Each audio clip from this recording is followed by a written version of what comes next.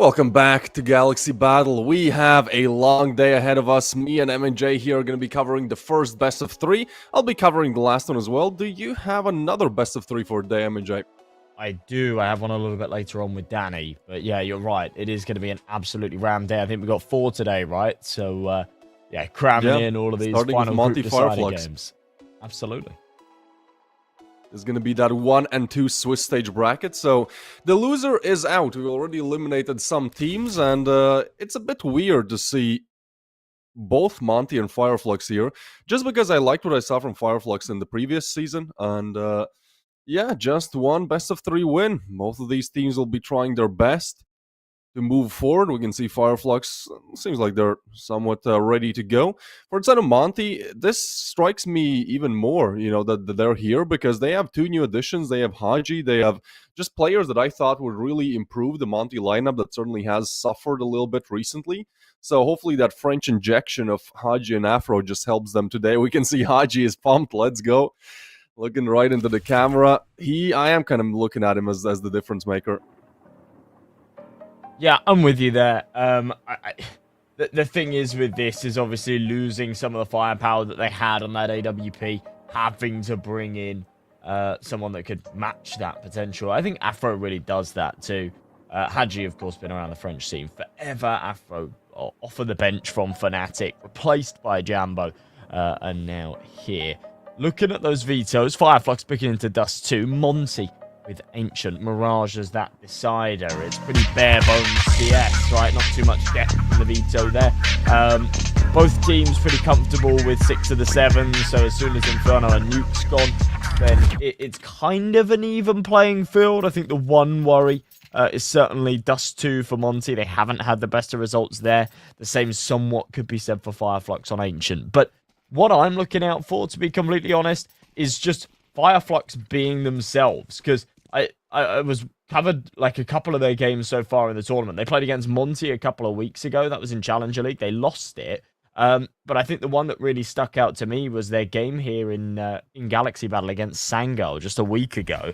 And they just didn't look like themselves. They played a very poor game of CS. They lost 2-0. And, they need to make sure that they're at their 100% today. And if they are, then I think they're very capable of winning. If they're not, and they can show us what we saw against Sango, then I don't know. I think they're very, very beatable.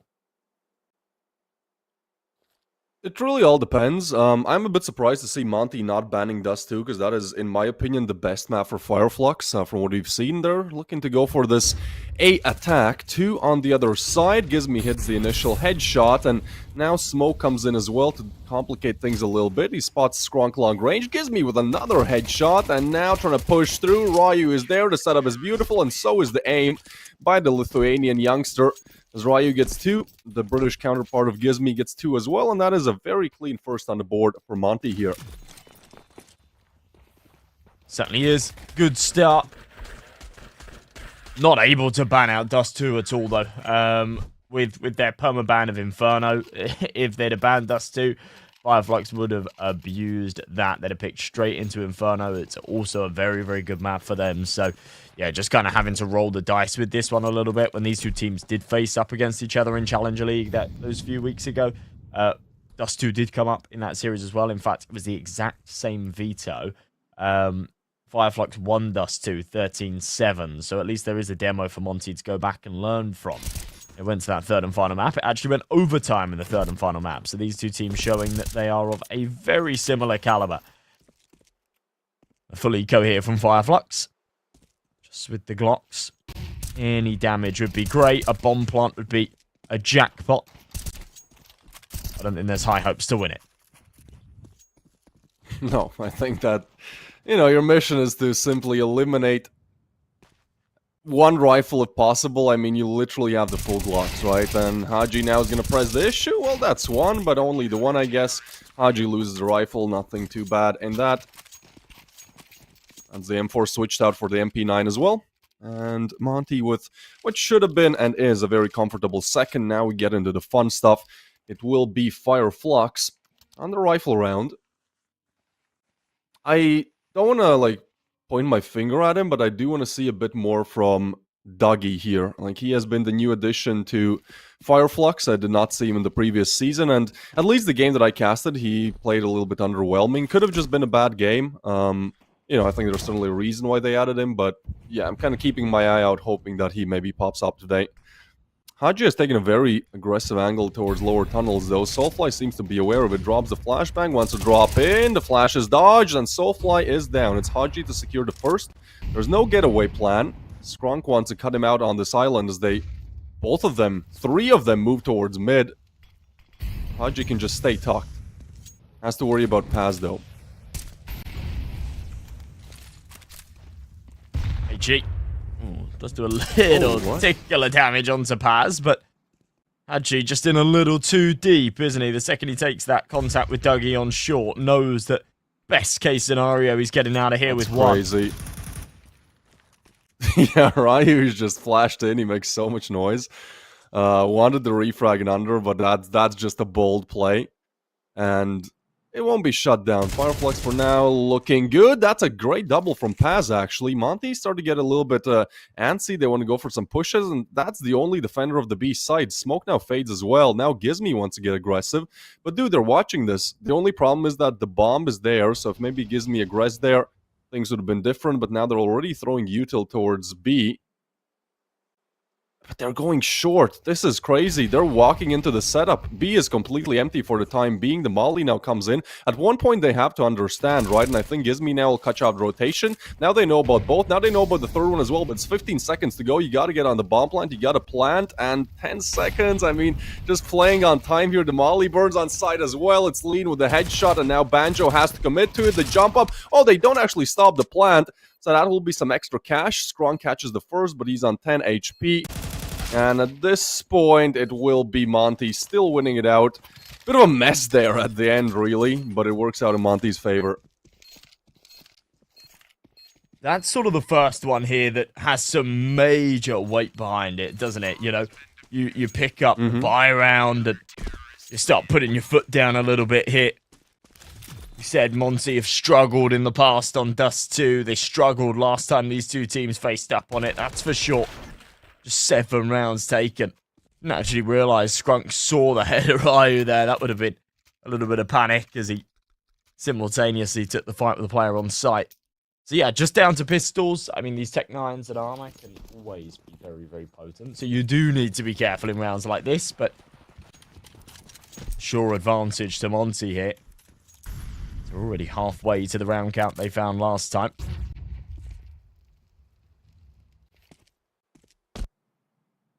I think they're looking much better here, though. I think they're looking like the better team so far in the early morning game. They seem to have all the answers. Sure. I mean, we're 3 rounds in, so I'll give Fireflux some time. They are very slow with this T side, though.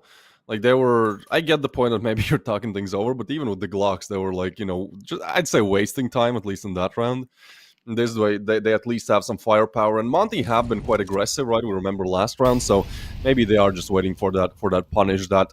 Honestly, Monte could have lost the previous just off of the aggression of Ryu. Like, it was a risky play they went for. Fortunately enough for them, it works out. Now those 2 smokes will be deployed to... What's the idea here, MNJ? With the 2 smokes. Like, you're cutting both sides off. I am actually not 100% with this. I mean, Ryu playing right in front of the first one is perfect. I think it's about trying to sort of get like a little bit of a path and saying, right, we could, you know, comfortably play through the CT smoke. Oh, right, yeah, sorry, I thought it was, yeah, there's 1 CT smoke, 1 T smoke. So it's all about just trying to sort of play through that CT smoke. They don't want to wait it out. And yeah, they throw theirs a little bit deeper, so they have like a little bit of an entry path round to the left. But yeah, Ryu playing through the first one and just sort of in the little sandwich in the middle makes that nice and easy. You're kind of hoping in that scenario for that second smoke that the site player, the anchor, is back further, playing car, playing towards the bomb site itself perhaps, but not the case here. Afro boosted up, ready for the fight. Onto Soulfly in lower tunnels. Flashbang's good, but neither will deliver. Good flash, yeah. Ooh, double nades. That was almost nasty. We can certainly see that the setup is there for Monte. Fireflux dodge all of that damage, and now Fireflux looking to take short control. Haji is pretty close by though, and Dougie could be caught on a bad timing with the smoke. Flash is great though, Lean goes in for some damage, but it's Dougie with the frag. The AVP strikes. That's his second of the game. And things slow down again. Fireflux really don't want to overextend, don't want to play too quickly, which is actually something that they have switched up a little bit. I remember them being a lot more explosive here on Dusty side. Maybe that's just how they want to approach playing against Monte, and right now the call is really good, because they're going for the B attack. There's only one defender, that being Gizmi, and I mean, this guy has to do so much. It's good damage delivered from Lean, but simply no of the rotations will be made, so it's literally Gizmi against the world. On this B bomb site, tucked in the corner. First player is low, can't catch the headshot, dodges the second one, and it's the double for Gizmi. Now the rotations can start coming in. He has to be careful about this tunnel push, though. Waiting for it. Gizmi with the three-piece. No way, Lean gets one, and it is just Dougie in the 1v3. That's a huge round for Monte. If they can just stop Dougie, who's not even committing to the plant here with $250, please do plant. Your team needs the cash desperately as he punches in the digits. 1v3 required. Here's the tunnels player coming in, but Ryu is just W keying to victory, it seems. He really does not take his time to clear angles slowly. He just pushes in and, banks on the fact that his great aim will cover it, which it does. It's a fifth for Monte and a painful one to lose for Fireflux, as Gizmi just went on an absolute tear here. Yeah, Gizmi's gone absolutely huge. Kind of see him teed up for a little bit more there too. Felt like maybe there'd be the quad, maybe even an ace. Fireflux calling a little bit of a desperation pause here though. Things are going wrong. They have not found the answer yet. Gizmi's 10-2, Ryu's 7-1. Afro hasn't even found a kill yet, and that doesn't seem to make too much of a difference. Yeah, that's crazy. Yeah. And that's Afro who, I mean, I liked how he played on Fnatic. I don't remember which was the next team he joined, but, like, he was good on that one as well. I've always enjoyed kind of watching him play with the op, and yeah, I mean, if he warms up, if he gets into a good flow, then it's going to be even more difficult for Fireflux. It's weird, though, because as you said, Monte struggled with this map before. They actually lost to Fireflux not that long ago. 7-13, I believe. And it's also a 20% win rate map for them. So, I mean, this start is amazing. They just got to work on securing it, getting up to 8 rounds here on the CT side if possible. 9 would be amazing, but we do see sometimes Monte take an initial lead and then it just kind of fizzles out. They lose 2 bad rifle rounds and, it's all equal out of nowhere. Okay, well, at least a bit of all towards long. Yeah. Yeah, not really any second guessing to this play. Here's mate. Blows open, flashbang through, but they are both playing anti. Dougie's there for the headshot, and Skrunk should be able to follow this up. There you go, better stuff. Afro will finally draw first blood, but the pints are in. The flank from Paz on short brings it all crumbling down. Haji all by himself. Paz will finish him too. Better stuff out of Fireflux, and it's just back to basics there for that one. A good old A-split. And some headshots connected. That's all they need. Yeah, the flash play was just seen miles away, and also the smoke doesn't help out, because I think the player peeking thought like it's going to be a little bit shorter, like where he can peek and see the players a bit quicker. It's just an unfortunate round for Monte, and a nice play by Fireflux. I mean, again, you don't have to really second-guess yourself on Dust 2. You don't have to deliver some insane strategy. Just, convert on aim. And, well, that has already been done by Dougie, who has lit up Haji. Banjo responds with also low HP. They're trying to tag through the smoke here. And Afro is holding the line, which is now smoked off. We'll blow open the smoke, though, looking for the pick. Skrung does not overextend. And they blow up smoking again, but Afro misses a crucial shot. Haji wants to get aggressive, though. They're not ready for the other player to be so close up. He gets a lot of info here as well, trying to run down the short player, and he does. Lean falls. And now there's nobody on A. Fireflux can just go quick here, and seems like they have a very good idea of these player positionings. As long as covered by Gizmi, I mean, he's in a lot of trouble if he can get that first kill, and he can't. It's strong to take him down, and seems like Monte should be on for the save. Haji actually flashes himself in.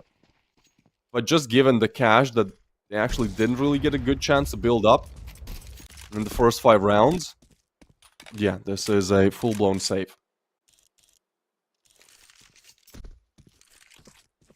Okay, Fireflux's little pause seems to have done them some favors. As always, man. 2 in a row, yes.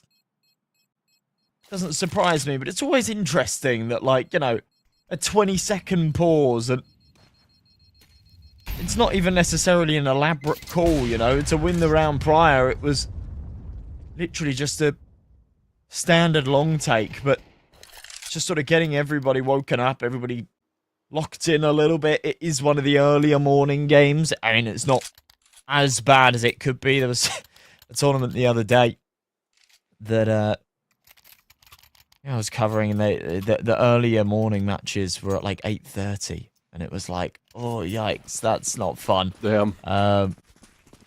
But yeah, it's still sort of first thing in the morning. You don't have too much time to play any warm-up scrims or anything like that. You are definitely going to be coming into the server a little bit cold. I'm not sure you'd be able to find scrims at this time. I believe he got tagged up again through double doors or something. Dougie will now find Afro. Now that's the op gone. They can pick it up, but I mean, this seems to be just a good setup for the side of Fireflux again. They take long, they get the initial kill. Now, 3 of them have to be there to help. Gizmy tries to go for a bit of smoke spam, gets just a little bit of damage in. And now if they peek out in the open, there's Dougie there as well. I like what I'm seeing from Fireflux, as they actually take some more damage. Minute left on the clock to piece this together. Bomb for now on long, and that is a cheeky angle Dougie has found. If somebody crosses that, the kill should be his.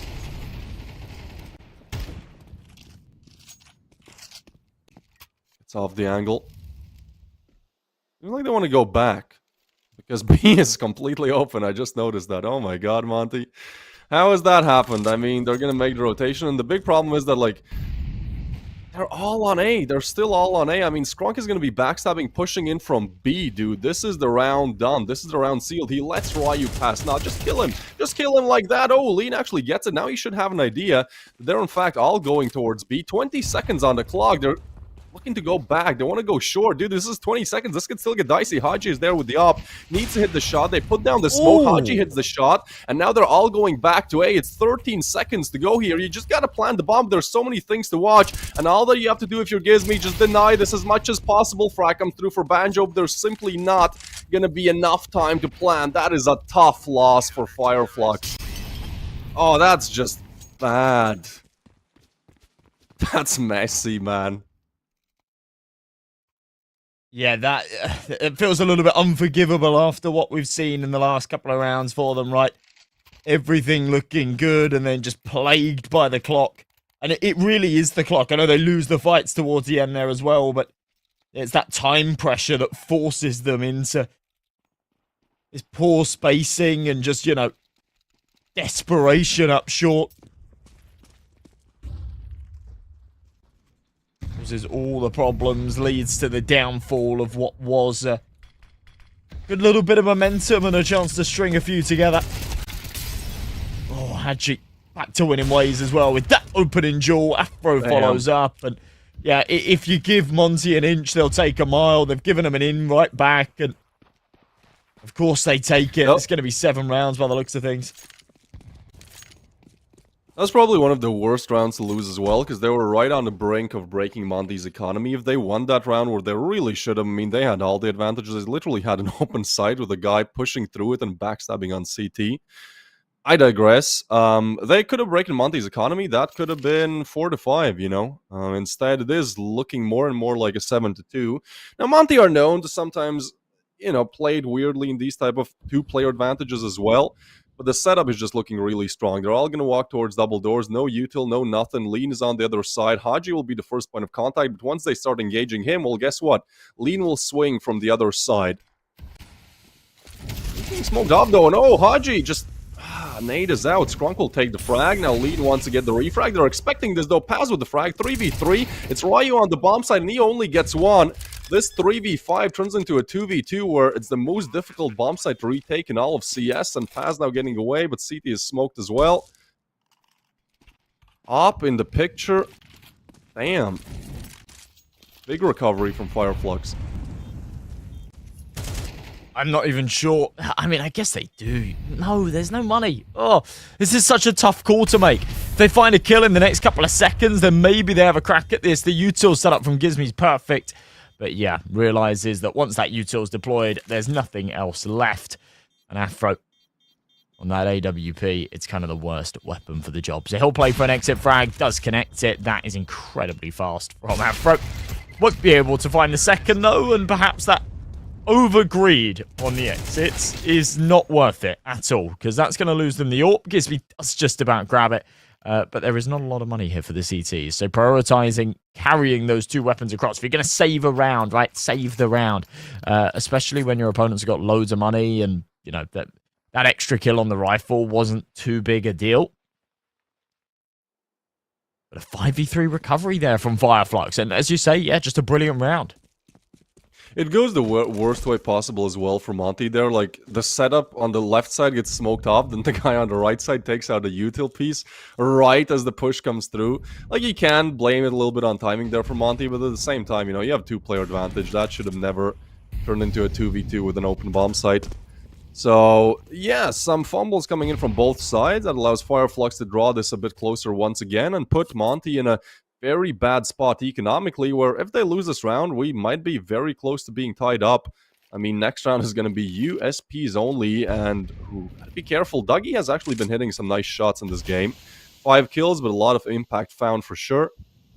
Afro holding the line towards CT. It's a double long setup with the A side clear, and Flux still have a minute left, but they have not made one move yet.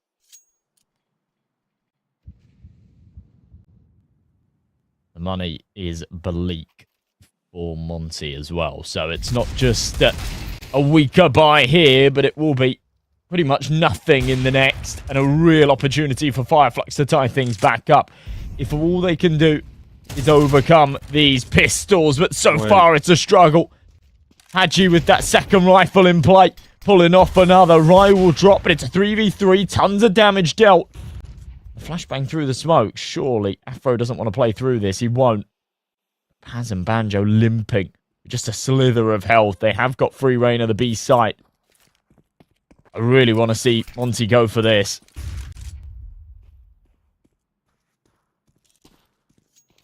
Afro knows. Yeah, the corner position should be expected. Hadji actually takes him down, so now it's a 2v3. Banjo is low, but Dougie hits an insane shot. Nade comes in as well. I said I wanted to see more from Dougie. Well, he delivers.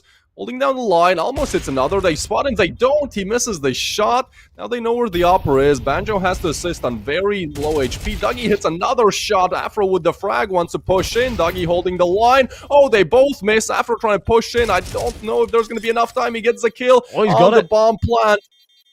It is going to be very close, but Monte, get it right on the edge, dude. You said he's got it real confidently. I don't know, maybe you're just better than me in CS, but damn, that's close. I have 14,000 hours, Twist. I hear the bomb beeping in my sleep. Right. I know from a mile away when there's time. But yeah, it's a pretty solid retake there, to be honest, from Monte. I'm not sure if it would have made all the difference, but actually in that 2 versus 2, when we saw Banjo so low, I would have liked to see the switch with him and Dougie, put that AWP on Banjo, and Dougie have that rifle. I actually, to be honest, think that's what loses them the round at the end there. Those little micro details. Dude, this is Banjo wasn't able to give any real fight. Like, if Dougie peeked in there, he would have been dead to his rights. I do love what they did on B, though, because they double pushed up. They made a lot of noise. Afro hits a good shot. But then they heard the T players, so they were just like, you know what? Disengaged. Let's just drop the smoke, and let's keep them there. Now, there's a possibility Flux have to deal with this double setup here. There's nobody there, though. And Monte, again, it does seem like the B bomb site is really open for business. Like, a lot of times we've seen this approach toward double doors where they throw one smoke, and there's like a single defender, 2 if you're lucky, fighting in a 2v5 on the B site, right? So smoke will certainly delay things, but I think that's something Monte need to keep an eye out. Well, I guess there's only 2 more rounds remaining. I guess in the next Dust matchup, B side has looked really easy. At least the setup has looked really easy to breach. leaving us to this 4v5, or Fireflux have already recovered a 3v5. Now they're looking to, I guess, approach B again. 3 towards upper tunnels. Skronk will want to push through this. Tech 9 in hands, taken down. And you have 30 seconds to just walk out on B. There's a double setup. Flash is coming in. So is the util. Paz with a nice shot. Jumps up on the box. Gizmi holds the line, though. Will they clear the second? That's a question. They do. Paz with the frag. Smoke is down as well. And again, Monte, I mean, they kind of want to deny the bomb plant because the bomb still has not crossed. There's a backstop coming through. Oh, that's the bomb. They got a plant now. Does he go on for the stick? Lean will peek, and Afro will deny the plant. It's again a close round. I feel like the score doesn't exactly reflect what we've seen so far, but Monte have been real good at fighting the upper hand in a lot of these late-stage rounds. Yeah, they absolutely have. That little cut short to the end of the Fireflux comeback is what's causing them so many issues here. You know, after they went 5-0 down, they then brought it back 6-3. I was very much anticipating just like an even half, to be honest. That's the way I saw this going, but it doesn't end up being the case at all. Monte just stomped their foot back down. Right, flashbang in. He will be overwhelmed, that's for sure, but how many can he take down with him? It's just one and a bit. I thought pokes around the corner. That's another 1-for-1. This might not be enough, guys. A 3v3 with an AWP on the retake. Not going to be an easy task. Afro says, I don't care. There's no retake, though. Like, the bomb is not planted, right? And that has been a problem for Fireflux again, where, like, they have the initial util. Now the util fades. You just got to convert off of kills. Paz gets one through the smoke. Gizmi with the frag. Soulfly fights with the M4. Knows where the last one is. Out in the open. Bullets run out. The molly comes in. Afro is on non-existent HP, and Soulfly is on for the clutch. But bomb still not planted. Afro fakes out rotation and will look to go back. How does Soulfly play this? He only needs one shot, and he wants to play this safely, get to... Yeah, this is pretty much... I don't think it's possible to clear for Afro. I mean, this has to be horrible time. Oh! Nade. It is huge. It's the shot! What? And the nade misses. It's so far off. Dude, that's crazy.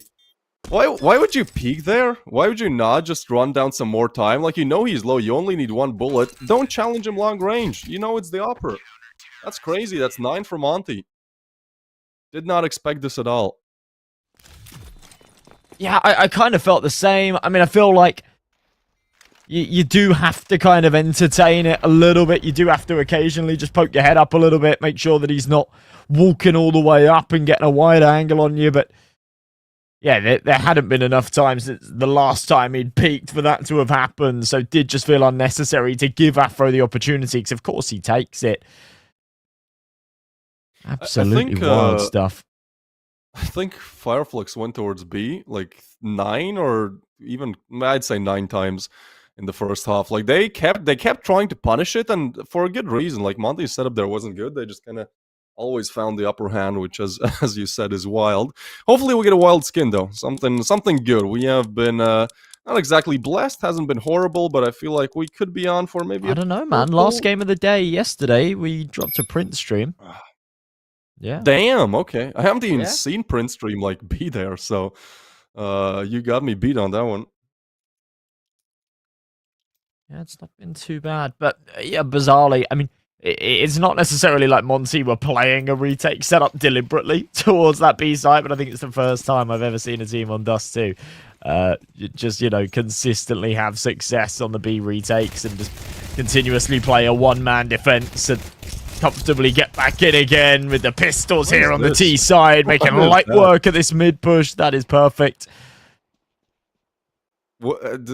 I would have I don't know if you can see a replay of Fireflux's POVs. There were 3 people at first trying to shoot one guy. Sure, then 2 more peeked, but the aim was just not there. And now, like, this already feels over. Fireflux have had good success, actually, recovering some bad mid-rounds. 3v5 has been their greatest feat. This would require a lot. Banjo comes in with a double, though. Haji gets a crucial refrag. It's a 1v3 for Skronk, who has to do so much in this, and long range Lean will just take his head clean off with the P-Duke 50. What do you think about P-Duke 50s in Glock rounds? I actually don't really like it, to be honest. I think, Same. like, there's one exception, which is... I mean, where is Lean right now? He's fighting top mid. I don't know. But I think there's one exception if you're going out for, like, the long entry. You can say, all right, I really do favour...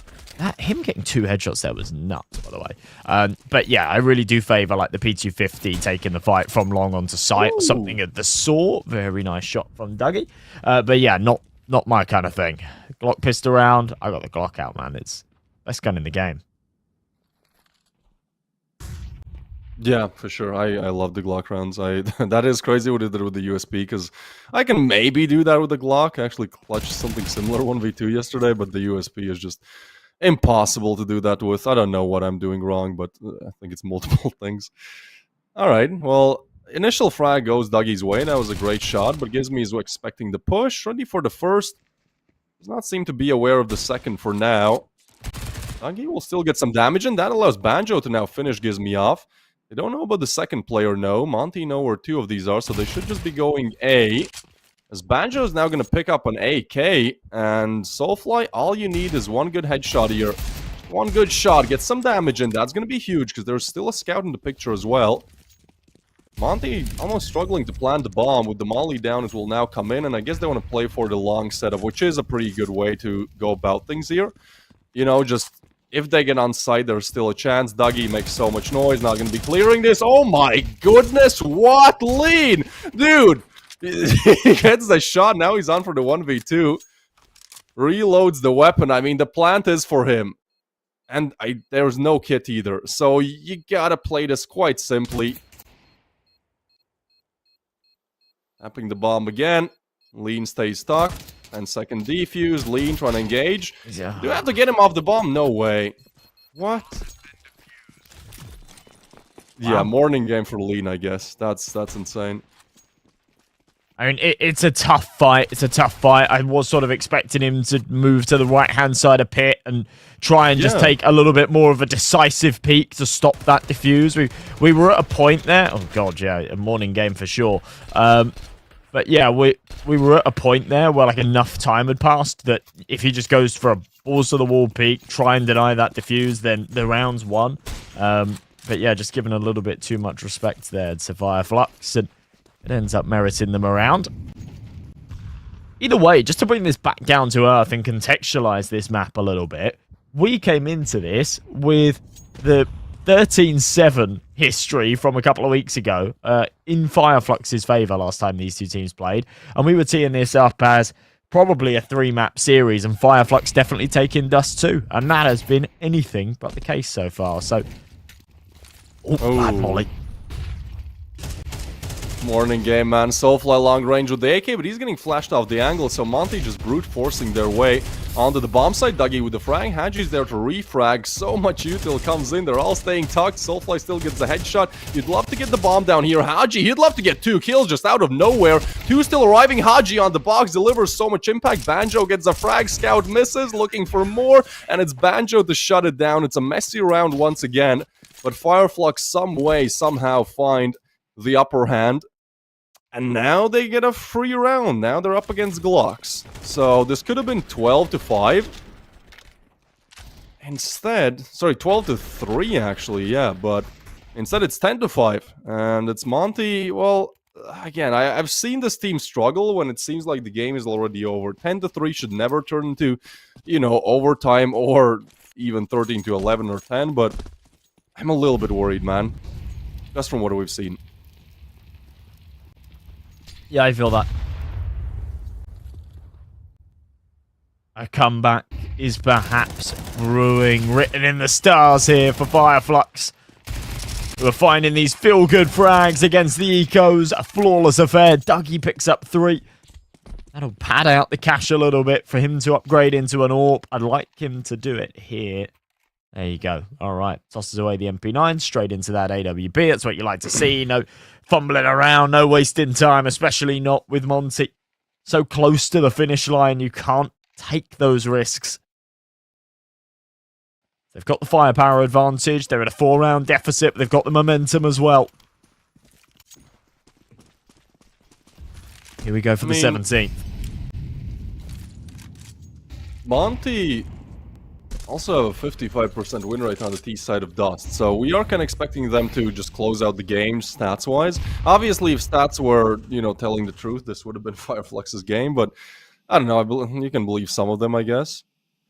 It's the AK round with no money left to spare, not the most util on set of Monte either, so we're trying to play this slow, wait for the smokes to fade, wait for the util to go away, and then if they can, you know, just go for their one execute. That's what they're gonna get out this round. One good execute. Flash is good. Strong fully flashed. Oh, wow. They are, but they're not, but they're clearing it. They get the frag. Haji there. Two on the other side, though. They gotta be wary. Two on long is a pretty crazy setup. There's still one more on side. Fireflux have the read. And they want to aggress on top of that, getting the frag, playing anti-flash, so Lean goes down, it all just falls apart. Damn, not a single frag out of that engagement. Dougie is now going to hit the shot, and it's just Ryu left with the bomb far gone, well, looking to save.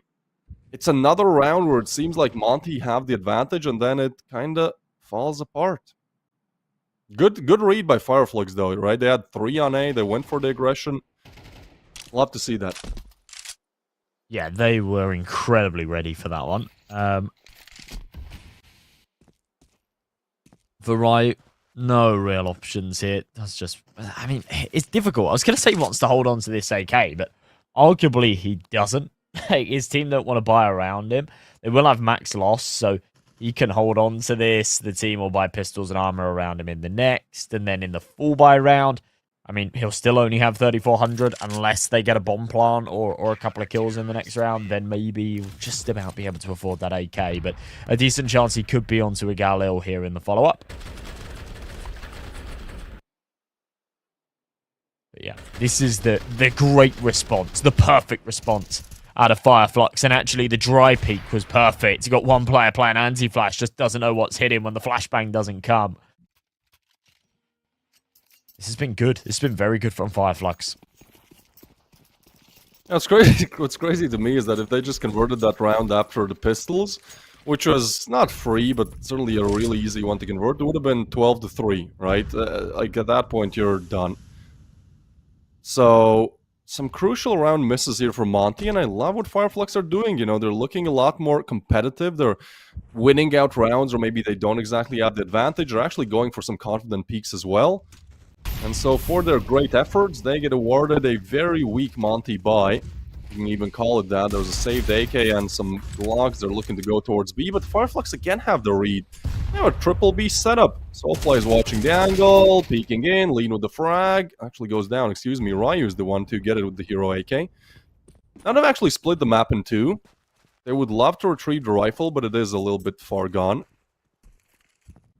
Set up towards A. Dougie has to do a lot, and he has the op, so it's okay if he kills one of the pistols here. Tech 9 is there as well. A lot of damage, not the kill, but oh, Dougie falls, and now it's so low HP. Even the Glock can finish him off. Looking to do it, actually. The info is there that the long player is low, right? So Monte get a bomb plant, which is good already. The problem is they have not retrieved any weaponry. That's a deagle, but nothing else. They're trying to pick up the op, which gives me does get. Afro's killed the right player there as well on the short entry, so he's hit the 1 league onto the full HP man. Now Scrunk on 2 HP. And there you go. It's just going to be a body shot through the smoke. Gives me to finish, and Monte find the magic recipe in a very unlikely fashion. It's just with the pistols. Yeah, wild. Yeah, only Monte can do that, right? They can lose some very easy rounds, but then they can convert some insane ones, some real difficult ones. It was a great call as well, right? After they get the initial frag and they have the understanding they've split the map in two, kind of, right? They should also kind of estimate there might be 2 on B because they made a lot of early aggression on B, so they're like, okay, let's just push A. I love the setup. The long player kind of arrives on perfect timing. Even though he doesn't get the kill, he gets so much info from there. And then I don't know who eliminated Dougie, but he's a tough opponent to beat. I mean, he's on 14 kills, has been playing really good with the op. If Dougie doesn't go immediately down there, I think that's still around for Fireflux. So whoever eliminated Dougie, good job. Putting Monte, pushing them a little bit forward to 11. And now actually putting Fireflux's economy in a pretty bad spot. Meanwhile, Monte, that was a bit of a save round, so their cash is actually looking pretty good. Oh, he hits B. Yeah.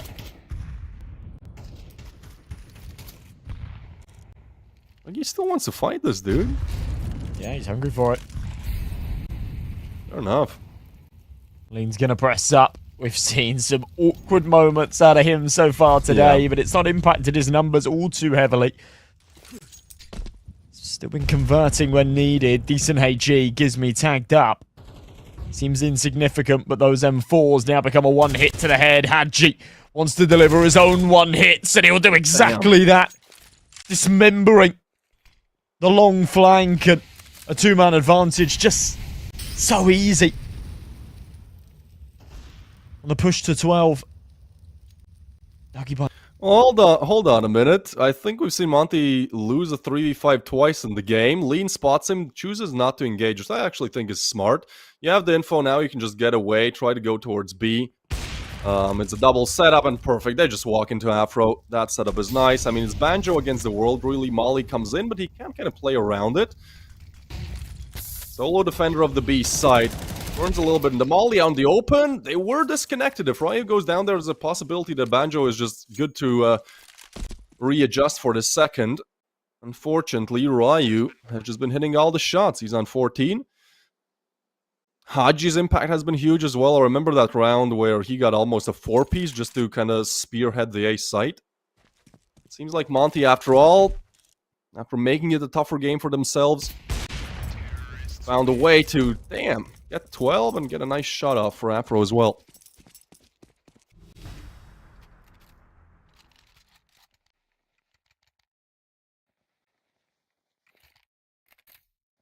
Five chances to get this one finished off. I can't imagine that Monte fumble this. However, Fireflux have looked good on the back foot. They came into this half at a major deficit and still gave us some competitive rounds of CS and showed that there was some life left in them.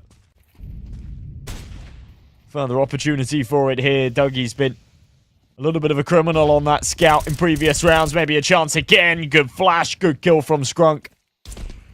He will just try and back off, but caught in translation.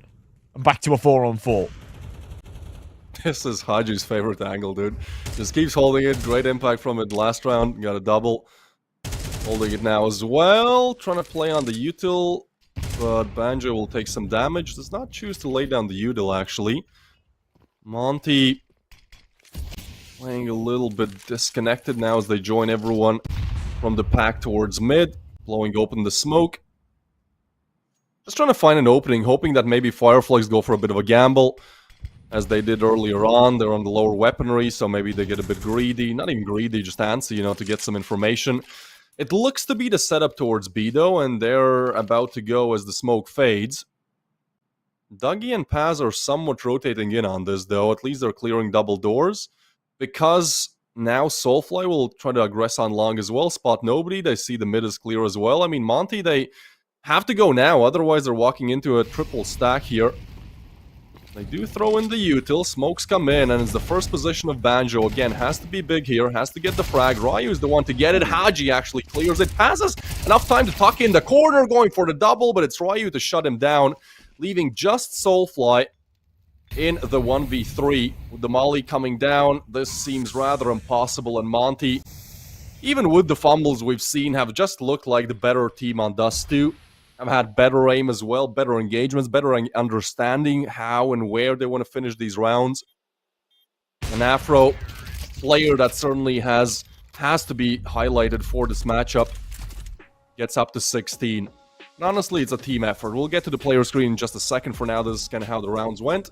Yeah, not really streaks for any teams. Fireflux from here and there, maybe, you know, went on that 4-round streak. We're like, oh, wait, hold on a minute. But yeah. Monte ultimately comfortable 13-7. And an interesting flip of the coin, right? That's the scoreline we saw last time, but the other way around. Fireflux partially not really looking themselves. We saw glimmers of moments where they looked comfortable in that map, but outside of that, losing a lot of those key jewels, losing a lot of those map control moments. Dougie did step up. He's sort of called upon him to deliver a little bit as the newest addition. He did do that today, but sadly not enough. Hadji on the other side putting up big numbers as well. But that wraps up the Fireflux map pick. It's not going to get any easier from here. Yeah, I don't think so, because this is a map where Monte had 20% win rate. Next up is Ancient, which is a pretty bad map for Fireflux. They've actually played it quite a lot. I only have won it like 1/3 of the time. And there's a Mirage finisher if we need it. So, I mean, right now, the odds certainly not in the favor of Fireflux. We've seen some comebacks. I mean, this is, again, an elimination game, so I feel like, you might be extra, just some extra, momentum, extra confidence to go for it. But, yeah, we'll see how it goes. Ancient up next. We are going on a 15-minute break.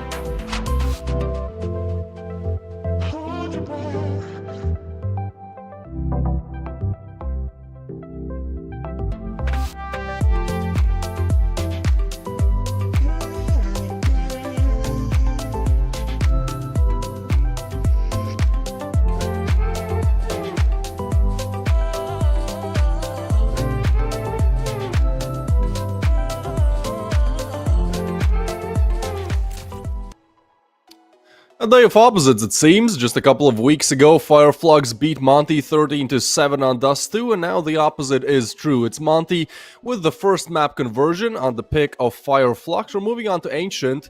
We're moving on to a map where Flux's run in Galaxy Battle might as well end. This is the Swiss stage 1 and 2 bracket, so if you lose, you're out. If you win, well, you get one more chance to make it to the playoffs. The boys, with the addition of Afro and Haji, certainly looking locked in, and it's interesting that these two players that got recently added seem to be the biggest difference makers, at least in the recent games I've seen from Monte. Yeah, I'm a big fan of it. I'm a big fan of these recent changes, these recent additions, but yeah, it feels a little bit doom and gloom to say, like, Flux might as well pack up their gear and go home, but it's going to be a real uphill battle from here.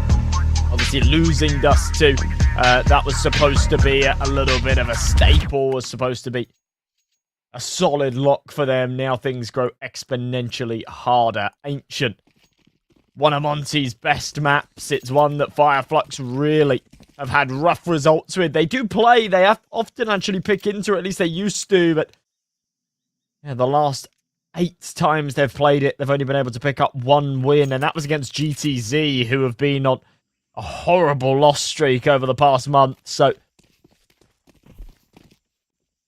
Well, I casted that GTZ match with several sheep. I think the GTZ were like on a 6-week loss streak, which is crazy. Anyway, it's something like it's 14 officials. It was bad. They broke it the other day in Compass, though.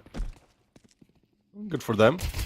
They're walking into this B setup, though, and I mean, Dougie is there to punish. It started to look promising for Monte, but now they're in this weird spot where, like, they want to approach B, Molly will come in, that does not touch Dougie, who I think they're going to be expecting is cleared now. And Monte still have to get the bomb down, smoke is there, and so the plant will come in. Haji guarding the angle, they're both approaching now, not expecting Dougie on the other side, though. Haji gets off the angle. Afro holding the smoke, expecting somebody to aggress there.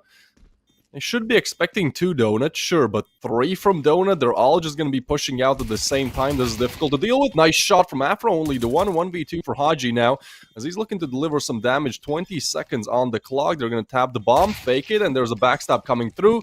Don't even need it, because Soulfly will be the one getting the bullet in Haji's head, getting the defuse as well, and putting Flux on the first round. Not bad. I mean, getting the bomb plant there for Monte at least will give them a little bit of cash moving forward. But yeah, that is a pretty solid start for Flux after a disappointing first map.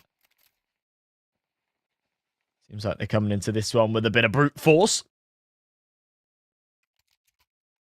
Rifles out for both sides, that is.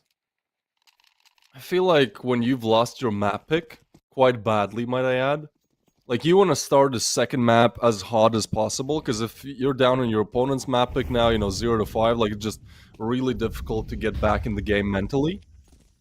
It is a good conversion. Monte will trigger the knee-jerk reaction of Monte to go for the force. Afro spots this, likewise, so Molly will be deployed, looking to go towards Donut. They're both playing on just the spots. And now Flux should have a pretty good idea, since they saw one towards mid, they saw one on long, but actually Monte know that, so they want to allocate the resources more towards B, which Flux have not gotten off of. Lean, he's walking through the smoke, that's so crazy. I can't believe he has done it, but Gizmi has found the frag, and now Lean might not be expected on site so quickly. Scrong does clear it. And what seemed like a promising round for Monte now is a little bit weird. Afro still hits a shot, though Ryu with another, dude, they're just peeking into this. Afro has cleared cave, he's holding for Soulfly as well. Aim, not there, that was so close, but Ryu is there.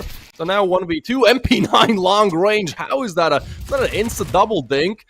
Haji wants to hold the angle, but he has to be careful. Banjo is looking real mean, real aggressive, wants to push up out in the open, and Haji gets the frag, but man, that is close. 9 HP on Haji as well. Banjo, I'd love if my MP9 shot like his does. Yeah. A little bit hit or miss. Sometimes it does, sometimes it doesn't, but bit of a worst case scenario if you're on the CT side, and we see this oh so often, especially when the T's get that bomb planted. It's that second round all falling apart.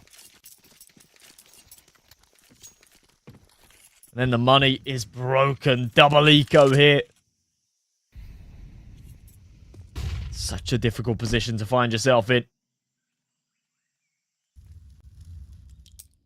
Yeah, I feel like the money is the big problem here, right? Because if they can just convert against the Eagles, Monte, then they're very well on for a free USP round. Bomb still dropped. Monte 100% should be aware of the lower buy, so that should lead them to play very slowly, not give away any 1v1 gunfights. Just make sure that the Eagles don't get a big chance. Banjo's MP9 still sings for one, and Soulful actually gets a Deagle shot as well. That's nice. You made this somewhat competitive. Bomb still is not planted, and I mean, there is a chance that this somehow, some way works out. We've seen Monte fumble some big advantages on Dust.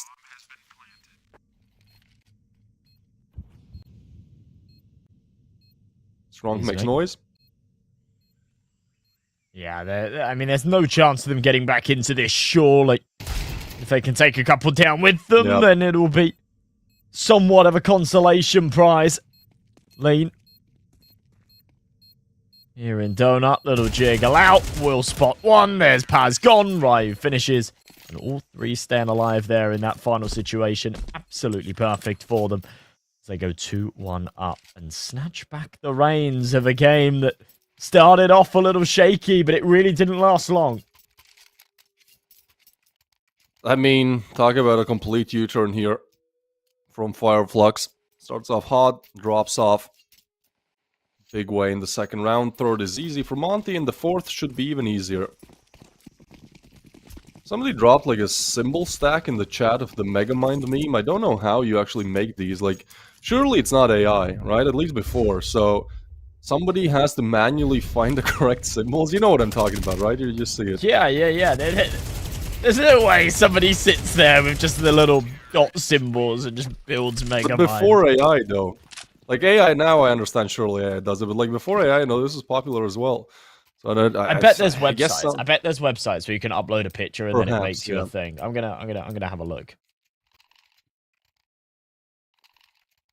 The bot is not broken, by the way. Somebody in chat said bot is broken. We did have a giveaway roll, so we should be having another one, and I'm pretty sure they're updating like the newest entries. Well, certainly somebody won a skin, so you could be somebody, I guess. Anyhow, we're on for the 5th round, where Monte have made this quick U-turn of a recovery. And now they're on up against the rifles again. Actually, for the first time in this game, Gizmi's gonna hit a quick shot. Got there eventually, and Lead and Ryu will get theirs as well. Molly is huge. Lead clears them out. The MP9 on Skrunk is good, though. He's on 2 HP, so Dougie really has to do it all. 2 kills here are absolutely necessary. The MP9 is maybe good for 1. Dougie now burns, and they're both on 6 HP and 2 HP. Ryu could clean it all up, gets the first, knows exactly where Dougie is, chooses to play passively, which is smart, and drops the nade on top, which actually won't finish him off, but it will give info that he is out of Red Room, into CT already. Looking for the save, really.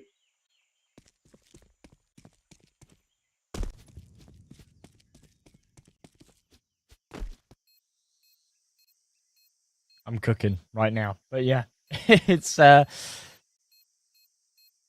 another solid round. You just wait. You just wait. All right. I'm more excited about that than this matchup, to be honest. Monte seemed to just be so much better at the moment.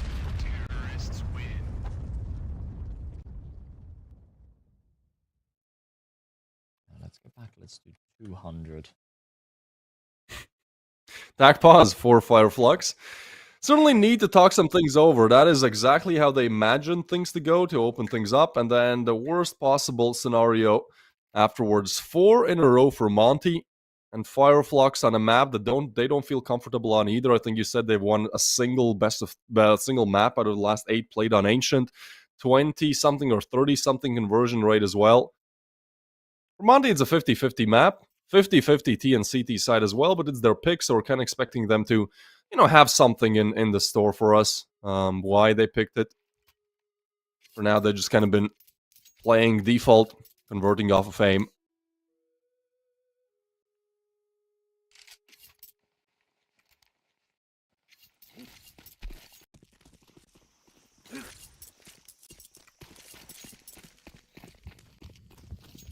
I'm not sure this is going to work.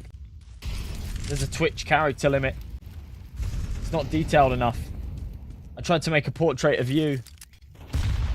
Aww. It's just not gonna happen. No. I'm too big for Twitch. Too big for Twitch. Too big for Twitch. Yeah. It only copies half of it. It breaks it all. Well, it's the intent that matters here.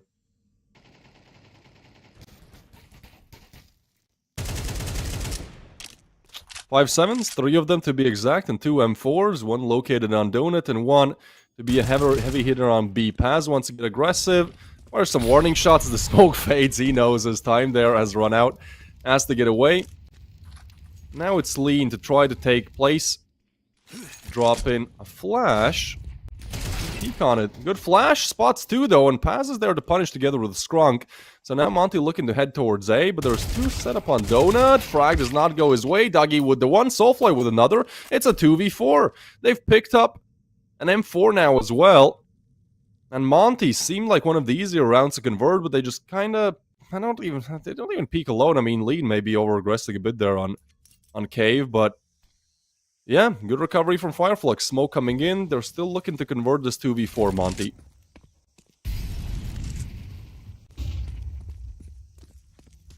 Right.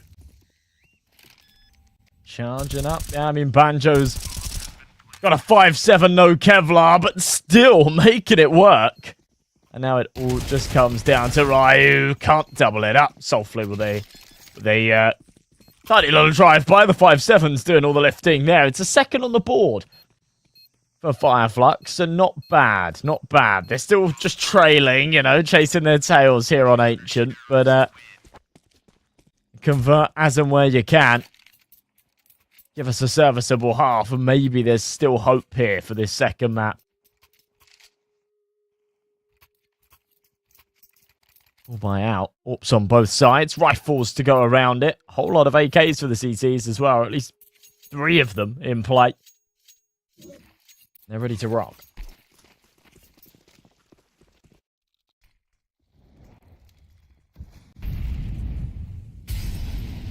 Yeah, so far Fireflux have not had the biggest attack towards mid early on. I guess they figure out, like, going for it is just too expensive, it doesn't work out. Instead they hold Cave, they hold Donut. Paz is gonna eliminate Lean, who's the first one to fall again. And for him, having bad series, I mean, things are starting to really start to look Fireflux's way. Banjo again comes in with a double, not ready for the yaw, but still adjust. Haji is there, but now needs a 1v4.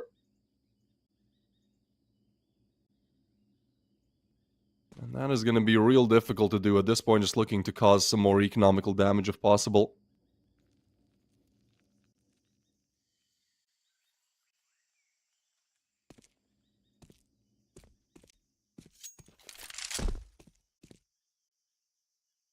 Yeah, with the bomb dropped, it does become impossible.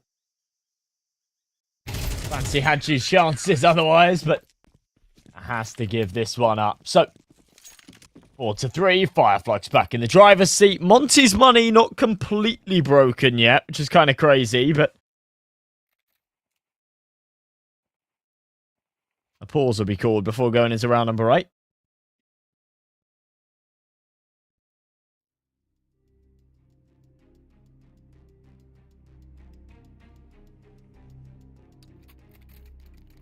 Yeah, Monte playing alright. I feel like they just had to convert against the 5-7s and M4s. Like, that again was a crucial point. We saw this on Dust as well, where right when it matters the most, you know, just not a free chance to shut down the game, but perhaps just have a really good first half. And it gets fumbled a little bit. But they still have plenty of time. And actually, for Fireflux, I mean, again, they don't have the best Ancient. But the Ancient that they do play, they have a 57, 58, let's say, almost 58% win rate on the CT side. So we are expecting them to, I guess, get 6 here, right? Like, 6 is, I don't want to say needed, but would be huge. Push is going to be fast, though. Haji already finds one. Weird timing, though. Skrunk is going to take him down. And now the rest, they want to... Ryu is alone. This is really messy. First frag is nice, but everything after that is just a bad setup from Monte, where they're isolated, they're alone, and Fireflux, they're not going to miss these shots. Ooh. Nice idea, though. 2v3. I still feel like the setup is just so strong. Lean does not have the rifle either out in the open. Yeah. Should be the round. Afro now for the 1v3 on non-existent HP. Just waiting for the time to run out. But this was a lower buy for a shot. This is a lower buy for Monte, so all good. They're going to be able to pick up the rifles now.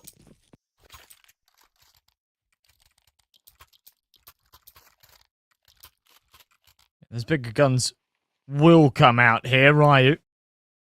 Just about able to afford that AK. The rest a little more comfortable. They can pull some util out to go with it. Ryu actually second guesses. Sells that rifle. Goes back into a Galil. Gets out the belt of util to go with it.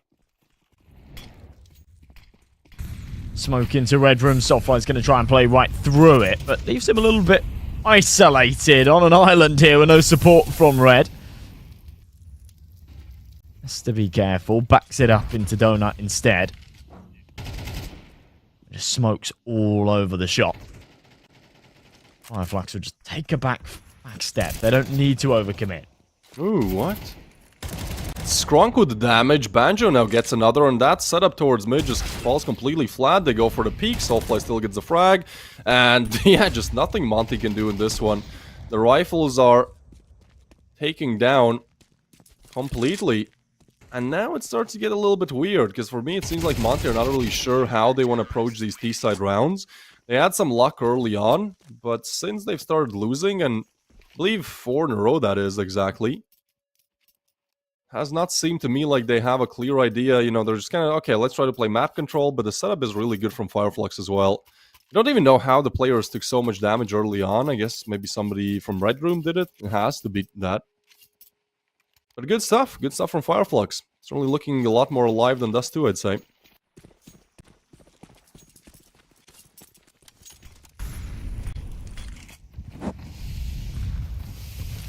Hey, cheek to go in, Ryu. I like the idea of the boost over the smoke just to see if anybody tries to jump up or go for a little aggressive prod out of cave. Won't be the case. That hero rifle, though, activating, being put to good use.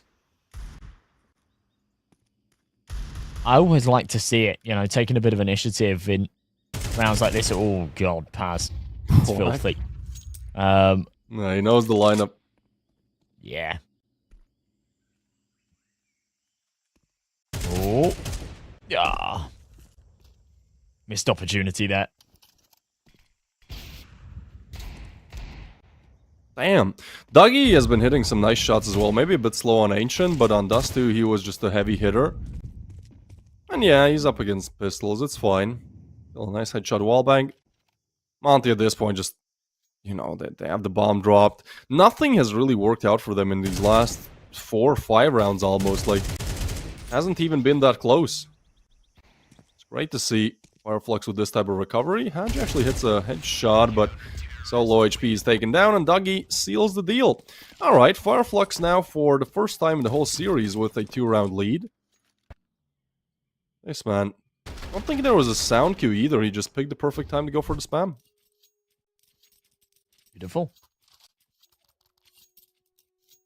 Yeah, knows what's up. When that smoke goes up, he knows that they're trying to cross and go for a little bit of a mid-crunch, so he's not sort of invented the wheel, but it's a smart play. Comes at the right time. Fire at the feet of both, but one has an escape route, the other doesn't. Gizmy just trying to play out of mid. Dougie punishes. That's through the smoke. Not sure if he'd blown it open and had a deeper sightline there, or whether that was just a pot shot. I assume it was the former of the two. Fireflux looking good on these jewels. Eventual trade back from Lean, but still a man deficit here. Yeah, that's what it has come down to multiple times now. Just the gun duels, and now Afro caught out in the open as well. Long player punished, Lean gets the frag, but yeah, Monte just can't win firepower-wise right now. Dougie hits the shot, and this is with, well, now they have AKs, but mostly M4s for the time being as well, right, for the first couple of rounds. 6 straight for Fireflux. Monte, they need the 5th here, man. This is a 4-1 game. Like, I get that Fireflux have a 58% win rate on the CT side, so I certainly think, comeback is still going to be going on. I'm just saying, Monte, you need to play just a little bit better here if you want to finish in 2. This is the elimination game as well. I guess would be, the way to go if it goes to Mirage. But after Dust 2, we thought that it's going to be over. Instead, Fireflux find second wind and now look to shut down the first half with 7 in a row. Yeah, even the little flashes that we do see, right? Like the 2 kills out of Lean in that last round, they were both just trades. That no one actually won their fair gunfight. It was just Lean swinging for the trade in both of those scenarios. Does not fill you with any confidence, but they'll have another go at it here into the B site. Hadji at least will draw first blood and second, doing all the heavy lifting. Afro to chime in, both the Frenchmen converting this B site in pursuit of converting a 5th round, knowing they kind of need it. They should be able to finish this off. And they do. So, Monte at least get to 5. I think for them it's a bit of a recovery as well, because, yeah, 7 in a row is not pretty, and especially if it's 8 in a row, now you got to win the pistol, because it's, 4 to 8 at that point. Like, that can get out of hand real quickly. Here, I think there's still a chance, especially if they win the pistol. Fireflux are going to be playing on their weaker side now, at least according to stats who have not been correct today. Yeah. And before that, we have the case. It's looking pretty locked and loaded already. Look at that, the Cracker and the Prince stream. I'm not sure we'll land on either of them, but... Chrome Cannon, no. Jawbreaker, no. Well, still a shiny new Mac 10 skin. Congratulations, Cordon Bleu. Your new Mac 10 Sakaku.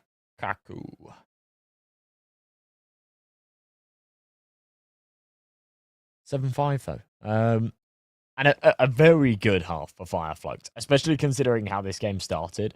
They've done, masterful work to recover it to 7-5. They'll maybe be feeling a little bit sore that they weren't able to take that 8th at the end, but I don't think they're going to be kicking themselves too hard. I think they've kind of done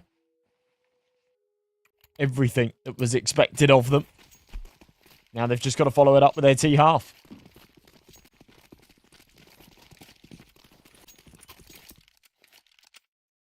Yeah. Talking about which, seems to be a move towards the A site, but Ryu is getting aggressive towards Cave. It's a double setup, actually, so they'll have this info quite early on. Afro just has to hit the shots with the dualies. Util comes in, wants to finish off Skrunk, and he does. More peaks. Oh my god, it's just a massacre. 2v3, there's 2 towards Donut. The Glocks come in, some team damage as well. It's nasty. They're trying to peek out long range, but at this point, Monte just want to play it a little bit slower. Try to disallow the bomb plant if possible, but Fireflux are actually just going to send all resources towards B, and I'm pretty sure they have the timing beat here. I mean, the Cave player is going to be close, but instead Gizmi chooses to go towards long. So they still get the plan down. Now, rotation is really quick, but Gizmi's now spotted. They know about this. They get some damage in as well, and Dougie is going for the backstab where 2 players are. I mean, this could be a huge play because now Lean arrives, and I don't think he's going to be clearing it. Still, Banjo fights. Lean now runs. Dougie's going to get the peek on and should be finishing off Lean. Just barely he escapes, but there's still 20 seconds. No defuse kit. You got to get on the bomb. You got to hit the shots. Gizmi hits the first. Lean misses, and they're defusing. So Banjo now has to swing out in the open, take down the player, take down the diffuser. He does. It's Banjo with the 1v3 clutch. Beautiful stuff from Fireflux, and Monte fumbled the bag once again when it matters a lot. God, that was such a mess at the end right there. Yeah. It does a little bit boil down to the really awkward plant spot. No one's really used to defusing from that position and providing the cover that's needed. But, oh man, Hadji. Banjo's that on like is 8 a HP as bandwidth. well or something. Yeah, I mean, he had a little bit more. Hadji tagged him down, but an unforgivable whiff. A very bad time for it. Needs to redeem himself now. Surely not in this round.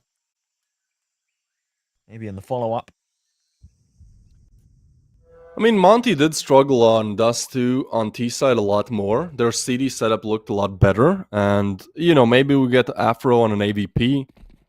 Hadji looked pretty good with the way how he was playing CD side. Not sure if that translates to Ancient as well. I think there's still a world for the comeback, right? Problem is, cash, that CD cash is always going to be so low.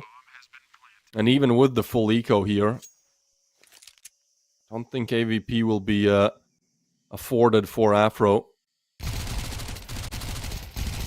Mac 10s get to farm some cash as well. It's Strong Banjo and Strong and Banjo again to pick up the rest. 5-9 now on the scoreboard. Map pick trade seems to be imminent.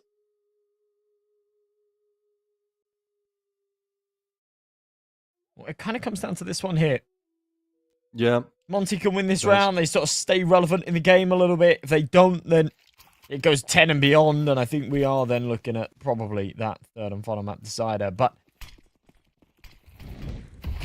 this round is not one without its contingencies. Lean down to an MP9. Gives me on that FAMAS. Hardly any util. The single kit. You can see it all going wrong.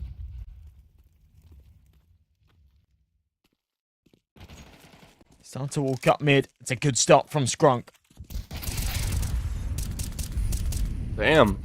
They get aggressive here. That is a huge push from Ryu. They still get aggressive. Dude, at this point, like, you can chill a little bit, right? You have two-player advantage. Ryu will still get the frag. But Afro still wants to hold down mid. Tucks in the corner for the time being. It's Dougie and Skrunk to piece this 2v4 together.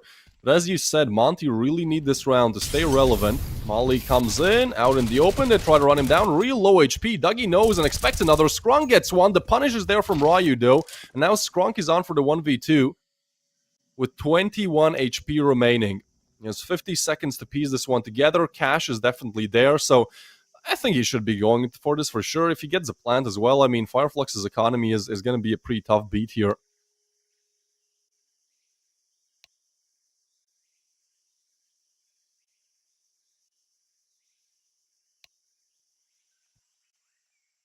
Just on a slither of health, 30 seconds. Good surely timing no on chance. that. He has managed to catch a pretty crazy timing. Ryu shouldn't be expecting this. So there is absolutely a chance that he gets shot in the back here. Skrunk gets a free bomb plant, and then he can play the positioning for the 1v1. It's a little bit messy on the fight. Doesn't stay composed there. Still wins it. He will get that plant in. Hadji now scrambling. He's on full HP, though. All he needs is one or maybe two bullets. You know, tab the bomb as quickly as possible. The plant is for long as well, as he's going to drop down the smoke. Expect somebody to backstab maybe, but you know, tab the bomb, wait for him to peek out. It's 10-second defuse, though, and Skrunk is actually not biting. Now he's going to lay down the nade, man. I think... Oh, boy, it's Skrunk with a 1v2. No way. That's insane. 4 kills in this round. You can see he feels happy about it. And I feel like with that, Monte just give away the game. I mean, you can't blame them for the first, right? The timing was just so perfect for Skrunk there. There was no kit. That's just messy again. That's really the way how you can describe how these rounds have been looking for Monte. A lot of times the advantage was signed the pistol as well. You know, 1v3 at that point, but... a really difficult conversion. Now they're pushed back to pistols again, and I mean this should be 5-11 with Fireflux just having to do the bare minimum to push this to Mirage. That's another one of those rounds, right? In MR12, you just cannot afford to lose, and we saw almost exactly the same in the pistol, right? You lose that pistol round, and that's it. That is it. It all just crumbles.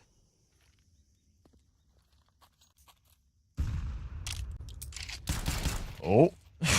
Oh, it's a little fake reload to force out the peak. Lean's just quicker. I mean, maybe. There's a world they can make something convert here. Give Fireflux a taste of their own medicine.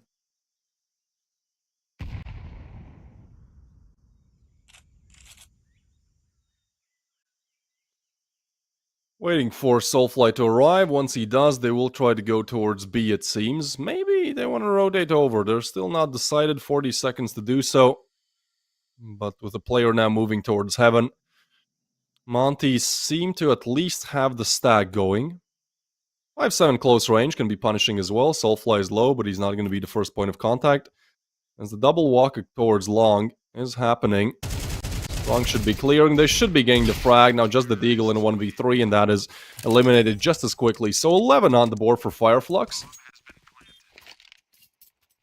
I can't really tell, like, I can't pinpoint what's going wrong for Monte here, but there seem to be multiple things. And I mean, Fireflux are simply hitting their shots. Like, this was a 4-1 start for Monte as well. That is, I think, the most jarring part about this. Yeah, the answer could literally be everything. Everything is going wrong since the start of this game. Especially, yeah, in this second half. Those 2 key rounds where they had major advantages. Just absolutely choke it, throw it in the bin. It's another good start out of Soulfly. At least Afro can trade it. 4v4, minute 30.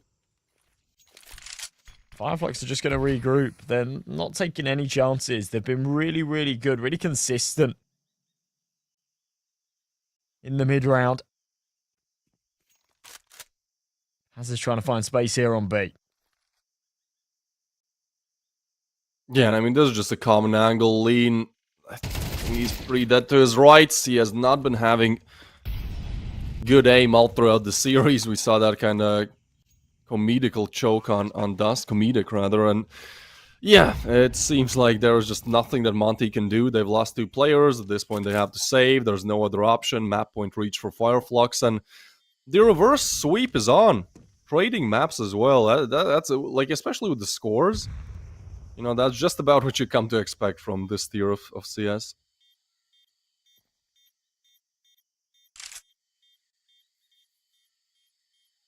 I'm kind of with you. We're seeing it increasingly often, trading map picks. And, you know, there's times that you expect it a little more than others, right? When, you know, both teams are pretty confident on a certain map. But this has been quite the opposite. I mean, Fireflux have had terrible results on Dust 2 recently. They're able to...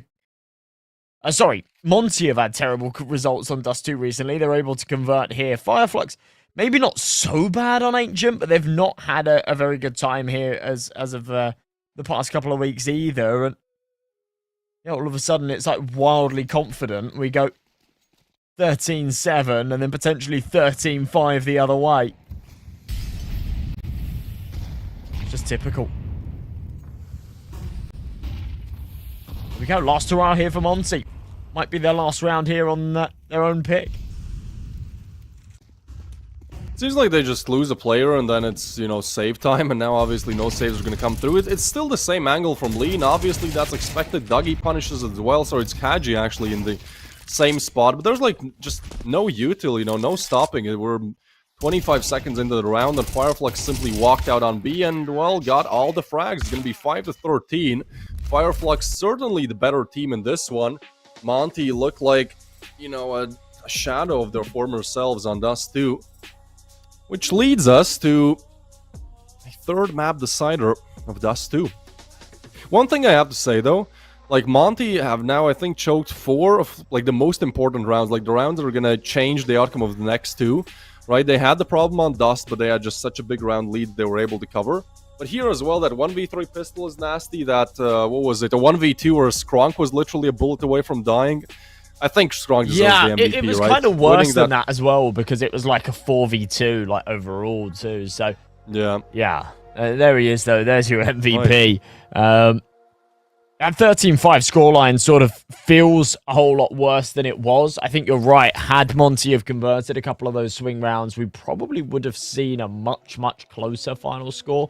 Possibly even a Monte win. But yeah, I think the butterfly effect of losing the pistol and losing then, you know, that 2 versus 1 clutch that Skrunk pulled off and whatnot, not only does it sort of break your momentum, it breaks the money, it breaks the confidence, and yeah, it just does, it does you so much disservice.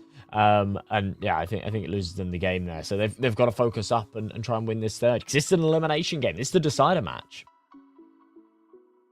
Yeah, hopefully the momentum is not too bad on their side, because like they were up 4-1 game ended 5-13. Out of 13 rounds, they converted 1. We'll see how it goes. We'll see if they can wipe a clean slate heading into Dust 2, but that's why we take a break and return with that exact map.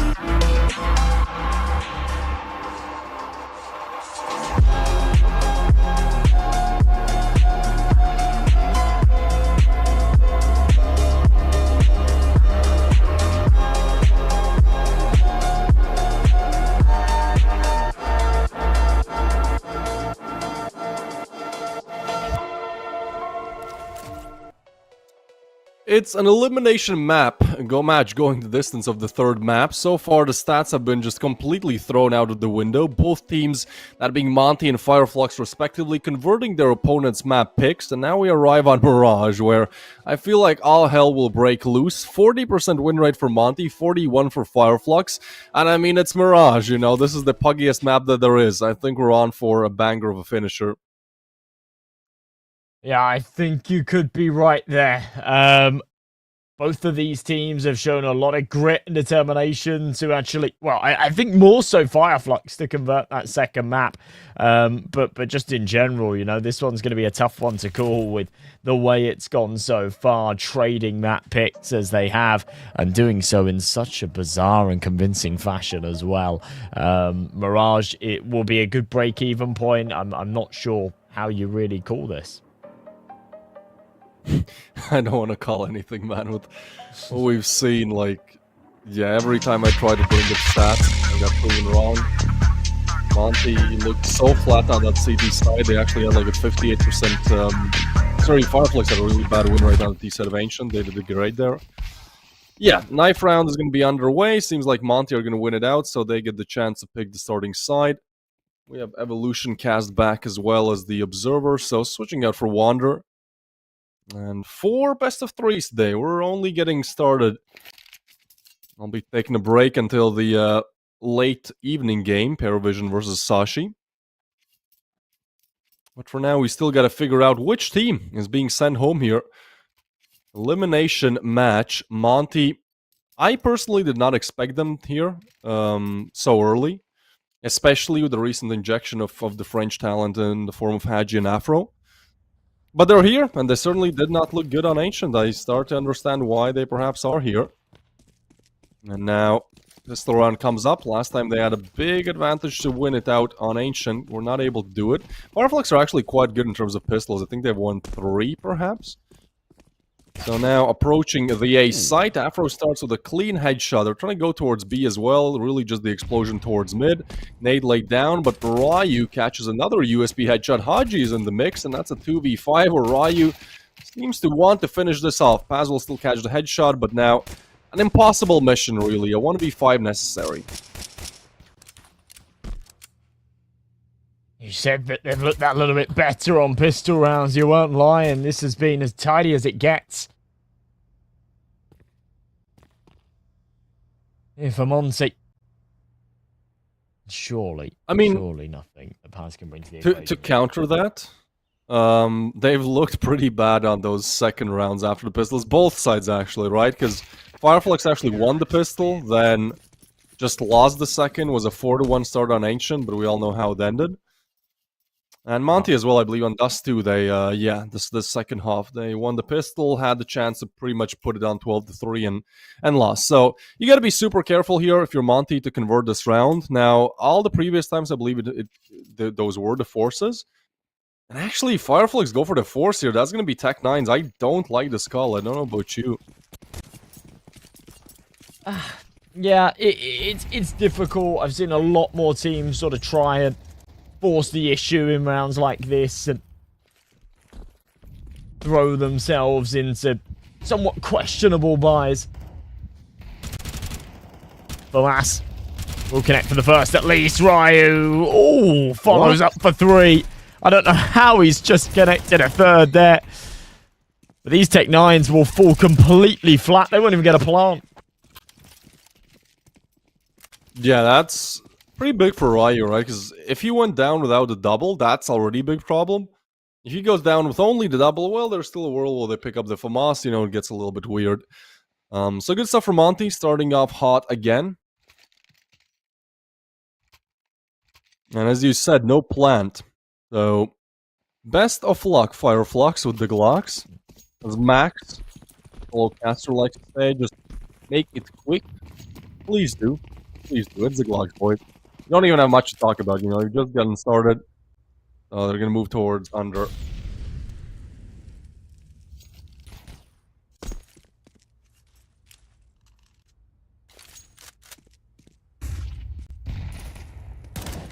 Oh. HG. Falls a little bit short.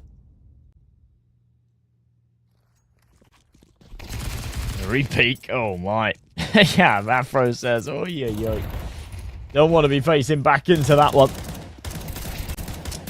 Calls for the reinforcements and they'll shut it down. No trouble at all. Flawless round. Tons of damage taken, but everybody's still alive and kicking. That's what you like to see.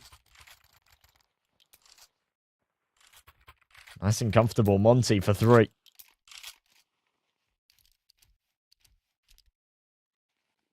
An early start, which they have gotten on all 3 maps. Dust 2 is also a good start for them. I mean, Ancient is the one most recently in mind, one where they turned a 4v1 lead into a 5-13 loss. So that's something they need to focus on, right? Making sure that now the rifle round does not go in vain. Lean is spotted out in the open. Doggy, I'm still looking at him on 0 kills. I mean, surely he'll start to get activated with the op. And damn, they're getting aggressive double towards Ram, but this is shut down by Ryu. Info there, AK now picked up. And the bomb still spawn. Fireflux are looking to hope and pray they get a pick out of mid. actually jump up. Lean is going to be in the corner. This is going to be weird timing, and Soulfly has the aim right on his head, but he switches out. Skrunk now gets the frag. They're trying to run one down, but it's Skrunk with a huge double. Lean now activates, only good for one. A 2v3 situation where I don't know how, but Skrunk has just dug themselves out of that 4v5 pit again, and now Soulfly is on a huge backstab. Yeah, big opportunity here. One problem is that Hadji isn't necessarily exposed. It'll come down to timing. As he starts to walk out. Yeah, he's definitely not going to be looking at CT, but it's an absolute mess from Soulfly. Of course, traded back, but I think this gives me a lifeline in the clutch. It seems so. He arrives very quickly with the long rotation. Now, moving in from CT. He might not be expected there so quickly. Now, Banjo still is looking his direction. That's a pretty good off angle. You sometimes just kind of walk into it. But it is kind of giving away 1v1 gun duels, which gives me now wins up against the op. And, oh, spots Dougie, but he still hits the shot. That is a huge conversion for Flux. And really a great recovery from Skrung, who I'm not sure how he gets the first, but he somehow just punches in the second as well. I mean, Monte were on the MP9, so that's understandable. But that will mean that economy is there for Flux, you know, they're able to get the rifles going again. And Monte, they lose this rifle, they're in a bad spot. It really seems to me like 50-50 rounds mostly go Monte's way in the series, but like the crucial ones, the ones that you have to win, Flux do so much better in those than Monte do. Yeah, kind of seems to be the case. I'm with you there. This is one of those aforementioned crucial rounds. Afro at least gets it off to the right start. A big kill with that AWP.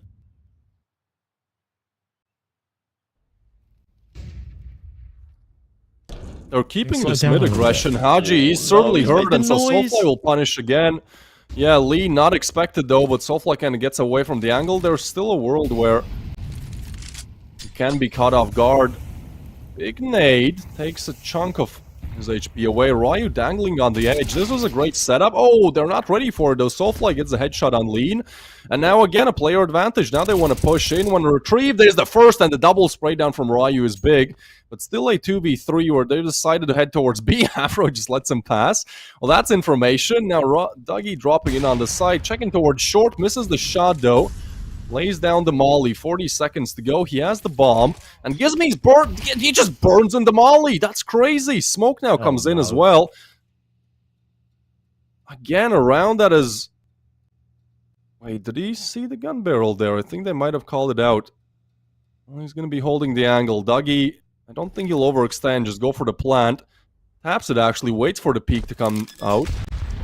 He's gonna tap it again. Good molly, some extra damage, but they can't go for the spam. And Dougie has just been so good. He hits the shot on Afro. That's a 1v2 for Ryu, which I don't think he can win it out. I mean, Dougie is just hitting every single shot. Ryu with the frag, though. Now a 1v1 where he spots the last towards Zaps. It's pass against Ryu. Ryu expecting the peak, but he doesn't have a kit. So you got to get on the bomb ASAP, and the molly is going to be just beautiful, especially with no kit. I mean, you got to save. And that's another big round where... Wait. Yeah, this kind of feels like the whole tale for Monte right now. They're just so on the edge, so unsure of what they're doing. Man, oh man, another. I mean, it's not like a huge advantage, but it's another one of these situations where you sort of tee them up as the team to take it, and they fall desperately short. Not a time that it can be afforded, that is for sure. A brutal one to lose.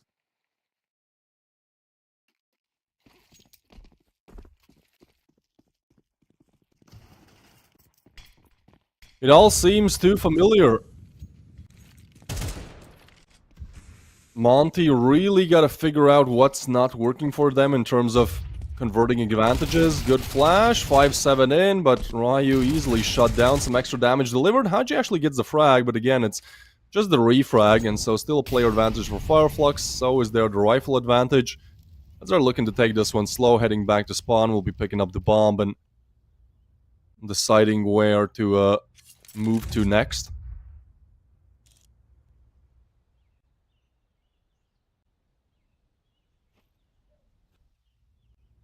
Mid seems to be the call.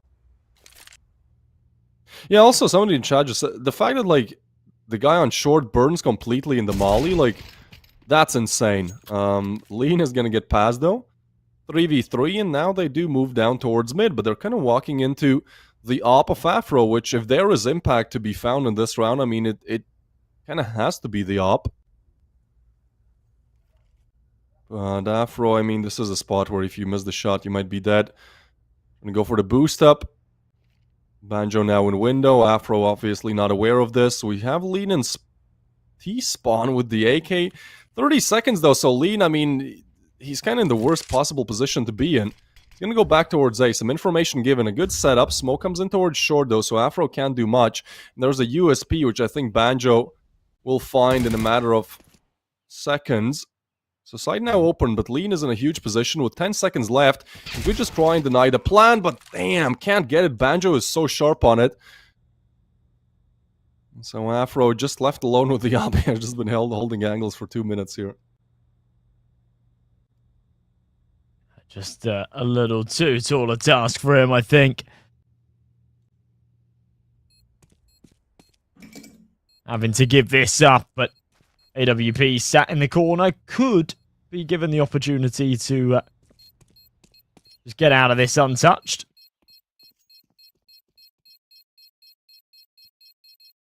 In fact, he certainly will. I mean, they are hunting, but they're nowhere near, so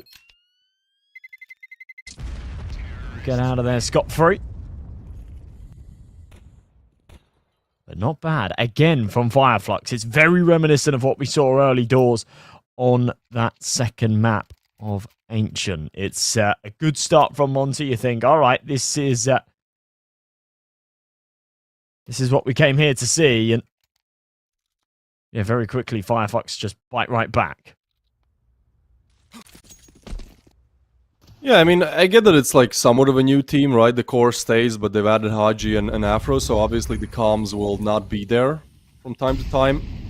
But it seems like it's just their crutch, really. Like, once or twice, sure, you know, everyone can make some mistakes, lose some big rounds, but I really hope that Monte now can figure out a way how to play against that. It's a push towards B, already out with the MAC-10. Gizmi might not even be aware there's a player on his left side. Banjo is just going to spray down 2. Lean punches 1 back, but needs a double, as Lean is going to get it. Ryu now on the edge. They're not expecting him there, and that allows the spray down to come through. Dougie hits his shots, though, so that leaves Haji into 1v2.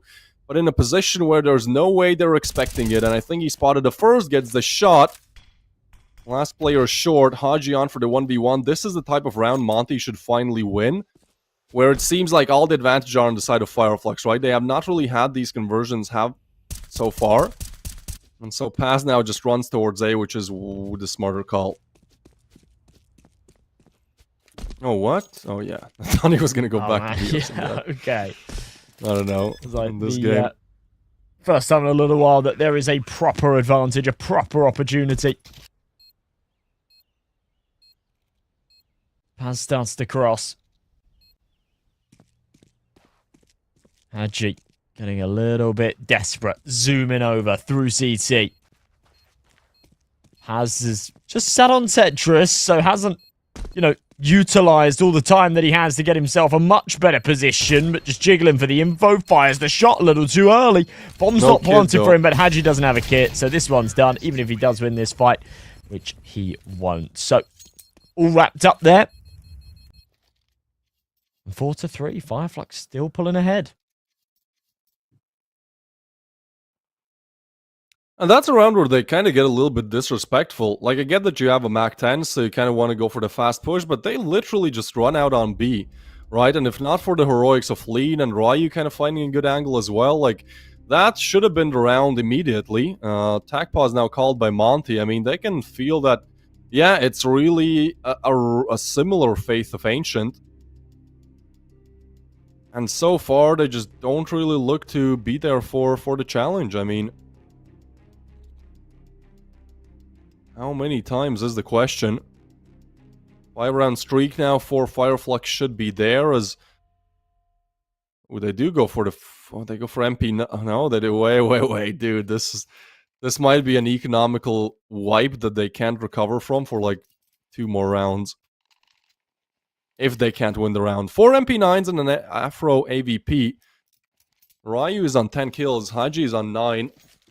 Gizmi still sitting on 1. It does feel like, kill-wise, I think Monte actually have more kills than Fireflux does. So, got the impact early on, now just need to hit their shots. Afro will be playing towards short, a strong angle, which he will hit the shot on Skrunk.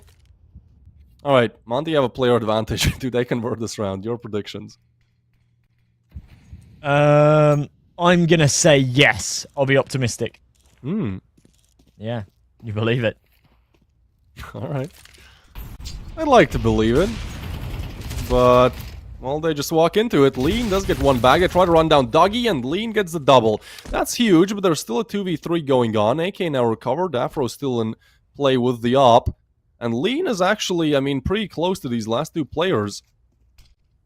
Like, at this point, you don't have to peek. Paz might not be expected out in the open. Lean still gets the shot. It's a crucial one, 1v3 for Banjo. And oh boy, we've seen plenty of clutches from Fireflux, right? They closed out at a 1v2 on Ancient with no HP. They won a 2v3v5, I believe, twice on Dust too. Now, this information is heard, though, so Haji has the perfect, I mean, Afro has the perfect opportunity to just set up this crossfire, lay down the shot with the op, and it's there. Optimism works out, it seems like. 4-4. Monte win a crucial round. It really starts to feel like, you know, their game is slipping out of their hands with the Force as well. Like, this is one of the first times you go like, okay, that was a big round and they won it. Good job, Monte. 4-4. Haha. Predictions never go wrong. Okay, well, somewhat back in the picture. There is still a long way to go, however. Bad cash for Fireflux, though. Yeah, there are these little silver linings, it does feel. Right. Might be under pressure here, just towards the back of CT, playing the retake. He'll call in all the info. He hears him stomping away, waits for that flash, peeks out for both. It's pretty perfect, but Skrunk follows up. And now things get a little bit sloppy. Paz soulfully snatch it back. Monte again crumbling in the advantageous position. 3v5 turns into a 2v2. Both players on side, though. A lot of damage dealt by Afro, who now switches out to the Galil. Needs to finish off Soulfly. There's Skrunk in the picture as well. Big shot, and Skrunk again on for the 1v2. He was good once. He's holding the line. Actually just gets a free peek on Afro. Now 1v1 Haji, isn't it? Needs to win it out. No kid again, so just needs to run Skrunk down as quickly as possible. Playing with the angle, and it's another 1v2 clutch for Skrunk. Monte just can't keep losing with these advantages. This is a 3v5 again. That's the fourth 3v5 of the series, I believe. Lost. And I mean, in this position, like, they even knew where Skrunk was, I believe. So the fact that he clutches it out is absolutely insane. Now that breaks Monte's economy completely. And it just seems like they can't catch up. Plus, that push from Fireflux is just so quick. They're really getting disrespectful with the way how they play. You know, they're just quick with it. Monte had to, well, were forced to play on the retake. Now Ryu will get the boost up. That's the only hero M4 in this round. The difference maker. We're looking at Ryu.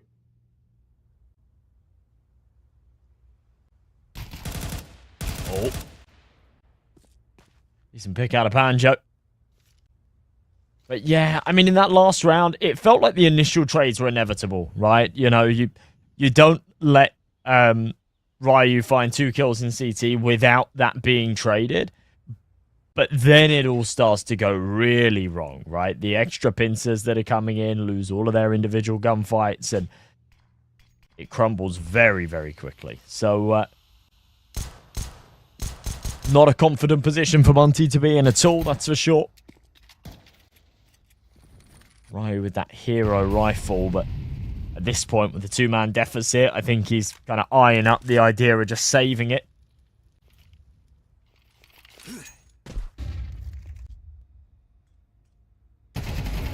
They're actually not clearing him. Now they do. He's good for 1, but now they know about the rest, and yeah, that's just quick. How it should be. Fireflux are going to put themselves up on 6. And even though the game has been somewhat close, especially with the 3-0 start, I mean, if you just looked at the rounds, you would say Fireflux are looking a lot more dominant. They seem to have a more clear idea of where to go. They're confident. I mean, they've won out so many, like, clutch situations, 1v2s, 3v5s, 2v4s. Anything really, you know, they have the whole bingo. And now another buy run comes through for Monte, where they've been good to get the opening frags. Hell, they've even found 2 from time to time. The problem always comes when they need to shut the round down. Ryu flash, but quite aggressive towards mid. Leg's not spotted. Haji turns in the right second. Afro has found the frag on A, though. Oh, and Strong getting tagged up down to 15. They peek in, and that's a frag that Ryu gets. It's another 3v5. But I'm still quite worried. There's a timing. There's a possibility, because Soulfly is going to find one. Now you know about jungle. Haji is low. Fireflux looking to pick up the bomb and head towards A. They've left the A side completely open. Now they go back. This is again just really messy from Monte. Like, they don't have an idea what they're doing here. How? Soulfly. Putting this Crazy back stuff, into a I mean. 3-on-3. Yeah, I'm with you. I'm with you. This is all just falling apart. It feels so disjointed. Afro again, just with these little backstabs. He's keeping Haji busy. Gizmy says, my friend, I need you here on the bomb site. We've got bigger problems. Those problems just keep growing. This one looks pretty done and dusted.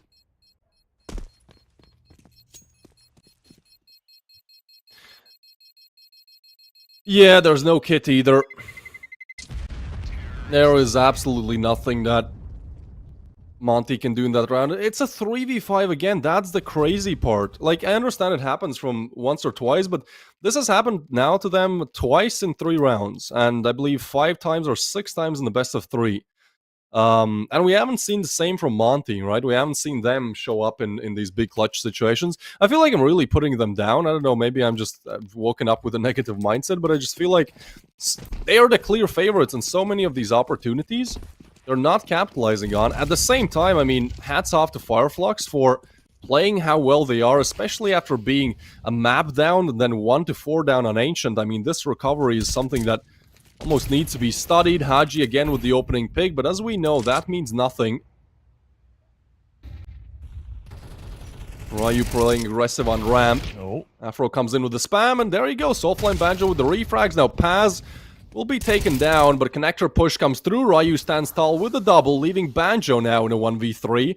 And oh boy, this Fireflux lineup loves to go for clutches, but it's Monte to shut it down, get themselves up on 5, and at least still have somewhat of a chance to convert it. Gizmy is still on 2 kills. And we have a case to alleviate the pressure here.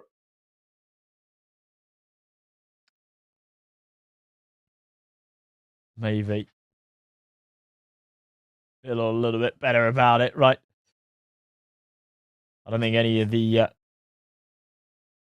Monty boys are here in the chat trying to win some funky new skins, though.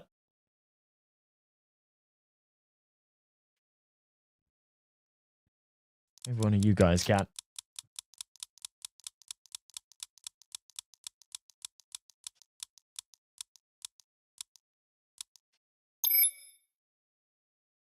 Okay. Amphosaurus. I needed to take my time to learn how to pronounce that. I don't think I'm nailing it yet. You good? We're getting there. Day 11 of the group stage. This is another team to now join already eliminated GTZ. I think we sent, was it Yano home as well? So, certainly, both teams want to remain in the tournament. Both teams want to go 2-2 and have that final attempt. One last best of 3 to make it to the playoffs. Monte, the favorites coming into the matchup. The favorites certainly after map number 1, but since then have just had bad rounds after bad rounds, really. Big advantages they lost, and I mean, winning the pistol would be huge. They could Equalize here, Dougie going for the spot, so he's being heard, but he doesn't spot the flares exactly, but it's Soulfly with the frag. They've passed, but Dougie was speaking, so I think they know. They have the info still. Haji runs one down. They're not ready for the second. USP, good for 2. Oh my god, Soulfly, that's huge. A 2v3 CT player now spotted, but the bomb will be very difficult to plant as they want to stick it. Dougie just hits the headshot. A 1v3 necessary. Lean finds the first. 2 more to be found.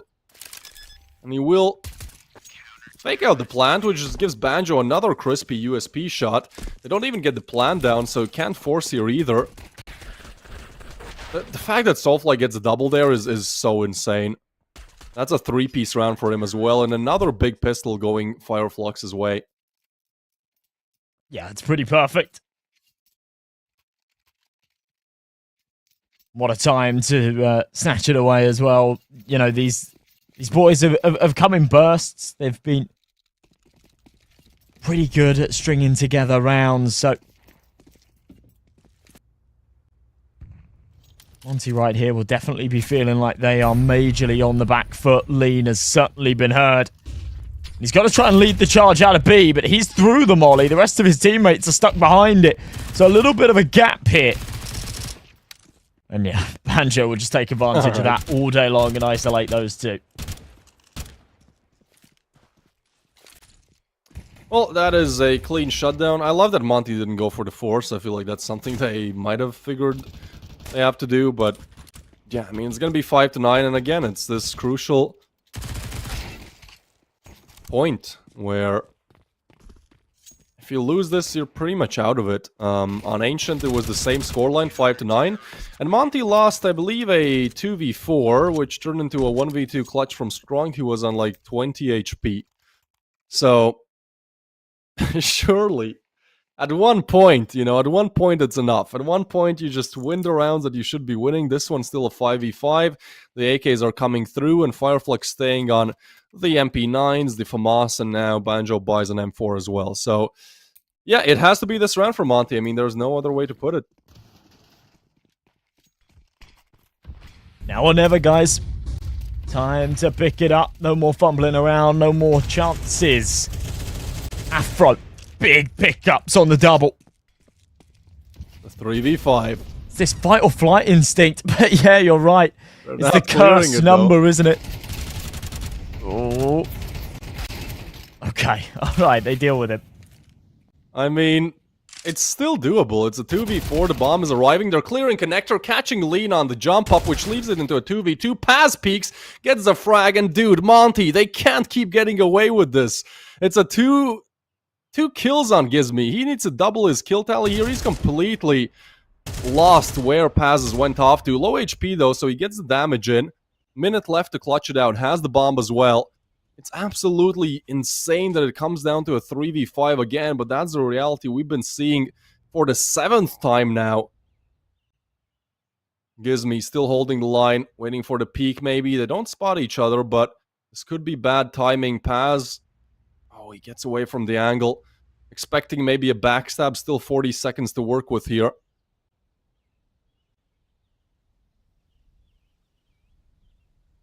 And that allows Paz to just relocate. They're staying too strong on A. Gizmy. Oh no, dude, that's insane. What? He's on 15 HP. He spotted the body first. Like, how is that even possible? I am lost for words. Fireflux, they 100% deserve to win this best of 3. That is the 7th 3v5 that Monte lose there. You honestly cannot make it up. It is just completely nuts how we're seeing Monte consistently find these early advantages. As I said before, but we've seen a couple of these sort of 5v3s where it's a 5v3 for a split second where they get the site entries and then it's insta-traded, so it's, you know, it's understandable. But, you know, that one there, they found the double entry, they had loads of room, loads of space, they just end up choking it again. Feels like they've well and truly run out of steam here and might be making an earlier exit than expected from Galaxy Battle Phase 1 Fireflux. Who not so long ago, we'd kind of chalked up a little bit as just being done here. They've got so much fight left in them.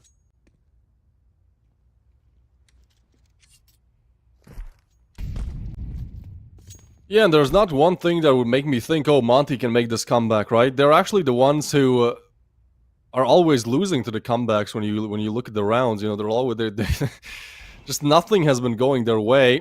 They always get the opening picks though. This is default. Yeah, Afro with the frag. They might even catch down the second M4. They do. So again, player advantage. Scrung gets the refrag. They will pick up the rifle as well. Nade does not touch Haji. Tickles lean a little bit. Who's actually it's Gizmi now looking for the frag. Goes in the smoke. It's getting a little bit messy. But I have no doubts in my mind about Monte probably finding a way how to lose this. They have a backstab towards CD again. I mean, talk about the perfect setup. Gizmi still on 2 kills. Just can't get that one going. They're expecting the CD play as well. Now they know. Paz gets a player that reacts from connector. And yeah, that is clean as it comes for Fireflux. Another round where whatever Monte do, it's just being quickly shut down. GG's. Does feel like it.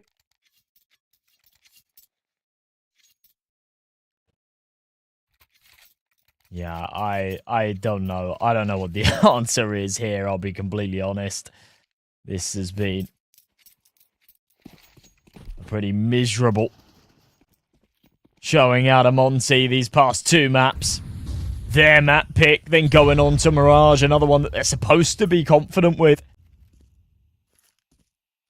I mean, I understand a reverse sweep, right? Like, those things happen even when you win out your opponent's map pick, but 13-5 and then possibly another 13-5 here, I mean, that's just criminal.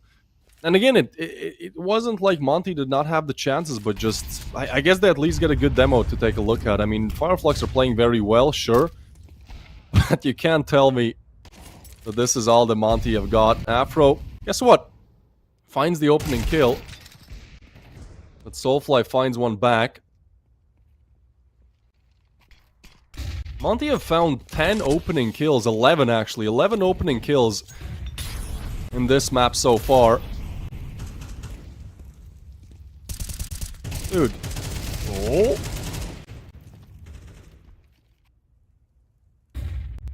Not quite. Could have been a double. Haji was super low.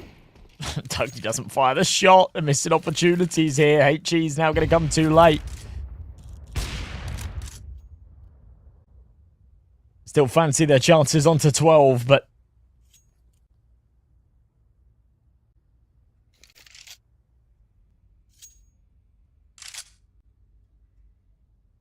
Looking for that B play. 20 seconds though. I almost feel like Banjo could just shut this all down single-handedly. Like, he certainly has the prowess to do it. Haji is low. They're going to rush out. Haji should just be an instant kill. It is. Afro hits the shot, but I still got to deal with Banjo, and it's 8 seconds left. You got to commit to the plan. Banjo knows it. Oh, that's a crucial shot from Afro.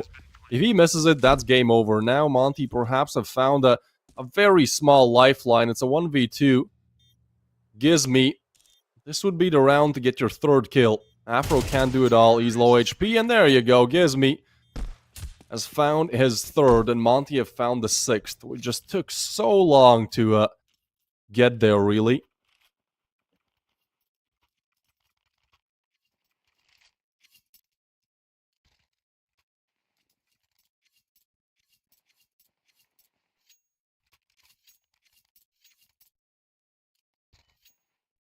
Alright, well, a lifeline. A lifeline at the very least. Money kind of a little bit scrappy here for Fireflux 2, so could be the start of something more materializing. Soulfly just around this corner. This is a pretty wild off angle that Ryu shouldn't expect as he entries out, and there you go. Merits the first. He's got Scrunk there, just hold him from a distance. He's only got a 5-7, but just confirming that no one's out of ramp. If someone does try to walk out, he can be that little buffer, that stopgap between them. It's a good trade out of Haji, though. Back into the 4v4. You gotta refrag that. I know it's difficult, but like, Paz is out in the open, still getting damage, and there's 3 on A, though. At this point, if you get the info, you can't just go B. The spot comes through, Scrong gets a frag. They know about ramp as well, trying to peek out. Gizmi has so much work on his hands there. Afro still hits the shot. 2 players really low, but Afro is on the AVP, and he wants to evacuate. They have the idea. They're going to be going towards B. It's this dynamic duo of Gizmi and Afro in the clutch again. Why do I feel like that given the HPs, like there's somehow a way how Monte lose this? Yep, that's how. Oh boy, that's that's 26 HP and 9 HP. Gizmi absolutely should not have rotated from there. I mean, there was plenty of time to go under to just make this one safe. And now it's Afro in a 1v2 where it doesn't matter that the players are low HP. Oh, spots it. Scopes in, has different angles to worry about as well. They're both coming from short though. Vision seems clear. Might be Dougie, AVP duel to finish things off. 1v1, Dougie on 9 HP. They don't know about it, and Afro tries to get away. He's not going to be going for the peak. Dougie does not have a kit either. So at this point, you just have to run down time if you're Afro. It seems like Dougie, no other choice than to evacuate out of this. Damn close round that could have gone sideways again, but Monte, well, they're at least holding on to it. 7th one will be put on the board, and with that, only the hero AVP saved for next round for a Fire Flux here. And finally, a conversion in a clutch scenario, though. I mean, that has felt like such a long time coming. And yeah, that is a good job from Afro. There's no doubt about that. 11-7. Closing up once again. Still a long way to go here if you're Monte. You can't help but feel like there's a little bit of hope. I don't know why I've lost that. I've lost the idea of there being a comeback. Maybe I'm wrong. I mean, they should be getting gate here. Yeah, maybe. I just saw like after 4 3v5s, my threshold is kind of gone. I'm like, okay, well, I don't know. I mean, Fireflux have the correct call. Stack on A. Ryu finds a frag. There's so much damage though. Haji finds one. Nade does nothing. Lean and Ryu would love to hold on to the AKs. Ryu will catch the headshot. Alright, Monte have seemingly found the 8th here. With Dougie again saving the op. I mean, at least for Monte, like the CT economy is pretty bad, right? So they can certainly win another round and get another chance at a lower buy. Only then, really, the full loss bonus will kick in. Dougie wants to peek out in the open, gets the frag, but they will try to run him down. That is quick, that is clean from Dougie. He has been really good all throughout the series. Dude is just farming. And Monte are giving these weapons away, which, I mean, given their cash, like, they'll be able to rebuy, but that's 4 weapons given away. That's insane, right? That, I mean, I guess they can still buy next round. There's simply going to be no safety pillow if they lose it.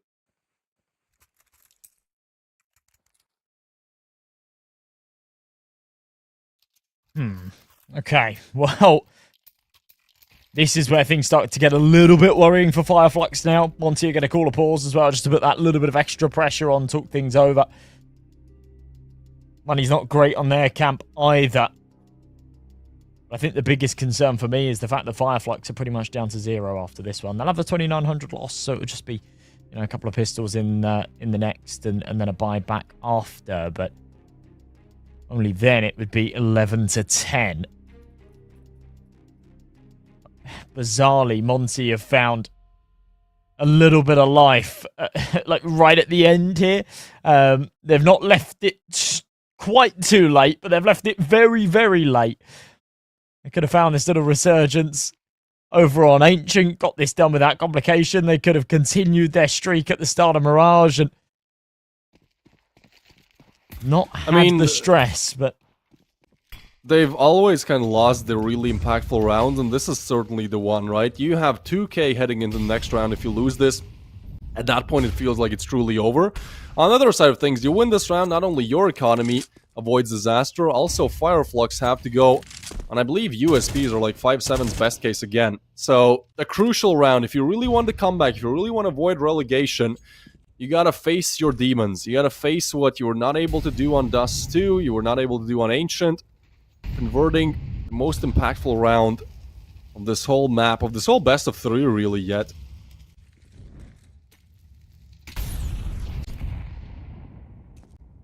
A lot towards B. B is completely empty, but Gizmi, I think, is pretty stuck here. Yeah. It's the info though, so that will accelerate the B play. try to get out. Haji with the frag, Ryu with the refrag. Dougie there, though. Gets one with the op, and now he's going to be holding this line that is just so difficult to get past. There's a util in plays. They got to be careful of Dougie, though. And oh, look at that. They're not clearing short, so Strong gets a frag. It's Afro on for the 1v3, and this seems unwinnable, especially given that he has Galil. Nobody tagged up. Afro still hits a headshot, but yeah, not ready for Soulfly. I mean, it's not Monte, right? So Fireflux don't struggle in these two-player advantage situations. Fair enough. No trouble. And this is where Dougie's 4-piece comes in, right? Because, well, he eliminated 4 AKs. You'd certainly be a lot help if you had 1 AK in this round. 2 would be amazing, dude. 4 AKs is what Dougie just fragged down because they were trying to run down the Opera, which, to be fair, like, I don't know. It's still, there's so many questionable plays from Monte in this game. In this best of 3. And now they have to do it given the short stick of Tech9's the Eagles. Double setup on A, though. There's a world where they can take one down. Giz, oh my god, I was ready for him to die. That is some late-stage impact. That Lean is able to refrag. Banjo sprays down 2 from short. That is insane recoil control. And now Ryu tries to punch in the digits. There's a player on CT as well. They do get the bomb down. Afro just not aware that somebody might swing from CT or is trying to isolate out in the open. Banjo with the frag, and that surely seems sealed. 1v3 Afro clutch would be necessary. He has absolutely no rifles. Seemingly no chance. Banjo and Paz are a little bit tagged up, but Molly now comes in, and certainly this is something you clear, something you check. Actually, not expecting him there, so he still gets the frag. Tries to go for the spam. But they do find him, and that's gonna be the game. Fireflux win out 13-8. And Monte just kind of left scratching their heads. How in the hell have you lost 7 3v5s in 3 maps played? I'm glad you were keeping count, because for me, it just felt, you know, like they were just endless. Bizarre stuff from Monte. It's a really disappointing game to lose. Gizme just had an absolute stinker in that third and final map, but I don't even think you can put all too much blame on him there. I think it was a team effort that lost them that one. Crazy series. And Fireflux, you know, after losing their map pick 13-7, snatch it back the other way in such a dominant fashion. Yeah, I really don't understand how that's possible, right? When you win your opponent's map pick that you have such a bad win rate on, and then just let's be honest, completely wiped on Ancient and on Mirage as well. Unfortunately, we gotta say goodbye to Monte. Didn't look like they deserved to be playing on, but Fireflux, I mean, these guys 100%, you know, should be making a run for the playoffs now. They've beaten Monte, being the underdogs, and I'm not sure who will be their next matchup, but they're 2-2, so they can still make it to the playoffs. For me, though, that'll be it for this matchup. Next up, we have TNL up against NAVI Jr., which I think is going to be a banger of a matchup, and then one more, and then finally I'll be back for PARIVISION against Sashi, but obviously you can check all of the schedule on our HLTV or Wikipedia page, whichever one you prefer. And with that, we sign off. Bye-bye, and see you in that NAVI Junior TNL matchup.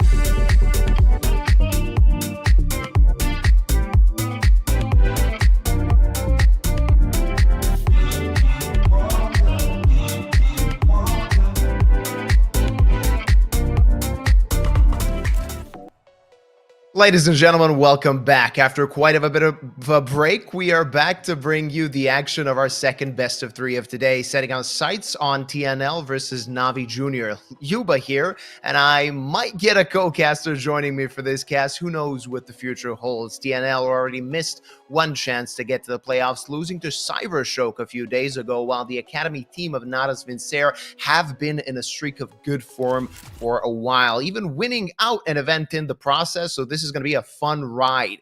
They got a few expensive scalps during the Compass event, so I'm very curious to see as to how this tournament is going to go for them, because they have been playing quite nicely. And if you kind of don't count that early defeat they got Sinners, if I remember correctly, everything was smooth sailing so far. TNL, on the other hand, it's been of a mixed bag for them, especially that defeat against Cybershock shown that they still have a lot of work left to do if they want to get a higher finish in Galaxy Battle Phase 1. So this is going to be a good test for them. A bit unlucky that they really fell against NAVI Jr. because NAVI Jr. is a strong side, but we're moving on to the veto. Train is not going to be played either. Inferno as well, because Navi and TNL don't really want to play those two maps, but the ones that we will watch will be Mirage, and that's going to be a fun time, definitely. Afterwards, we're going to be looking at Nuke. The decider is probably going to be necessary given the form of these two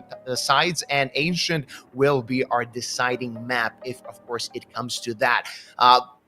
Looking at the statistics, I need to kind of check that out and see how this is going to go, because looking at Mirage, I can see it going both ways to start, and I would say the same thing about Nuke. Ancient is a good map for both sides, and I would say that that is the main reason why they didn't pick it in the first place. So if it does go to the map number 3, I'm very curious to see as to where this one is going to go. Of course, a place in the playoffs is on the line, so both teams need to do their best to actually show that they can play some good Counter-Strike. Navi Jr., as expected, starting on the T side. TNL was the one to pick the sides because this is Navi's map pick. Let's see if Karen's dualies can do some damage. Makaze is good, and that is a +1 to the side of Navi, and this is going to be a difficult hole for Knifey, but him and Fleerax are playing quite well. 3 versus 3, but enough room, enough time for Navi to plant the bomb. Not if Onyx can say something about that. Only 1 kill for him, but the Lithuanian on the side of the Academy team of Navi is taking heads, and only Fleerax remaining. They know where the last guy was, and this shouldn't be a difficult round for Navi, even though there's only 2 players remaining, just edging the smoke, and Fleerax might actually get a duel here. The bomb ticked down to half. Fleerax got a duel to work with. Now they're going to double peek him, and it's 1-0 for Navi Jr. I was looking at the statistics, and of course, Karen had some pretty good form so far playing for Team Next Level.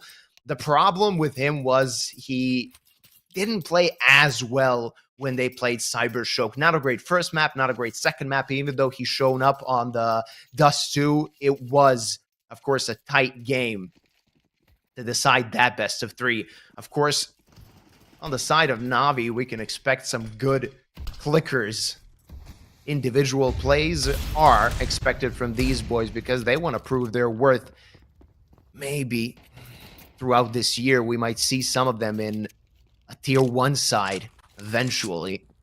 Of course, now Navi has the buy. They may have expected a force buy on the other side. As you can see, they have 2 Galils and 2 AKs. Usually when you see a buy like that, you expect a more of a threat on the other side, but this is just USPs, though they might prove to be dangerous. Makaze is going to get 2 kills and followed up by Jugs, so that's an easy round for Navi Jr. I don't think they're going to be able to get all the rifles. Yeah, they are. SMG, the only one left on the floor, so that's not a big loss for Navi in that anti-eco. Of course, the first buy round is going to tell us something about this map number 1. Starting off strong when it comes to firepower on the side of TNL. They're going to have 4 M4s, FAMAS, to go alongside it. A bit less utility than you'd expect, but that is what happens when you go eco after losing the pistol round. Of course, in the first buy round, you're going to need a few more things to work with. So aim is going to be crucial for them. Again, taking mid, and Makaze blind gets a frag. Demon as well. Doubles up, actually. And this is a crumbling round for TNL, losing players left and right. And an easy bomb plant, a very fast-paced game to start, and Flerex can't do anything right now. He needs to either go back or maybe try and take a few rifles for himself, but it is a given that this round is done and dusted. He can maybe do some economic damage, but he might need that rifle in the next round. Not gonna have it. NAVI Jr. comes out swinging, and looking at their previous matches, they do like to play so aggressively. They do like to get maps quite convincingly. They played Sky Fury last time on Galaxy Battle, and that was a one-sided affair going towards them. NAVI Jr. only losing 9 rounds on 2 maps. Same could be said about their other matches in the past couple of months. So TNL, of course, is going to have a challenge here, and I think the first buy round already shown that. Back to pistols, small guns, hoping to get a big win. 5.7s, mostly across the board for Team Next Level. This is going to be dangerous, but the M4 comes out swinging and takes 2 heads. Demon on the meanwhile on the other side of the map takes the head of Onyx, and one by one TNL fall. Only Flerex remaining, but his USP can't really hope to do much good. It's a fast 4 rounds for Navi Academy or Navi Junior, whichever you like, and expectedly so. We get this tactical timeout for Team Next Level. They need to consolidate, because this was not a start they were hoping for.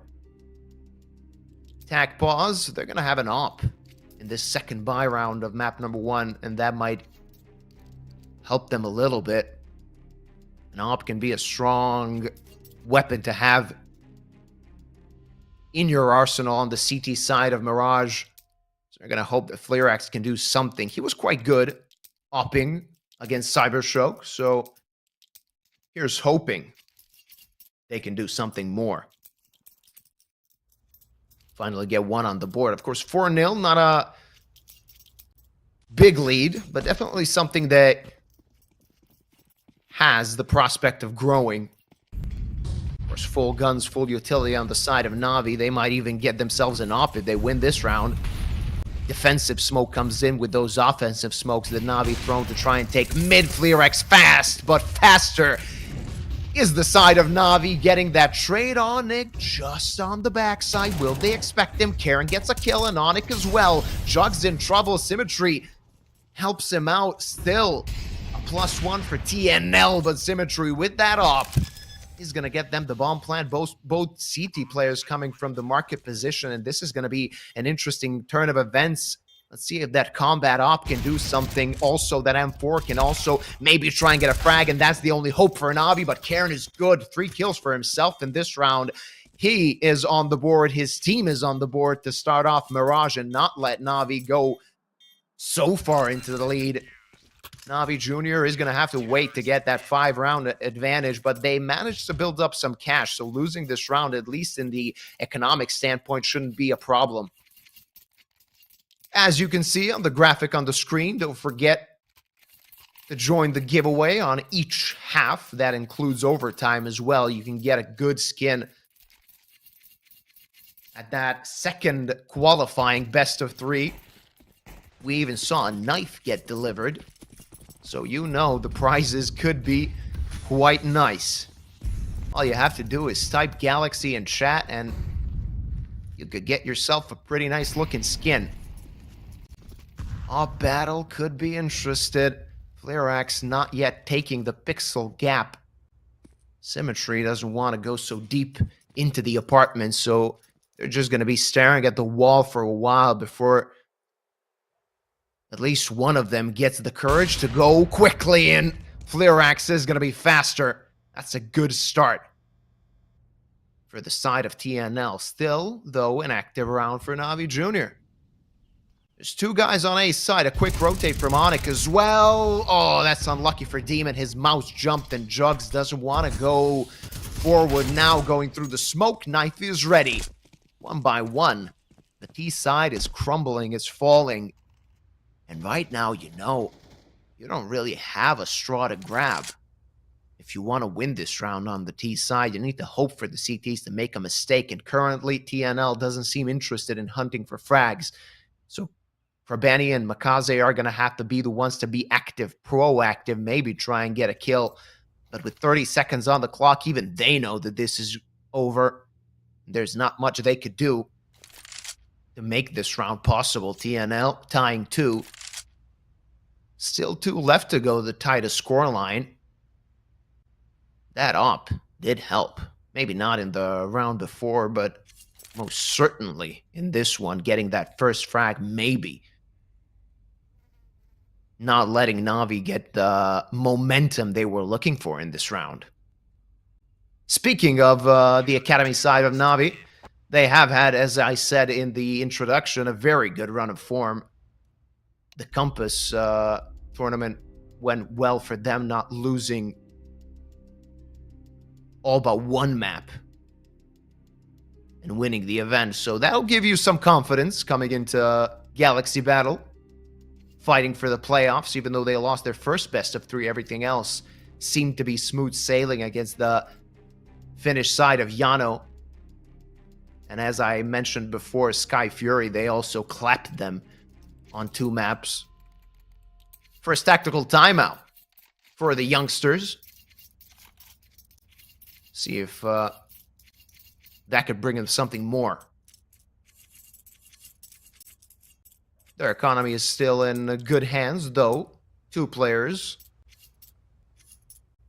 are under $1,000 in the bank, so losing this one could be expensive. Maybe going to try and boost up on ramp. That is true, but still, that Molotov is going to block out division. Not that there was something to see either way. Flarex is all posted towards B again. Last time he managed to find a frag, and judging from the positions of the NAVI Junior side, it seems that Flarex is going to have his hands full during this round. Maybe a B split is in the cards. Oh, Demon is out.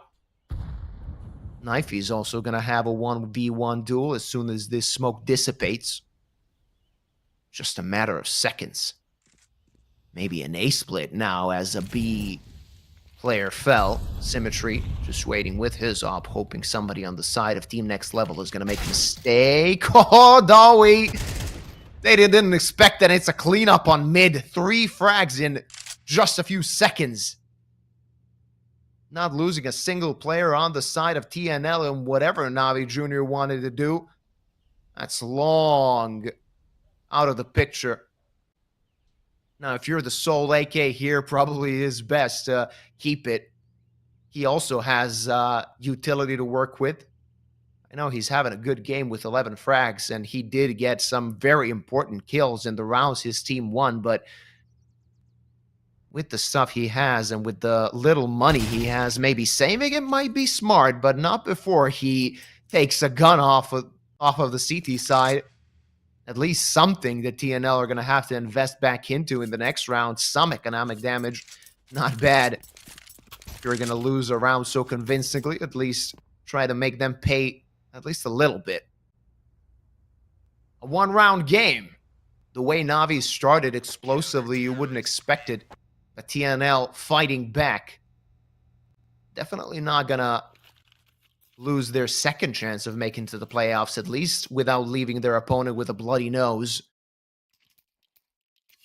Still, if it was a boxing match, we're still in round number 1. Both fighters are quite ready to take a few punches still.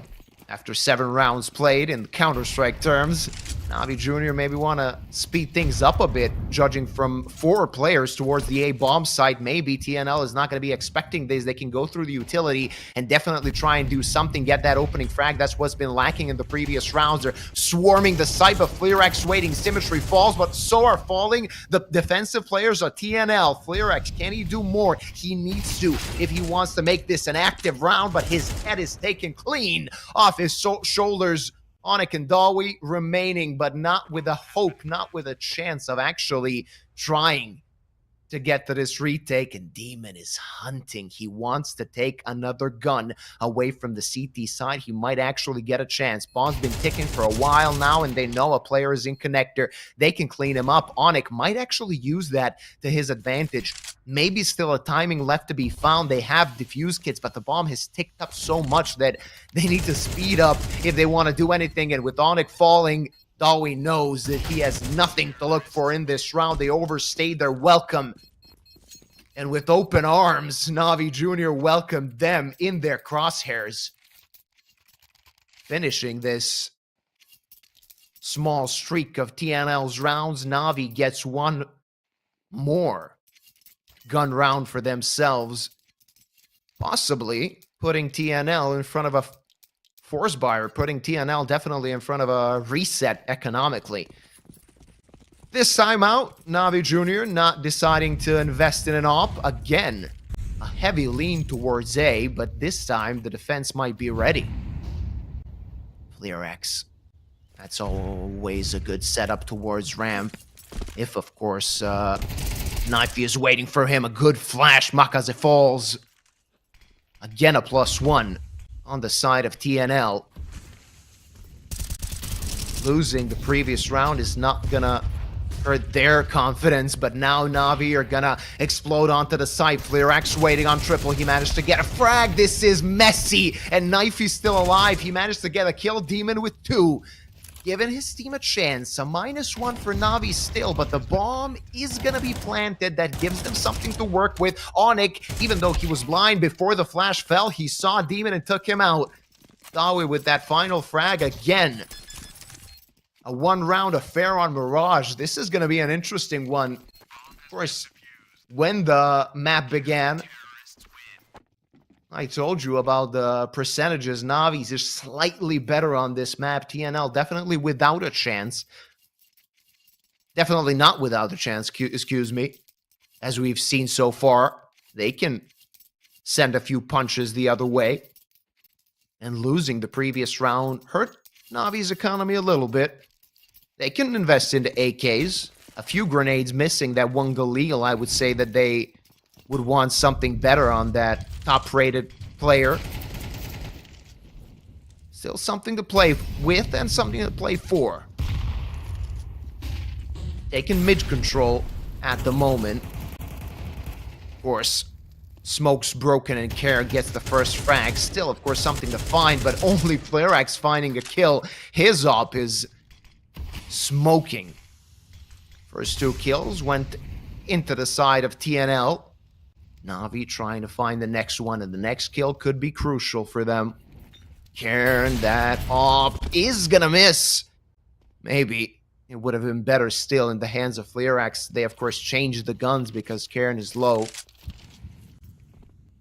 Demon, the first point of contact for NAVI. He's gonna get a fire going under his legs, and FlearX gonna finish off Demon. Symmetry finally gets a frag for his team, but this round seems to be impossible.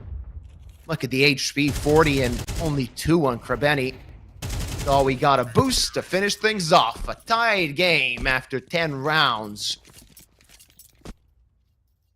TNL fighting back, and NAVI finally without money to play with.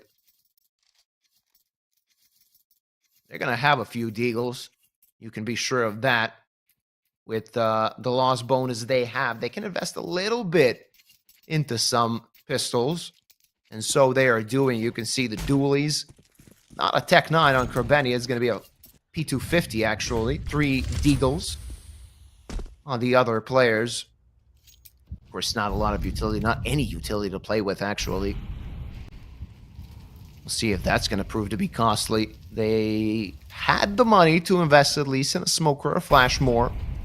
Decided not to do so. TNL spending their utility like money grows on trees. Of course, we're heading quite close to halftime, so they do have the money to spend. This could be a push through connector. Dawi saw player. This AK could take somebody down, but only one.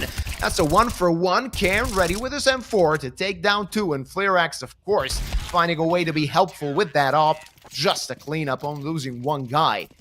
This side of Team Next Level, that's definitely a loss they could handle. We're coming into the last round of the first half of this first map.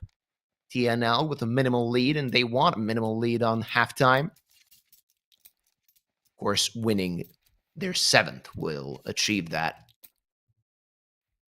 Navi on the other side seems a little bit deflated, but if you're playing the T side of Mirage, you're not going to be unhappy with winning 5 rounds and a half. Not too bad. Explosion towards the A-bomb side. NAVI completely blind, but he saw Akaze beforehand. Karen takes care of Symmetry, and again, they're just going towards the Lion's jaws. NAVI blown away, but still Karen there to fight. Dawi only good for 1. 2v2 with Karen low, but in the smoke, and they don't have an HE grenade to use. And look at Onyx. Will they expect him so fast to get the flank? The answer is no. Avant 1v1. And this HE grenade is going to chunk Demon down to 18 HP. He needs to hit the headshot, and will Onyx expect him? Who's going to see who first? It's going to be a 7 for TNL. Team Next Level, as I mentioned, with a minimal lead on halftime on the opposing team's map pick. This is a way to start, and let's see who's going to win the skin. That's something to give us a short break from the action, because the action has been quite fun to look at.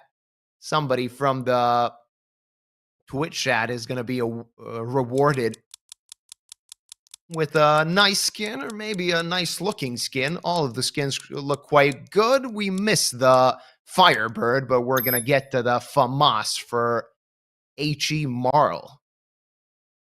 HL, sorry. Rapid eye movement.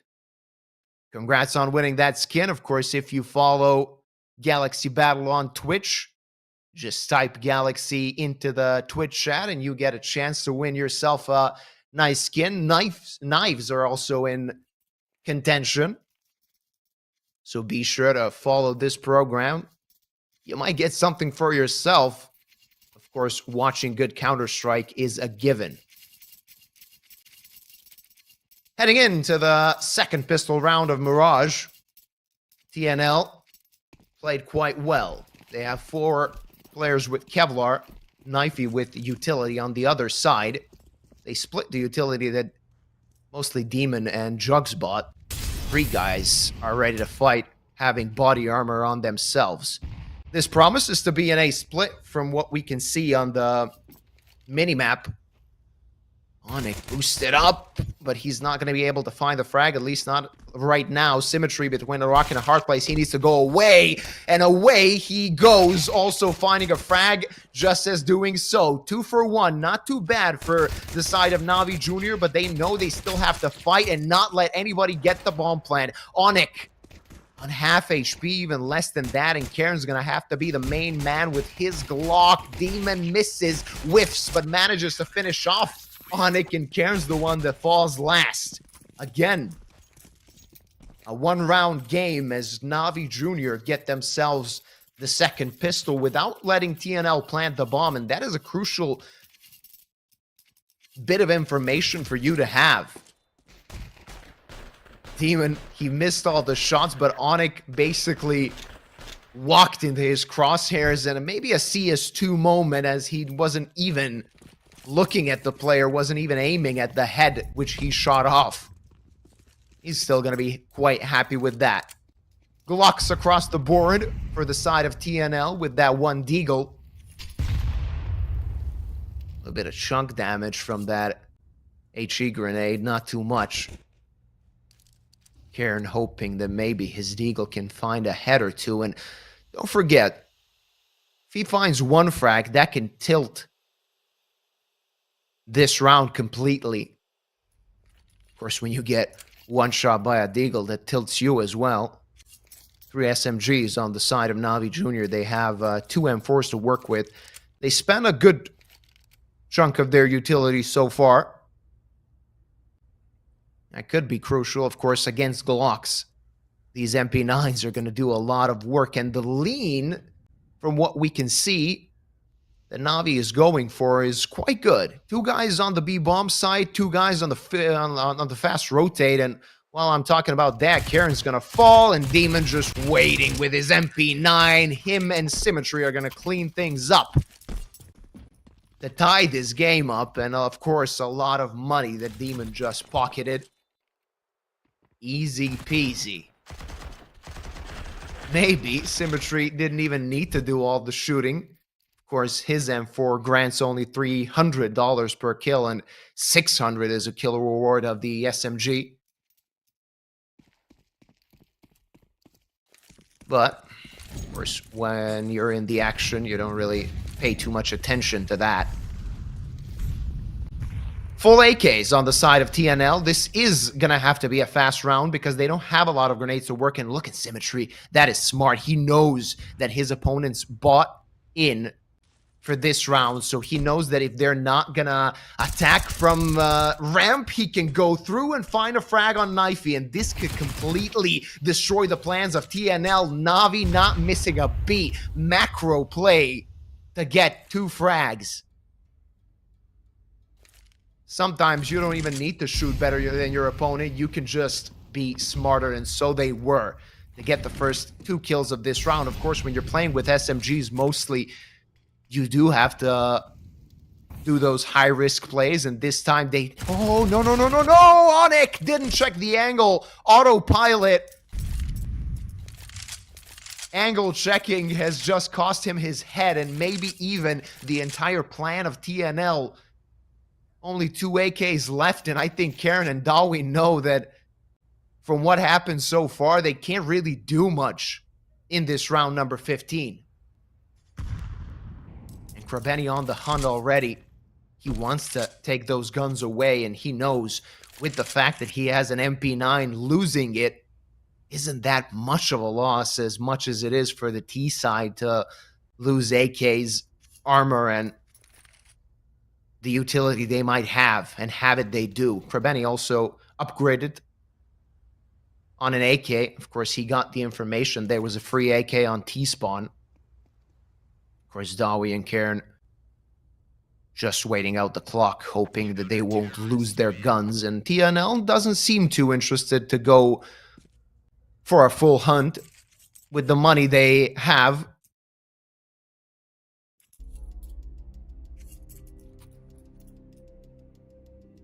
You would expect NAVI Jr. to commit at least 1 or 2 players, but they're happy with the 3 AKs they upgraded to. Don't forget, they started last round with 3 MP9s, so this is just stonks, as the kids would say. 1 round lead after winning 3 in a row. TNL, they're going to have a little bit more money to work with, but this is always a very hit or miss opportunity. When you save 2 AKs on the T side, you know you're not going to have a good buy this round. You're not going to have a good buy next, because even with the 3,400 loss bonus, Karen and Dawi are not going to have the buy they're hoping for, even though Flerex, Sonic, and NAVI are. So this could put them into a reset machine that NAVI, of course, were hoping to get them in. One of the reasons possibly why they weren't even hunting for those guns. Krabeni, easy frag to start off a round, +1 on the side of NAVI Jr.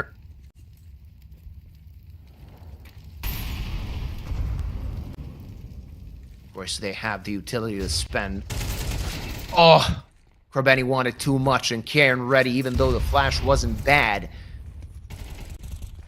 They played, at least I think one of them played anti-flash, and that led to an easy kill being found. Not too easy for Karen, however. He lost a lot of HP, left on 18. Flarex and Onyx with the AKs, turning their sights towards the B-bomb site, and that's not a bad read, all things considered, because even though the rotates of the CD side are fast, Demon currently is the only one guarding this one.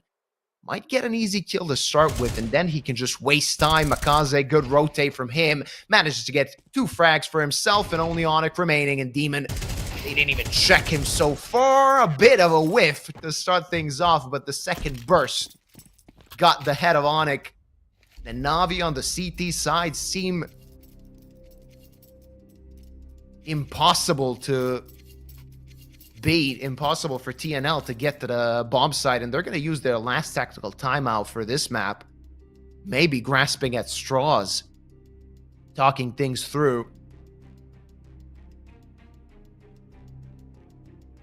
Side of NAVI Jr., they don't seem completely content with the situation. They want to get a few more rounds before they know that their map pick is going to go into their hands. This is a 2-1 bracket, so the team that wins goes to the top 16 phase. The team that loses will have another opportunity to do so, but that could be costly for TNL. They were 2-0. They lost a tight best-of-3 against Cybershock. Now hoping to fix their mistakes, and there were quite a few in that best-of-3. And as I was mentioning before, they're not going to have a perfect buy coming into this round. Jugs, though, he's going to be in a lot of trouble. He needs to survive and kind of just buy time for the cavalry to arrive. Dobby going straight through the smoke. That could be a chance. Oh, they didn't check him. This could be golden. This could be fantastic. He manages to find one being traded. Dobby with 2. This is not a bad round so far for TNL, only losing one guy, even though Onyx is only on 13 HP. NAVI Jr. other side that need to pray for this retake to happen. Probeni doing his part of the work. Onyx looking for the frag. That Deagle could do something. Knifey finding the kill. He's still not in a perfect situation, but maybe a chance to take down Probeni. Not going to happen, and it's a 1v1, but Probeni is low, and Flerex can just clean him up. TNL not letting NAVI escape once more. Again, a one-round game, and let's see this action. Jugs, he had a golden opportunity, but he did not see Dawi on his left-hand side. Had he done so, he could have collected 2 kills and maybe finished off this round basically before the bomb even hit the deck. Not yet. Up in the hands of Fleerax, up in the hands of Symmetry. We saw 1 or 2 direct top duels through the flames. Is Symmetry finding Fleerax, and Jugs ready to take down Cairn. +2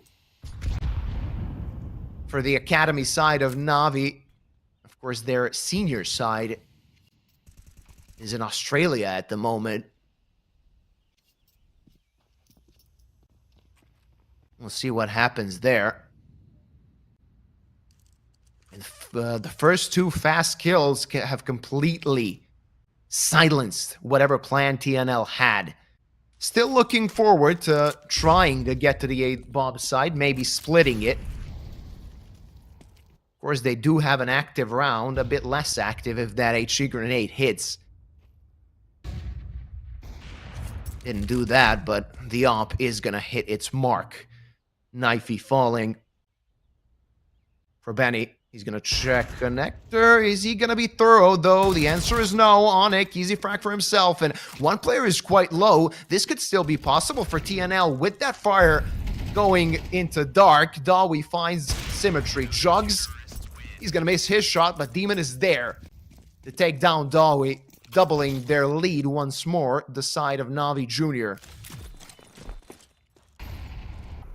Fleerax could not see a thing. With the HE falling, with the flames there, he saw a pixel only of a player, but that wasn't enough to act accordingly, react rather accordingly. And again, back to pistols, back to the small guns. 3 Tech 9s currently in the hands of the TNL side. They're going to have a Hero AK in the hands of Onyx and that Deagle.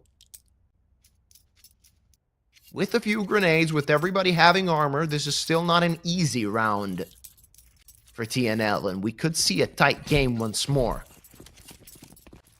The biggest lead anybody had was actually at the beginning of this map. Navi had the 4-0 lead.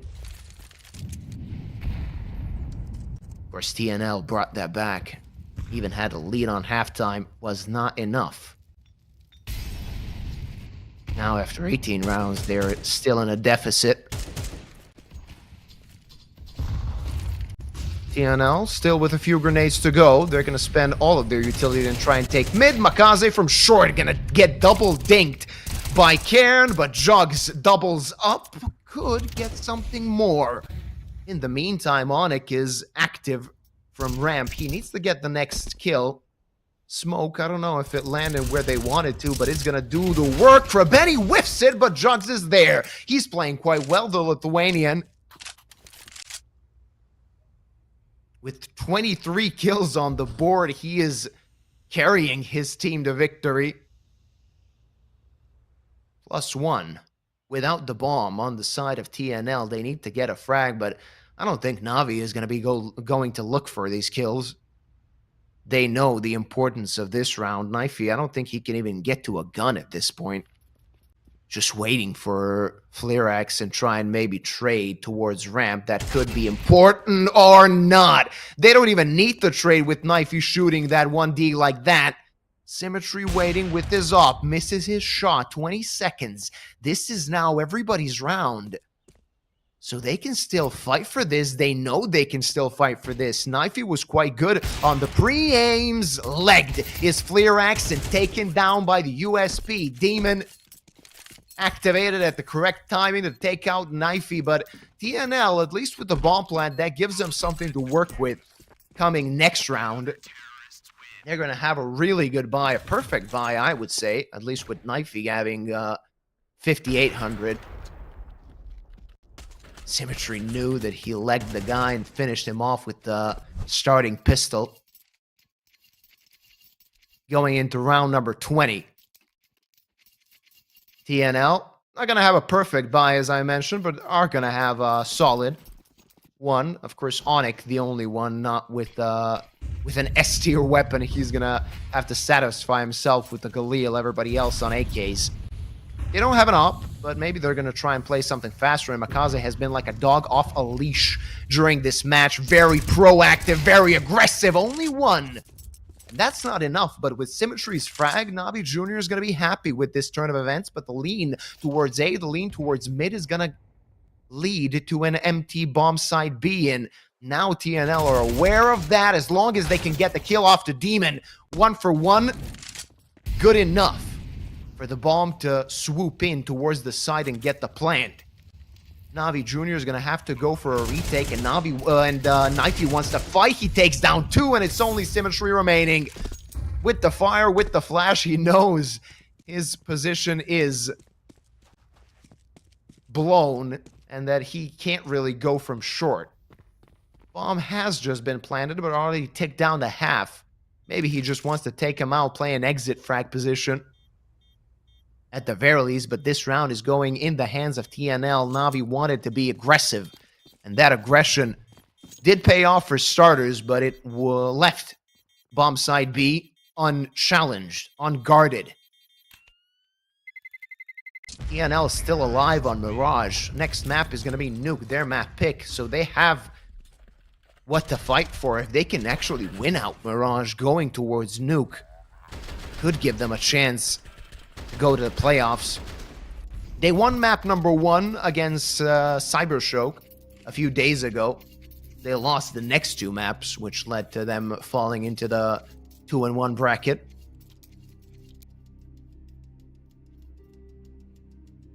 Tactical timeout for Navi. They want to consolidate. Talk a little about how they want to approach these final few rounds of the first map.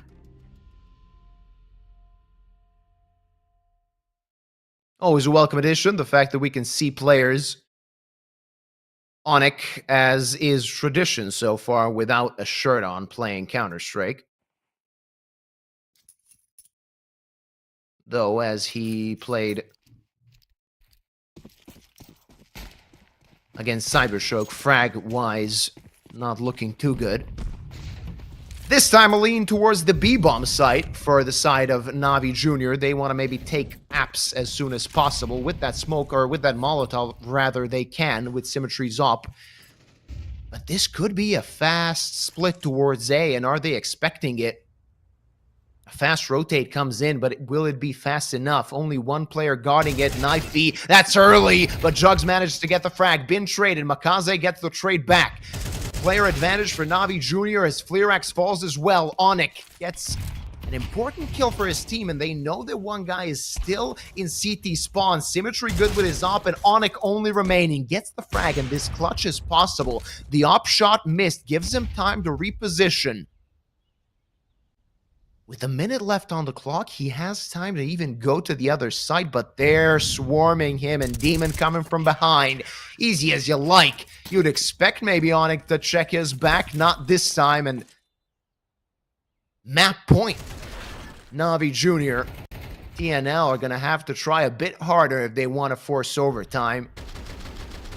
Close was Flareax to finding that frag, and that could have made all the difference in this round. Demon, quite easy to get the final kill. A mixed buy for TNL. A few Galeels, or one Galeel rather, a few AKs and a Deagle. Not a lot of utility, and they want to play this fast, going towards a B split, but Symmetry waiting. Dawi saw him, but Jugs finds a frag, and so does Demon, and this map seems to be over Symmetry. That shot missed. But now they know both positions of both players on the side of TNL, and they're losing HP fast. Onyx, he couldn't clutch out a 1v2, a 1v5 would be ambitions to say, and it's a 1-0 lead in this best of 3 for the side of Navi Academy. A few hiccups here and there, but we can say that deservedly they won their map pick. Next map, of course, is going to be Nuke, the pick of TNL. So Navi still has some work left to do if they want to get to the playoffs. Definitely challenged by TNL, a lot more than they were challenged in their previous best of 3s. Of course, the ones they won against Sky Fury and Yano.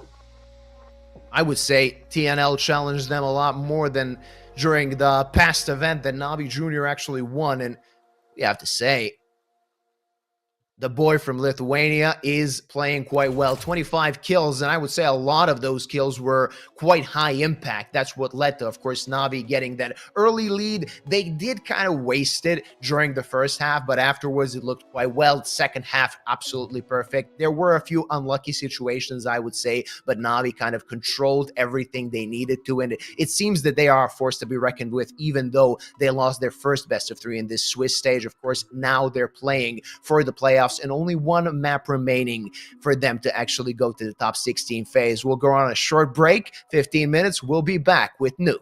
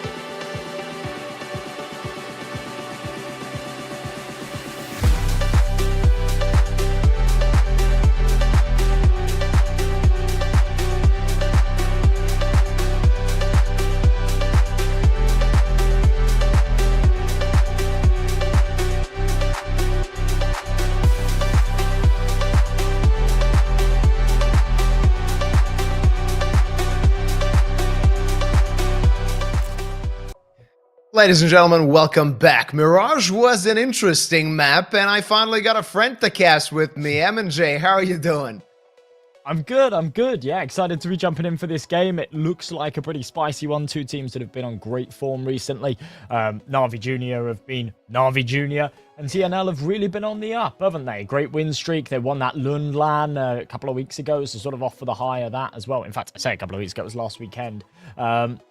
So yeah, good form both sides, and I kind of expect this one to go to 3 maps, I'll be honest. But I didn't get to watch that first map at Mirage, so maybe a different picture was painted there. I'm not sure. Yeah, well, I'm gonna tell you, Navi they shown better gameplay throughout the map. Of course, it was not a big win for them, or rather, it was not too much of a convincing win for them because they've had some more one-sided games that they've played so far throughout this tournament and others as well. So it's gonna be interesting, of course, what Nuke brings us, and I would really like to see that map number 3 because both teams are playing really good Ancient at the moment, and that is going to be our decider if it comes to that. Nuke, a bit of a 50-50 matchup, I would say.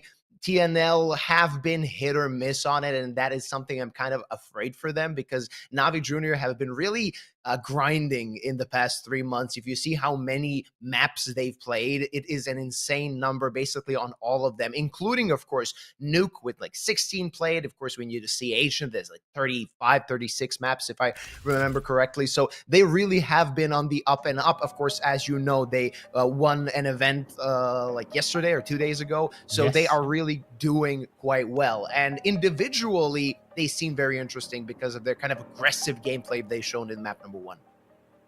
Yeah, I mean, I mentioned that TNL won a small Swedish LAN event last weekend. I failed to mention that Navi Junior obviously won Compass yesterday, a 2-0 against Ents in the grand final there as well, and a cool 75k in their back pocket. So definitely fired up, definitely feeling like the better team on the server right now. Jumping into map number 2, it's a TNL pick, but that gives Navi Junior the luxury of the choice of the sides. They're going to be kicking things off on their defense, and that CT advantage might just pay dividend. Everybody with the Kevlar on the CT half, over on the other flip of the coin, Flare Axononic with a lot of util, leaning over towards lobby. Seems like we might see an A crunch. Yeah, and that's something we see every day, that the CT side only goes with Kevlar, so they're going to have their hands full when it comes to fighting. These Glocks on close range can do a lot of damage. Karen already in the main position, and Krabeni didn't expect that symmetry. Maybe he kind of inted at the moment, maybe definitely a wording from another game, and TNL is just taking heads one by one. Navi Junior fall, and it's only one remaining. The MVP of last map. Let's see if at least he can take out a few guys, build himself a little bit of money. Now that they know his position, they can start hunting as to not let him save the Kevlar that might come in handy in round number 2. It's quite the statement to make, losing that opening map and then saying, "You're not in the clear just yet. We mean business here on our pick." Jugas, there's not a lot for him to save, but, you know, if he can come away with untouched Kevlar, he'll be happy. That's no longer a reality as he takes a tag, and a bullet to the head will finish it off. So the Lithuanian talent will not get anything more. TNL, comfortable pistol round win, the bomb plant as well, just giving him an extra couple of $100. And, well, a decent buy to come out in this second, to be perfectly honest. I'm never the biggest fan of the second round CT4 Spires, but I've seen them increasingly work recently, so we'll see how this one fares. A Scout, an MP9, a few pistols. Especially on Nuke, it could come in handy. Those close angles with either the 5-7 or the Deagle can do some damage, and so can the Scout. Flareax down to 29 HP, and NAVI could be in trouble. Karen managed to get a frag, but they're going to get a Galil for their trouble. Of course, the bomb site B is taken. Of course, NAVI Jr. still want to go out kicking, though Makaze is going to fall. Jugs can only stay behind the smoke and try and search for something. He's going to find one and not the other. He was hoping to maybe get one more headshot at least, do some economic damage. For Benny, I would say happy, saving that Galil and AK for the next round.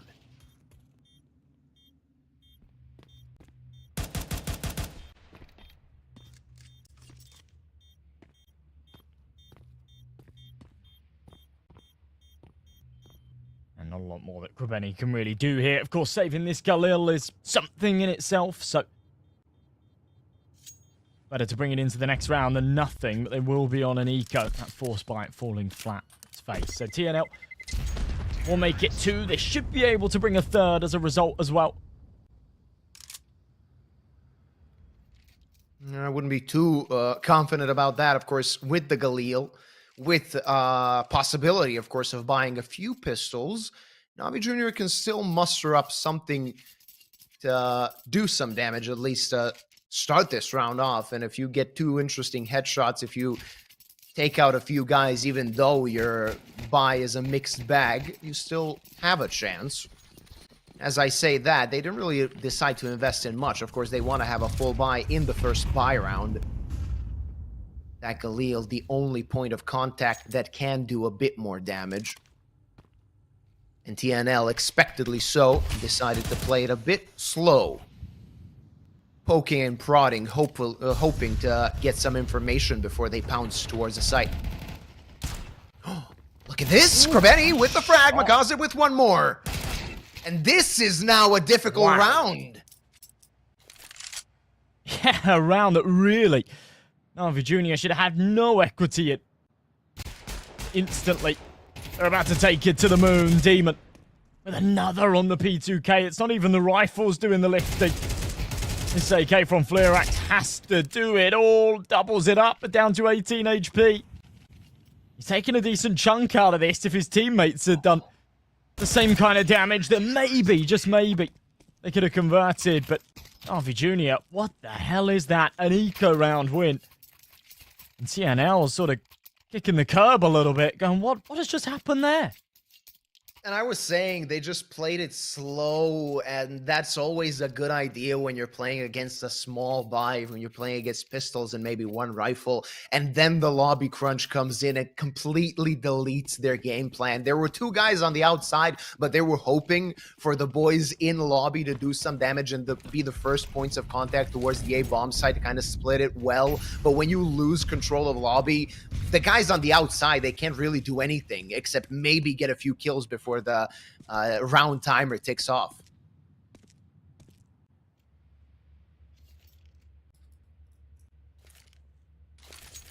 Back to pistols. AWP. Yeah. TNL shouldn't be able to bring a whole lot to the picture here. I mean, 2.5k in the bank, so a buy will come out in the next, but obviously having to just bite the bullet here, it's a tough pill to swallow after such a good start. Here in MR12, losing rounds like that can sometimes be so unforgiving. I think gonna just tee up a strike here. They try to get from red to secret, but now they're dead. And that is a fact. Symmetry just waiting with the op. Krebeni is going to collect a frag. It's only Onyx remaining with that Glock. Not able to do much. A ding comes in and a double ding to finish off Krebeni. Only the economic damage in this situation. Game tied. And I'm curious to see as to how TNL are going to bounce back from this. They wanted to do the conversions of the pistol round and start this map off well, but NAVI completely annihilated them in round number 3, and now things are a bit smoother for them. I mean, if you check the cache as well, that was a big victory for NAVI Jr. Now they have an op, of course. They have 2 AKs, 2 M4s, full utility to work with. TNL with an op of their own, hoping they can do something. Again, presence on the outside. Makaze, he collected the anti-eco kills in the last round, now hoping to do so against the full buy. NAVI up top. Oh, I like this. They've read this well, but how? Oh, the timing on that is absolutely criminal. Krebeni should never be getting away with winning that fight. And I think Niffa is going to be kicking himself there. But he's fumbled that duel. Given up an early advantage in such a key round. Flux will go up, but look at the setup here from NAVI Jr. They've got 3 outside ready for this take. Yeah, they know about the presence. They know what's going on. These late smokes are not going to guard them. Karen finally gets an opening, but Demon closes all the windows and doors, and Karen and Dawi only remaining for the end of this round, but they need to collect the bomb again and maybe consider what they can do in the following 40 seconds or less. Rotates are there, and look at this. They had so much presence on the outside, and after finding only 1 frag, they all basically rotated towards the B-bomb side, waiting for the T's one by one, hoping that this attack can be snuffed out before it even begins. And right now, if you're TNL, of course, with 15 seconds on the clock, you're considering calling it, pulling the plug, and so they did. But the hunt is on. They want these rifles, and they're going to get them. Karen, only 1 remaining. They know his position, and nothing for TNL in this round. They found 1 frag, but that was for naught. NAVI Jr. in the lead. It was a much better round as well, starting to hit this flow state.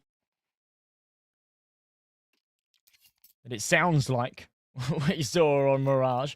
Once they get into their groove, they are a team that can really, really just run away with things, especially when your harder hitters are firing on all cylinders. Makaze, some great kills early on. We know what he's capable of. Especially with this AK in hand. Door will open. He's up first. That's Nife gone. You're not expecting these pistols to get much done, but a kill or 2, a bomb plant would be a jackpot. Sonic has at least delivered on the first front. It's a good start, but that rifle couldn't be used. He didn't have the time, and Fleerax out of the round as well. Karen managed to take that M4. But without any Kevlar, aim punch is a factor, and he's going to get shot in the face. Either Dawi only remaining with that Deagle. Maybe some financial damage. Nothing. Jugs, good. Continuing his form we saw in Mirage. He was really impactful for his team. One of the main reasons they won map number 1. That could have ran away from them at some points. Now, NAVI wanting to run away during this first half of map number 2.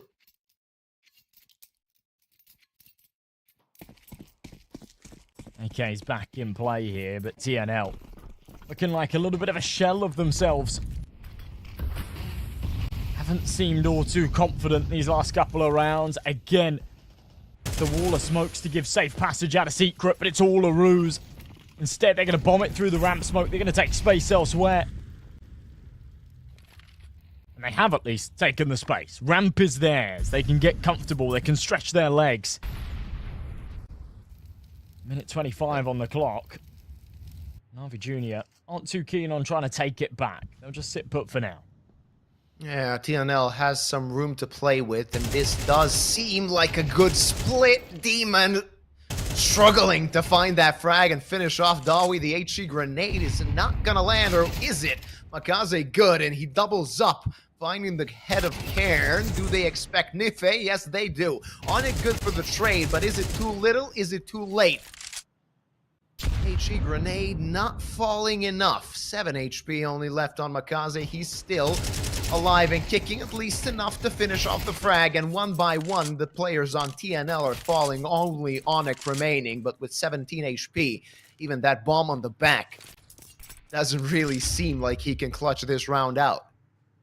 Yeah, this feels like too tall an order. 30 seconds on that clock as well. Just putting extra pressure on the situation. I think in the next couple of moments, he'll realize he just needs to pull the plug, tuck himself behind that box, stay alive. Even getting stuck on the railing will cost him an extra valuable second. As he peeks out, Symmetry, there is no chance he will let him get this bomb down, just jiggling around. Tech9 will be the deliverer of the 5th round as NAVI Junior. Yeah, they're keeping things really, really tidy now. Another round converted with 3 players alive. TNL, a much-needed tack pause because things are starting to snowball out of control. Oh, yeah. They need to think of something right now, maybe changing up the tempo, and we can see that in their buy. 4 Tech9 so far, but they also have armor and a good amount of utility to work with. And always when you see a Tech9 stack, that could prove to be very easy to run down a CT player that is isolated and alone. It's exactly what Team Next Level are hoping for. NAVI Junior, as we've previously mentioned, have been so clean so far. They did lose their initial best of 3 against Sinners, but afterwards, not only in this competition, but others as well, they've been quite convincing. And always when you're on a good run of form, it kind of snowballs, doesn't it? Yeah, absolutely. Absolutely. Especially here in CS2, you can run away with the game very, very quickly. You break your opponent's economy. It's a little bit easier to manage when you're on your T side, but still you just find yourself in this 4x4 cycle. Not wanting to eco in a round like this, it means the AWP doesn't come out in the next investment. It's a good start. Oh, Jugas nearly shoots his teammate. That blows his cover. Krabeni up the ladder. Oh my god. This is just chaos. Decent trades at least. Maybe they get a part out of this, but it seems unlikely. It's all down to Onyx. Yeah, what a mess. And this is why people love to see NAVI Junior, because they just, even when they know they're playing against pistols, they go up in your face, and it's so hard to play against because from the side of TNL, like, even though, you know, we know what region they're coming from and they're kind of used to playing chaotic Counter-Strike, they are not expecting these plays. Yeah, he's going to get a frag, but he can't hope for more when there's always a player there for the trade. Again. Another conversion, a 6th round. TNL with another pause. The recipe did not work last time. Came out of the oven, it hadn't risen, it was a sloppy mess. Round number 9 has to be different, and as I said before, anytime they're on these force buy rounds, everybody's buying down to 1500. They all want the Tech 9s and armor. It means that there's no cash for that sniper then when it needs to come out. So on a map like Nuke, where the AWPs are quite important, and it's a real opportunity to get that sniper activated, it's completely absent. Symmetry can just run circles around them with his own. Back underway though. Cash built up. Jugas on 5 figures. Everybody else not far from it. NAVI Junior feel like they're in a comfortable spot for the rest of the half. They just need to keep doing what they're doing. And they're doing it quite well. Look at that. Aggression continues. Makaze under Marshmallow. That's going to give them a lot of presence towards the outside position. Is Kieran actually going to wide swing that? Is he going to check it? The answer is no. Autopilot angle checking leads to his death, and his team now focusing towards ramp, but there's a good, strong setup there as well. Oh. Molly won't actually flush out Jugas either, and he'll hear them take a tick from it. Peeks out, just the one trade is there, but Demon up on top of the boost is going to be so hard to clear. Onyx landing the shots, but it's through the boxes. It's not lethal. And if all by himself, position known and cleared by Krabeni. Another awkward timing. As TNL are just being plagued by everything. They just don't have an answer for NAVI Junior. The micro in their gameplay is so unstereotypical because it's a 1v2. You'd expect them to play a bit more passive. You'd expect them to try and regroup and play together in that situation, but no, he just wide swings knowing where Nife is. He takes him down, and This guy didn't even stand a chance at that moment, simply because you would expect him at least to stay put and wait for you to come into his crosshair. Karen finds the first frag in this round, but Symmetry and Krabeni with the answer. Tech9 spamming through the smoke, but not finding anything. Rather, Onyx taking down Symmetry, but there's always a trade happening. A lot of trouble for Nife as he falls, and only Onyx remaining Demon is going to take him out, take him down when the smoke fades, and 6-round lead, and this CT side seems dangerous. Dangerous indeed. But yeah, you're absolutely right. You kind of hit the nail on the head there. I think it screams to me massive levels of confidence from NAVI Jr. Now, that can come back to bite you. Only takes 1 2v1 like that where, you know, you get a little bit over-aggressive. You don't coordinate the push with your teammate. You give him 2 1-for-1 fights, and TNL take 3 rounds. They snowball off of it. They end up with a 7-5 half, and you're kicking yourself. But right now, NAVI Jr. winning every single duel that comes their way. And it is giving them the confidence to take liberties, to get aggressive. Krabeni here in Hut. Trying to apply the pressure. Makaze, I mean, look at this. He's up on top of the box. Playing over the smokes. It's filthy. Only one, though. 1 for 1, not enough. Jukes, I would expect some trigger discipline. Easy frag for him, trying to escape. He should be dead here unless he finds the head of Dawi. Not gonna happen, but Symmetry ready. And they're always ready to trade out their teammates. That leads them to an advantage. That advantage short-lived, though. As Krabeni falls, he wanted too much. Too early with 60 seconds on the clock. TNL still have something to play with and something to play for. They gotta check their angles, though. They never know where a NAVI Junior player is hidden. And they've been super sneaky at catching TNL with their pants at their ankles time and time again. Demon on the timing, puts his head over. They're not looking for him. And how does he slip away there untraded? Onyx scrambling with 30 seconds left. HE deployed. Symmetry misses the close range shot. Firebomb to go into the corner, but full confidence pulls a steal to swing out with a deagle and finds himself the second in the round, but the closer to push themselves onto 9. Round number 12, the final of a half. And TNL still sat on a measly 2. I mean, look at the timing on that. Oh, just as he looks away. That's so unlucky for TNL. That's a tilter right there. You know you had a chance in that round, and getting 3 at least on the half is something that you would hope for to mount a comeback in the second half. That doesn't seem so likely at the moment. They spent a lot of utility, or they rather didn't have the money for all of the utility to spend. Karen, though, starts the round quite well. Finds the frag on Symmetry. Demon, good for 1, but Krabeni falls. Makaze blows up Onyx, and it's complete chaos. It leads us to a 2v2, but Makaze swings from heaven, and only Flarex remaining. You can even see from Niffer's POV there just how quick that flick was from Makaze. Swung out, looking at Hut, wasn't expecting someone to be crossed all the way. Just snappy reactions to find the headshot. Flarex down the vents. Opens the door below. We'll be able to tap in these digits and have a bit of space for the bomb plant. Retake will be hot and heavy, coming soon. Let's see. Still have a few grenades to work with. Flarex only with the HE. He doesn't really have the luxury to take it out at the moment. With so little HP, he needs to line them up. Finds one, needs the headshot. Makaze could clutch this out, but not gonna happen. Flarex with the clutch that puts TNL on 3 at the half. That's not what they were hoping for, but they at least got something.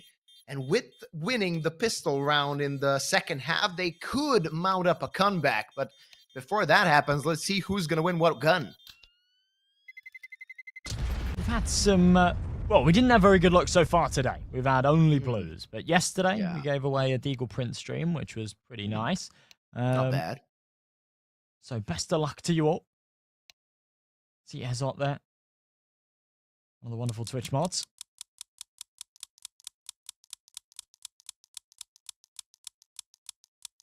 Just missed that. Leaded glass is okay. Congratulations. I'd be happy with that. Yeah, me too. Moonax 1 gets a leaded glass, and it's always a good skin to play with, especially if you're strapped for cash and don't really have a rich inventory. That could be a start of something. All right, let's see if TNL can start something on Nuke. This is their map pick, don't forget. But they have been annihilated in most of the rounds of the first half, hoping to find something at the start of the second. And as I said, I'm hoping to see that Ancient because both teams play it quite well. But TNL are going to have to deserve it.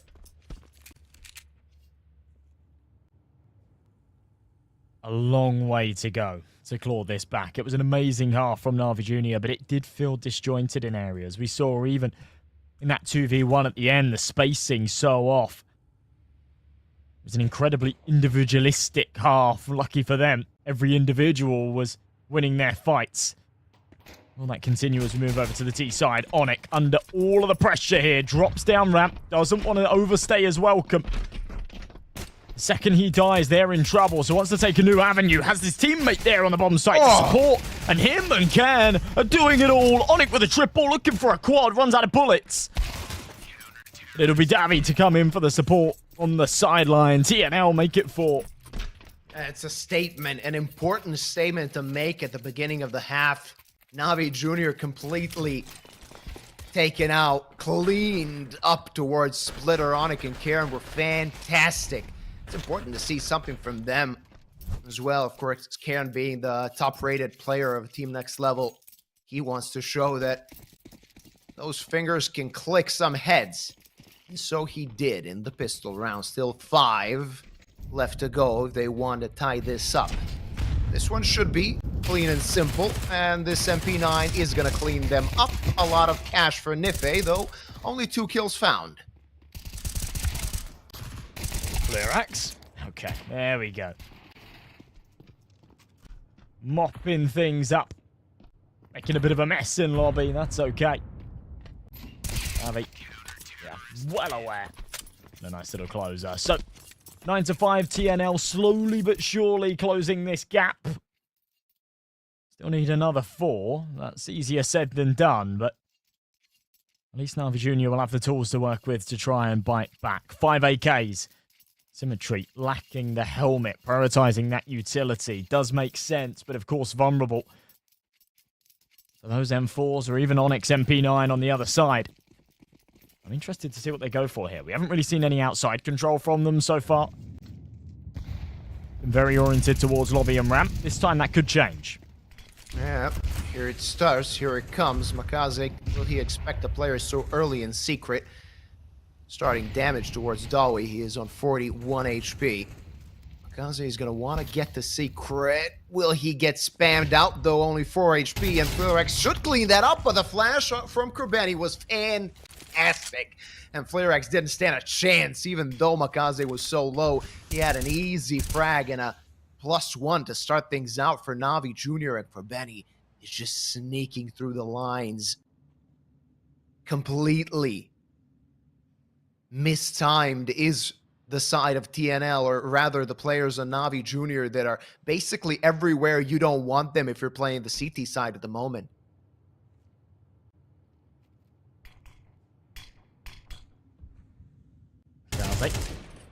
Big pickup. That's going to be the second man going in their favor with all 3 stacked up on the A site. As soon as NAVI Junior realize this, they could just route elsewhere. Instead, they're going to walk into the blender. Oh! They almost get chopped up, but Makaze and Demon surviving on just a slither of health and reacting quick enough will put double digits on the board for NAVI Junior. Yeah, the blender seems toothless at the moment, and I have to point out Makaze getting 2 kills on 4, or 3 kills rather, on 4 HP. Just goes to show you should never give a round up, no matter how much damage you take so early. His kills were the difference makers. Back on +5 is NAVI Junior. Of course, as their senior team started Melbourne off with a win, the juniors want to advance to the playoffs of Galaxy Battle. Dawi, though, starting well.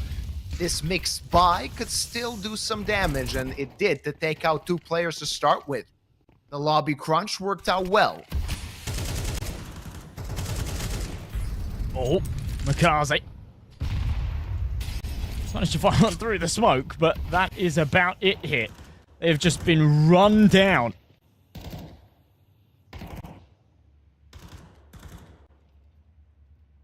Symmetry out on A, thinking he's got a bit of space, but lobby's the problem, and Mikaze's locked out. Smoke fades. This is the time to maybe try and isolate a duel. Another smoke falling. Onyx on 4 HP and Dawi on 10. This has turned into an active round as Mikaze finishes down. Onyx only symmetry remaining. 1 kill for him. He founds another one only on 6 HP, but a 1v1 still possible. Firax managed to reposition and make it easy for himself, but not so easy for his team. They lost a lot of money in this endeavor, and NAVI Junior, even though they're strapped for cash, they can still consider a buy, trying maybe to reset their opponent financially.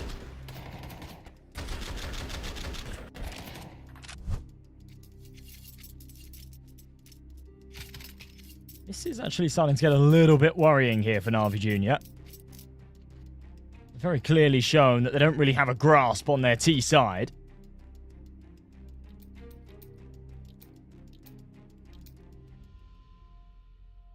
Only 1 round won since the second half began, though 4 have been played. When you check the AI prediction, I wouldn't give them such a small percentage, and of course, with more equipment bought, that did change. Krebeni only on the deal, but those 2 Galeals and an AK on Demon could tilt the bar in their favor. A few grenades to work with as well, and this is a very important one for TNL. They can't lose this one. If they lose this round, we could see this best of 3 coming to a close sooner rather than later.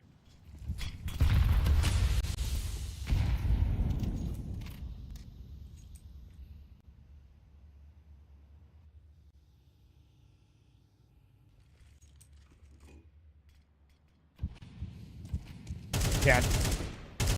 Spamming through the smoke. He's not far off. That one does connect. And a kill to come from it. Demon drops. Jugas at least down to the lower site, but already limping. Demon gone. This is quite an important round for them to convert. Otherwise, TNL really will be snapping at their heels. 55 seconds left, ready to burst, but the rotation's already in, and they've gone about it silently. Oh, yeah. This could be difficult, very difficult for NAVI Junior. 2 players in 2 very good angles are covering. Mikaze struggling, but managing to find a frag. Now they know where Karen is, and they want to swarm him, but they're having trouble finding the kill, and only Jukes remaining. 1v3. Enough time maybe to plant the bomb. So many players in so many angles. The check, only a Galil in his hands, finds one, not the other. That's going to be a round 7 for TNL. As you said, NAVI Junior losing this, that gives, I would say, more than a straw to grasp for TNL. 2 players remaining. Now, of course, going to build their bank up, but a bonfire for NAVI Junior could mean that they can consider a buy again, as trying to reset their opponents and bring this map to a close. Of course, that can always prove to be a two-edged sword, and that's why they have decided to go eco this one, so they can have a good buy in the next.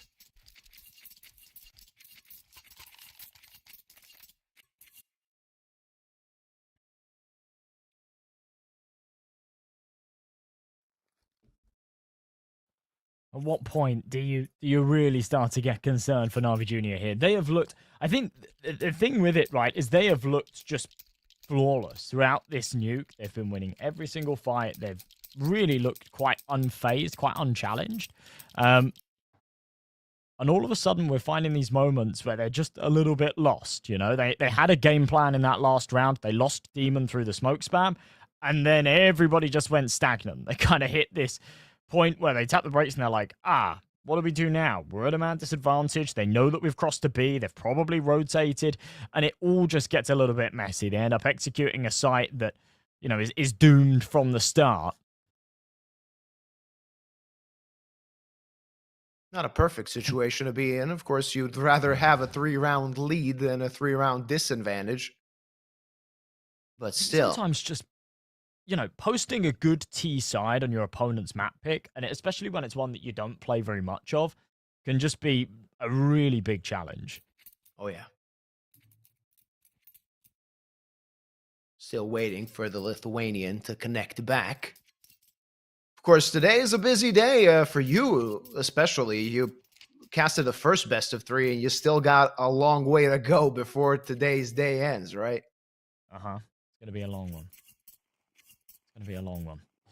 I mean, on that front, I wouldn't mind a 2-0 here, but I'm all for the competitive Counter-Strike. I think it wouldn't really do TNL justice if they just roll over and, yeah, lose this one 2-0.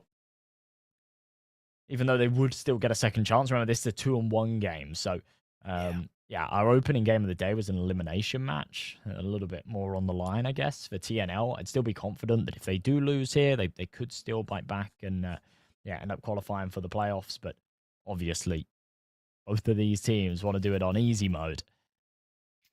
Go in 3-1, have the higher seed. Not only that, you want to send a message to the invited teams that are coming in towards the playoffs. Of course, we're in the tail end of the Swiss stage at the moment. Some heads have already rolled off the server. 4 teams already eliminated. Of course, we're looking for the 4th to go through to the playoffs after we got Iberian Souls, Cybershock, and Ecstatic that have booked their place in the top 16.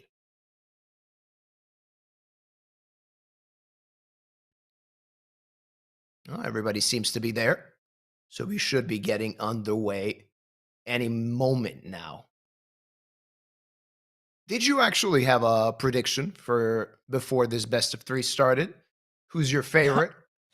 I did not, but I would have gone with NAVI Junior purely off of how they've looked this week. They're on a 9 official win streak, so yeah, I was about to call it 9 series win streak, but the group stage of the campus finals was best of 1, so it doesn't quite count. But yeah, they've been really hot recently, and obviously that Compass win yesterday should sort of fill them with confidence. But that streak has to end at some point, and who better than the dark horse of TNL to do exactly that? Low money here for NAVI. As expected, an interesting hero AK buy from Makazi. I mean, he's been a menace, yeah? He's 20 and 13. He's playing exceptionally well. So if there is anyone you would put on a hero rifle, it would be this man right here. I still do feel like it's going to polarize that economy a little bit. Could come back to bite them, we'll see. Oh, for Benny, though, he manages to get a frag for himself. Traded 2 for 1, not perfect for NAVI Junior, and that AK is going to be completely inconsequential in this round. The last 2 players, both around half HP, Demon even less. And the Deagle's trying to click heads, and so they will. Finds 1, not more. Demon left. Do they know his position, though?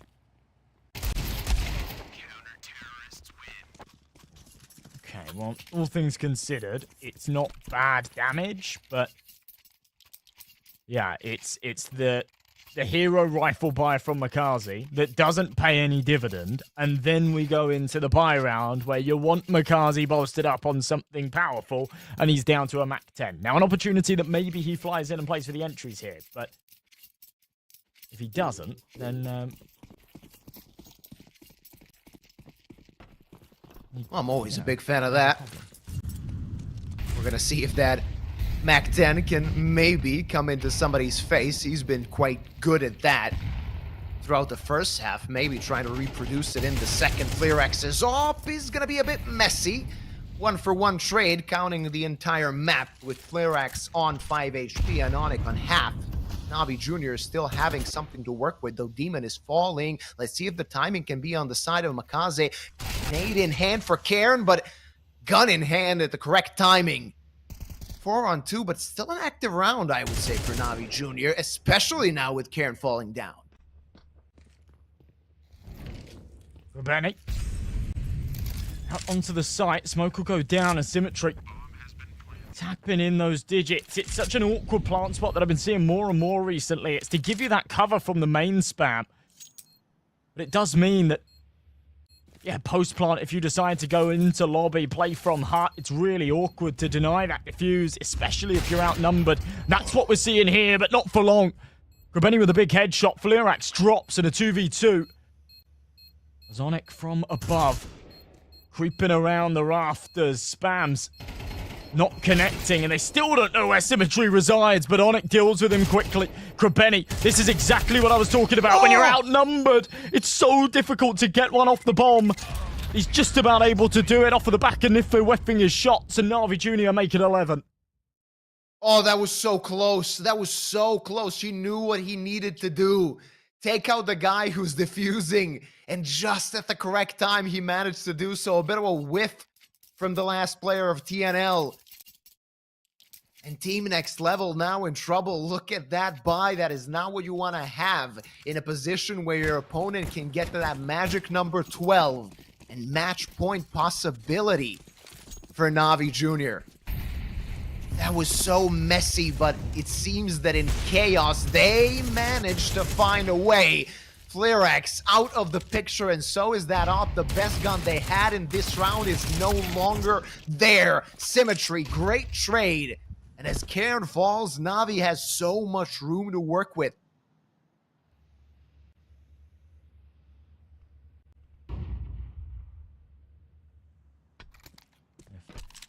Oh. Grabs an MP9, almost gets caught on a timing. Gotta make sure that they don't hear, because this is for 12. Navi Jr. barreling towards the finish line. They were given a slight in. Now they're doing everything they can to convert it into a victory. Oh my god, damn it. Couldn't even see his head. You see an elbow poke around the corner. Juga somehow bends the bullet. There's a Keanu Reeves movie where he can do that, but I can't remember what it's called. One of those terrible, cheesy 90s movies.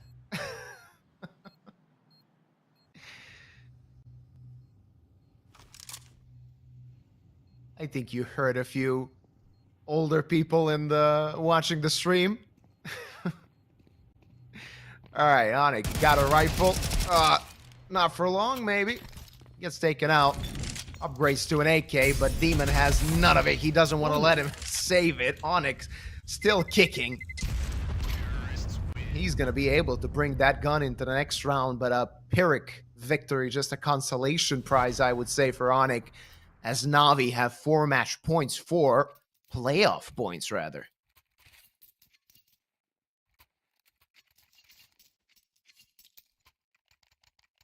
Four playoff points. Yeah, that's quite a nice title right in front of you. All they got to do is reach forward and snatch it up. Money is broken here for TNL. 2 MP9s, a FAMAS, a 5-7. Now, to be honest, buys like this are what scare me the most, but that lifeline adrenaline, and your backs are against the wall. You've got to come out swinging, and Davi doesn't. But his teammates do. Onyx and Nife with the entries. But as Demon returns the favor, things boil down to a 3 versus 3. Navi Jr. have a little bit of space here on the bomb site. Oh, that's big. That is huge, and they know where Flux is. He can't do anything, and it's done. TNL losing back-to-back best of 3s. They're going to have to go to the 2-2 bracket to try and qualify for the playoffs. And as the seniors started Melbourne quite well, the juniors are qualifying to the top 16 phase of Galaxy Battle Phase 1. Navi Jr. continuing a good run of form. They want to continue that in the playoffs as well, because this team could contend for the top finishes of this competition. Oh, absolutely, right? Coming off of the back of the wins that we've seen out of them recently, I think Navi Jr., even with the playoffs invite teams, would be favoured to maybe go all the way. Obviously, when it came to that Compass tournament, they had the luxury of everybody else playing the RMRs, right? They weren't allowed to because they're the Navi development squad, so they were sort of the best team that weren't preoccupied at the time. But yeah, definitely still teed up to go all the way for sure. Mikaze, the MVP at the end there as well. 21 kills, an exceptional performance out of him. And a good showing from Navi Jr., absolutely. Yeah, individually they're playing so well, and that's what's scary. When a team is playing good tactically, you kind of know that you can break their form, you can break their game plan at some point, but when they're clicking heads, you really can't stop them, and it seems like that is what's keeping Navi Jr. going so well. They're playing really, really well, and of course, we'll see them in the top 16 phase. That is currently the most important for them, and it was quite comfortable when we count everything in. 3-1, you could say that it was really good for them because they didn't really have to fear at any point that they could be eliminated. Everything went really well for them. While on the other hand, TNL backs against the wall, right? Yeah, absolutely. Absolutely. 2-2 now. They've got it all to play for. It's a little bit worrying because there's also some very good teams that are in that 2-2 bracket now, so nothing set in stone. But personally, I do believe that they have what it takes to win their next matchup, to get it into the playoffs. I think they've definitely shown that over the past few weeks as well with some of the teams that they've beaten. But, Luba, I thought we'd get a little bit more time to get to know each other, and it ends up being quite a quick one. Yeah, maybe next time. We're going to have, of course, some few more games to cast. Of course, you're going to have a pretty busy day today. Next best of 3, Sinners versus Nexus, though a bit more than an hour and a half before that begins. That's an elimination match, ladies and gentlemen, so that's going to be quite important. We're going to go on a pretty long break. You stay with us because the action is continuing after that.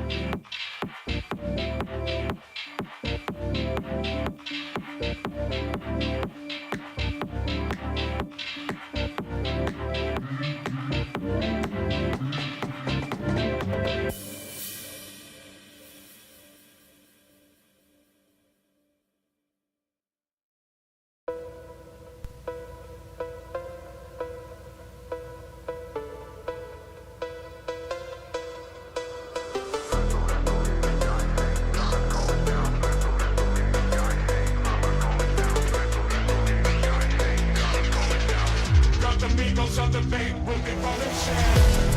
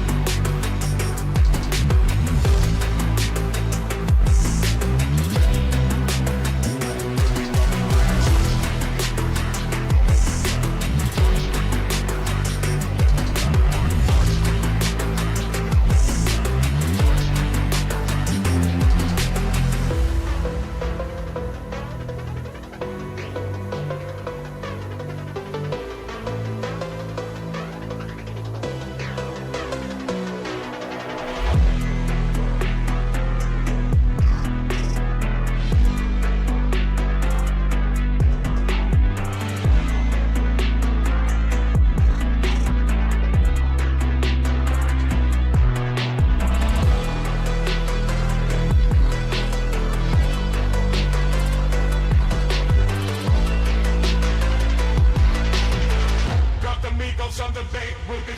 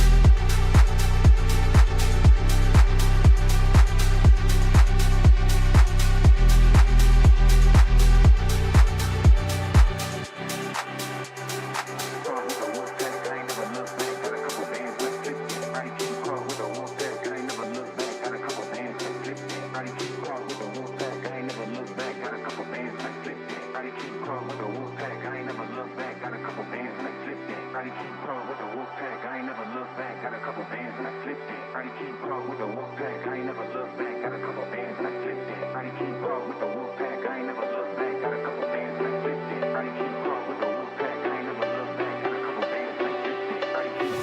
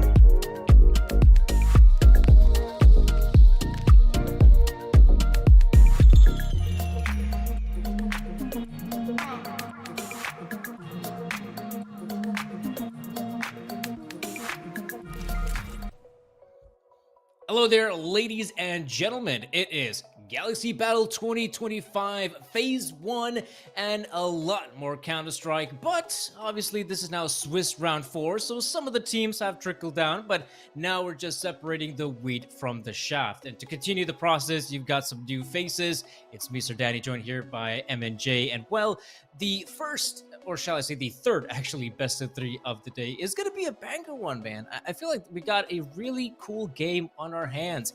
It's going to be Nexus versus Sinners. New face for you, Danny. For me, I think everyone's getting a little bit sick of me today. I did the first game, and then I was supposed to have a break, and then I got a message that there were some issues, and did I want to jump in for another? And I was like, all right. So I've been here all day. All right. But yeah, it should be a really, really good game. We kicked things off earlier on with the Monte Flux game. And honestly, Monte gave us a really, really poor performance. It was just a shell of what we're used to from that team. That was an elimination game. So, yeah, they are now out. Then the following game that we saw, the TNL NAVI Junior match, that was an interesting one as well. Two teams that have been on really good form recently, but that was a promotion game. So NAVI Junior through to the playoffs, TNL in that 2-2 bracket. Now we're back down to eliminating one of the sides at the end of this game. Sinners and Nexus, both formidable teams. But one has to go home here. And I'm not really too sure who I favour in this. Prior to last week, I'd have said Sinners, because Nexus had a bit of a hard time. But they looked really, really good in the Compass finals. They had a good game against Yano as well yesterday. Day before yesterday. And I think they've got a good shot at this. There is that possibility, right? I mean, you take a look in terms of manpower, right? I feel like on paper both teams seem to be somewhat similar in that vein. Obviously, if we're looking like at a squad like Nexus, right? There's one name that definitely pops out. I mean, Zello, he has been on and off that team for what is it, maybe 8 or even more years of his professional Counter-Strike career, and it's still surprising to note that he's still, delivering some huge numbers for the squad. But I feel like one of the weakest points for Nexus is their current map pool. It feels like it is practically non-existent.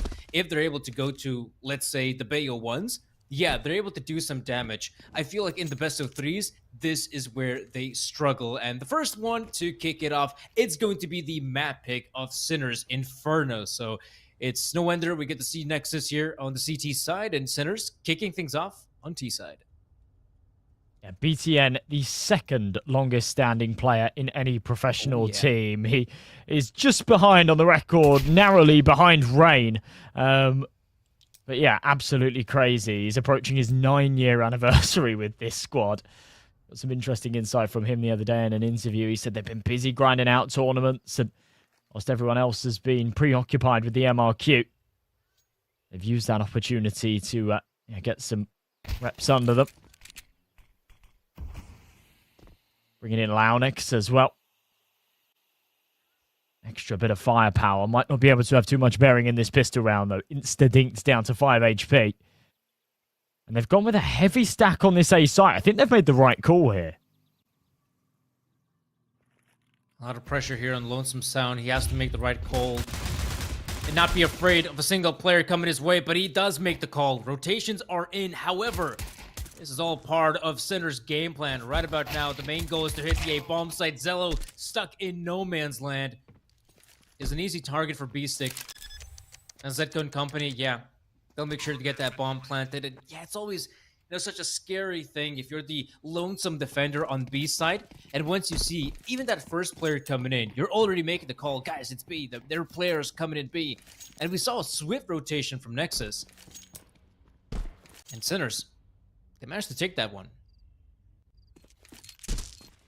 They're just mind games. That's the problem with Inferno. It's either save simulator or it's over-rotate mayhem where you feel so scared to, sort of turtle up on a site. You feel like you constantly have to pre-fire those rotations because if you wait for the execution and then rotate, it's normally too late.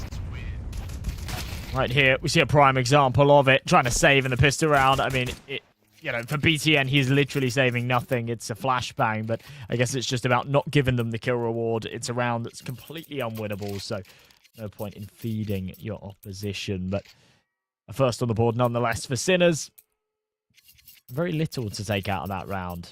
for Nexus, but they will come in with a force buy of their own.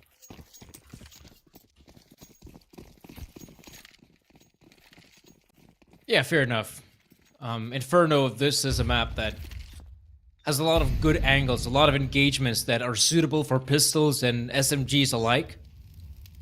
I like the fact as well that when teams do go for a force buy on Inferno, we get to see a good amount of util coming out as well.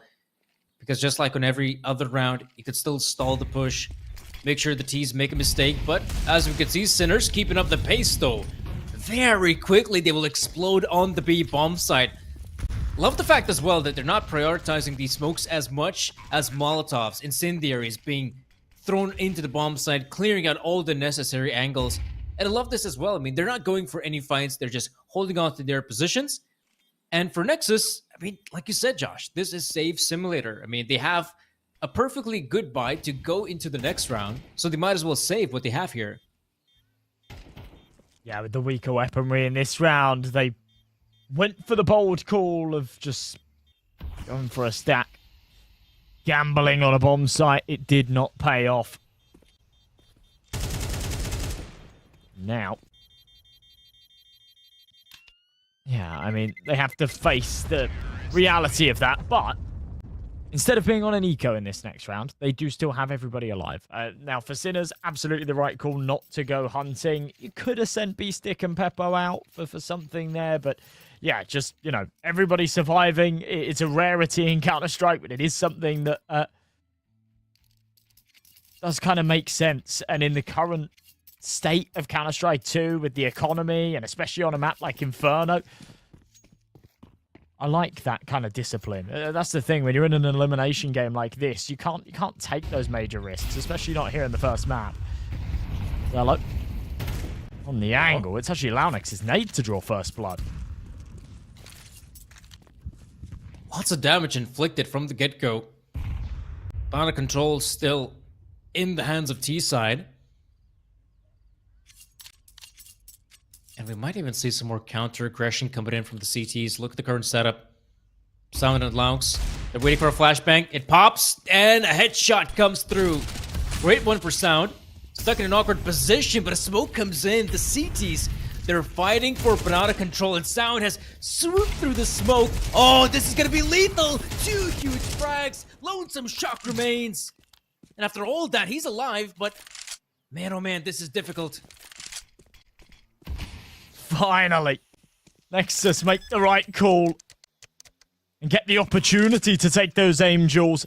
They win almost all of them. It all comes down to Shock, but his HP, a major concern. 31 points of it. 1 bullet from Zello's Deagle would finish him off. Ragga might need 2. Let's see if he can pull it. Shock for the first. Molly down, thinks that the second's coming the other way, but Ragga has to be loud about this. He doesn't have a kit.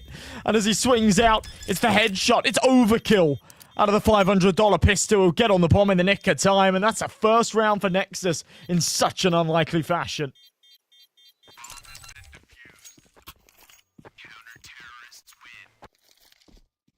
What a cool readjustment from Nexus.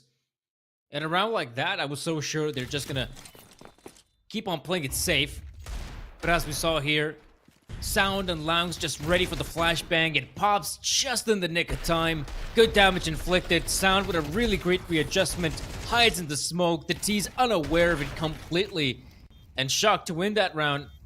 That would have to be an a 4-piece from him. So nice attempt, but definitely a frustration on the T side. That was a round they were supposed to win.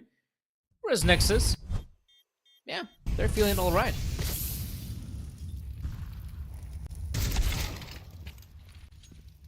Ooh. Okay. Sinner's looking to just bite right back. It's Zedco. Deliver the damage. Zello tagged down low as well. Needs to be careful now. He's got the right weapon to be fragile with, I guess. That AWP, the spam. Oh, that's brilliant from BTN. A great read on the situation, knowing that someone's going to be on top of those sandbags, trying to get a sightline over the top. Knows the map like the back of his hand, knows exactly where to spam. Good HE.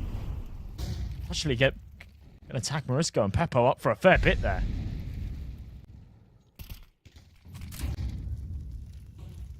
They will try to walk into the site, though. No line of sight for the CTs. B-Stick first point of contact. This is huge. CT's completely unaware of it, but now it becomes super obvious. Raga sees a lot more players coming his way, and yeah, that's also the bomb being spotted. And as they clear out the side, they know they have this round in lockdown. It's a 4v2, Zello and Laux. Retaking the site will practically be impossible. So a really cool call from Sinners to still attempt to hit the B-bomb site. You could see that BTN was kind of hoping that maybe on the back of that initial frag, they will just back away. Instead, Sinners, they just slowly walk up on B side to catch BTN off guard. And by that point, I mean, they're practically on the side. There's no way for Nexus to get back into the round, despite BTN's, early refrag. Save it is.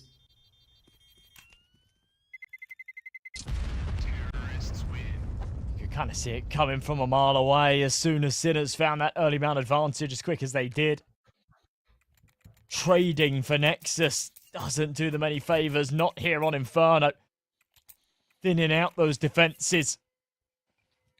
Forcing you to make a stacked commitment is always going to cause issues. But 3-1, Sinners putting their foot down here on their own pick of Inferno. It's one of their strongest maps in the pool. It's their bread and butter. Their T side is where you expect them to come to life. Buy here for Nexus, not great. BTN on a FAMAS. Raga down to that MP9. Gonna try and make it suffice. Zello's util. Keep them at bay for now. Yeah, util is crucial on Banana.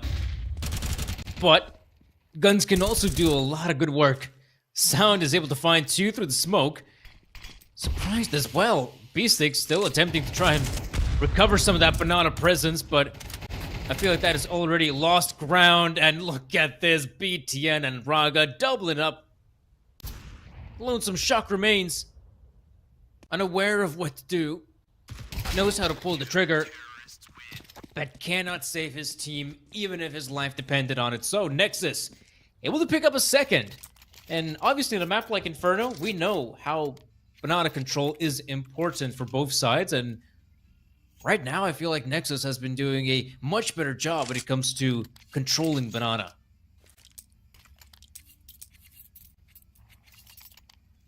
Yeah, I'm with you there. I'm with you there. One little poke as well, and the Sinners economy comes crashing down.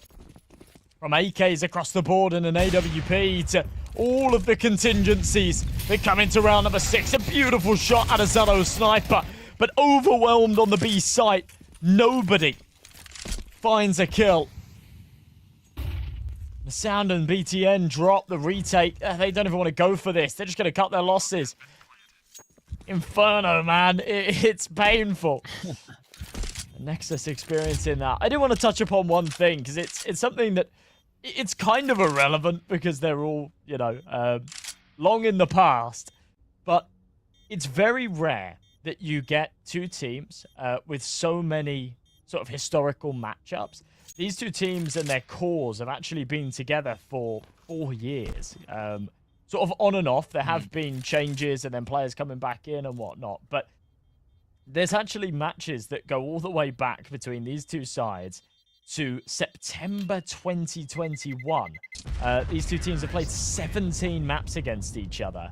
And yeah, this constant back and forth, loads of really, really close affairs, tons of overtimes. Actually, the last time these two teams met on Nuke, it went 28-26. I don't even know how many overtimes that is. 6, maybe?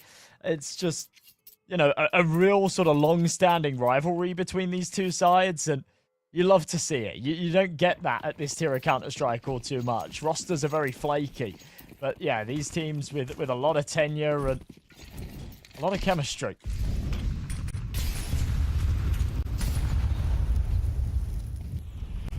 I mean, it's the core members for sure, but there have been some changes. At least on Nexus side. I think could be set for Sinners.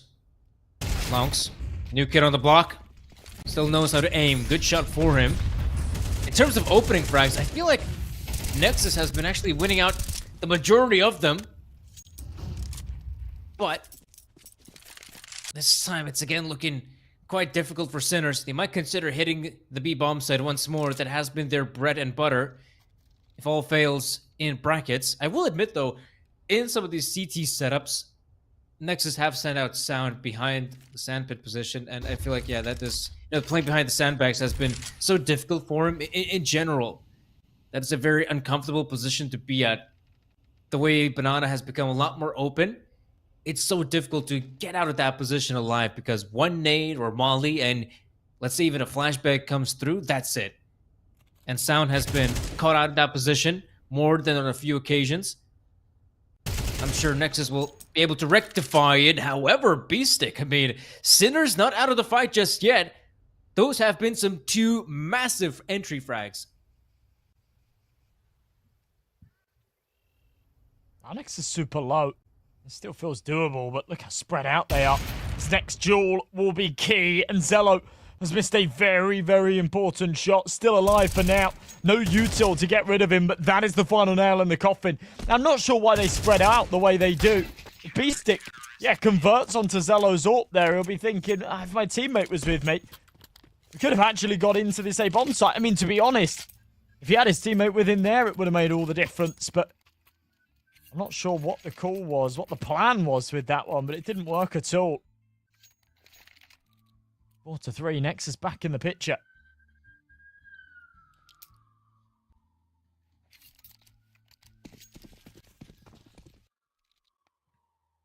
Sounds like you have I'm like not gonna give up just yet. ambient GTA noises in your background. I did have those. I believe they've actually built a hospital ward nearby me, so I'm getting those more often than I'd like, but definitely has some more ambience. I feel like it fits to Inferno, the ambulance ambience. Makes it feel alive.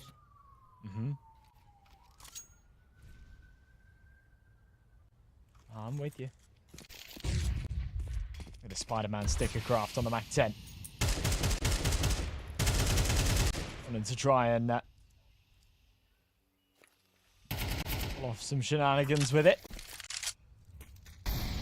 Low money, so they have to go for these scrappier buys. Shots on a Galil as well, but it's Sound to crack the first head. It's a good start again out of Nexus. Just these little aggressive prods seem to be working quite nicely for them. There it is. Look how cool that is, Danny. I think you make it out of Forza stickers. I think I've seen like a tutorial of someone doing that one. Nice kill B-stick.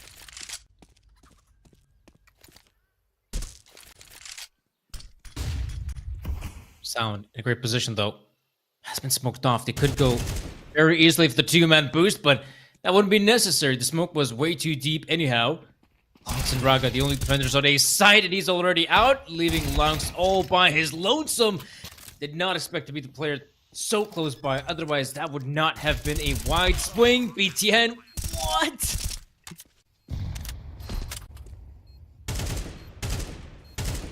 All right, Sound. Now it's time for you to give us a little bit of magic. The problem is he doesn't have a kit. He doesn't have any util. He's got to be loud about this because, again, no kit means not a lot of time. Bomb's already halfway ticked. He has a pretty good idea that there's one on the site and one in pit, but they're just not going to give him the opportunity. First one peaks. Oh, Sound! That is disgusting.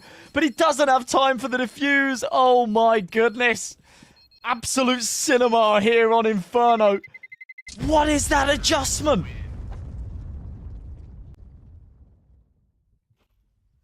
God. Now he finds a kit. Now he finds a kit. Ay, ay, ay. Oh my. Yeah, I mean, we know how powerful that position is. If you have just one player in A side and another player in the pit, it becomes almost impossible to go through. Oh, there we go. Replay it is. Just look how quickly Sound is able to react as well. Gets the first one and instant, like no hesitation, swings around and gets the headshot as well. I mean, imagine a world in which BTN would have had that faith in Sound that he can pull off something ridiculous as that, I feel like they suddenly have a much better chance at the retake instead of him just, pushing through the smoke like that. Wow. That was seriously insane. That was something special out of Sound, and whilst it doesn't merit them the round win, I think he'll certainly be feeling fired up. Money for the rest of the team, not great at all. Molly down, HG to follow. BC just trying to creep his way forward. Wants to be that first point of contact for the MAC 10. As it should be. Especially when you got a MAC 10 on your side. Sound, though, this time again, being overwhelmed. I feel like he hasn't been supported that well by his teammate BTN in more than a few occasions, but good nades come through. That will slow down the push just a little bit longer for the rotates to come in, but damage is being dealt in BTN. Yeah, he swings out wide. Becomes an easy target for the T side, and Braga gets the flash. A second to pop through. Zetko completely unaware, and now he's deep. Braga looking for a fight. Zello to back him up, but shot from above. Able to find one, but Laux from behind. A very hectic retake from Nexus, but even though Sound ends up dying super quickly, I like the fact that BTN was able to stall that push for as long as he could for the rotations to come in. And admittedly, when we saw that one player pushing through the smoke with those couple flashbangs into pool, that was a great adjustment from Nexus. They're making things work quite nicely. We're just going through this back and forth of roller coaster on Inferno. Neither team able to really establish any kind of economy. And as we go into round number 10, it's a scrappy buy out of Nexus, but at least they've got rifles. They're just lacking on the util, they're lacking on the kits. It's even worse for the T side, and no one has got a penny left in the bank afterwards. No cushion behind it. Morisco doesn't care, charging across with his Tech 9. Dealt a lethal blow by Raga. 5-5. Nexus not only tie things up, but should be able to pull away and take the lead here. The Sinners have no choice but to eco. And a real good opportunity lies ahead. After a bit of a shaky start as well. Remember, they were 3-1 down. And it went 4-2. They've recovered this nicely.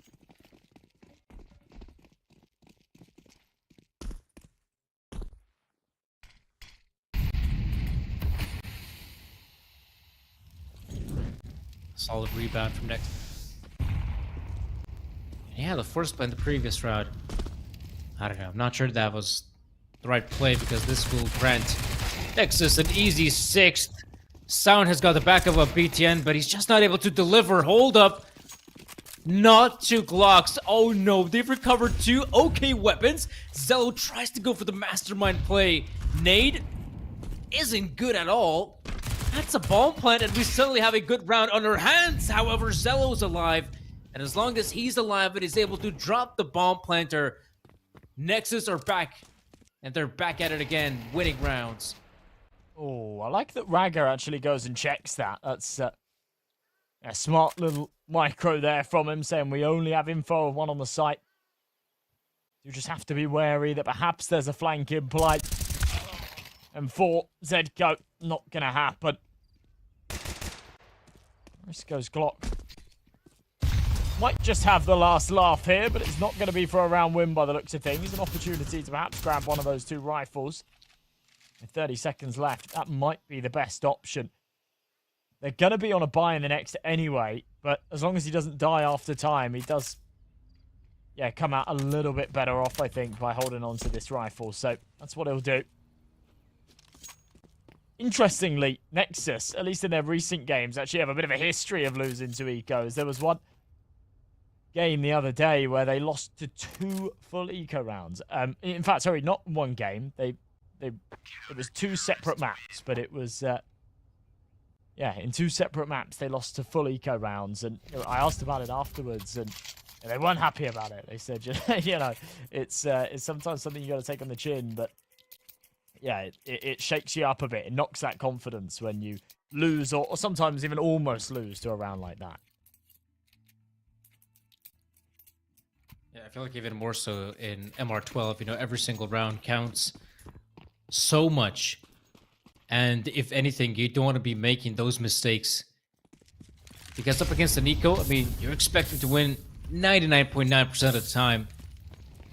Cello is able to gather some information. However, he's not 100% sure if second mid was completely open. That's why Lonks will still remain poisted. Might actually see a mid take coming out from Sinners. Haven't seen at least to find success in the mid takes, but they have the util to back them up. Don't necessarily have to go for the gunfights first and foremost. But they have lost banana control once again. And this time looks like, despite some success at winning aim fights against BTN and Sound, this time they're more focused on taking brackets control. And it's also quite surprising that they're still keeping those two players in banana. Usually you get to see one rotate away. And Rock is able to find one great shot. Sound is down. And if you are a T player entering banana, you're going to clear this corner. Oh. But you're not going to win the gunfight. BTN, great pickup on one. Oh, BTN with a second. Beautiful. Alrighty. Couple of big picks from him. He'd had a slightly slow map until now, but waking up, that's for sure. Launix following up with another. That's for Morisco. Well, a 1 versus 4. I was a little bit concerned at the start of this, and Zello had just missed out on the timing. He would have heard the door there in second mid, but you know, losing more than half of his health just in pursuit of that tiny little bit of info did cause concerns. Doesn't matter, they pick it up, no trouble. 7-5, keeping 4 players alive at the end there too, and a major resurgence after trading rounds back and forth for, well, 7 consecutively. Finally find a bit of form, a bit of consistency. And on the Sinners map pick, that is worth its weight in gold.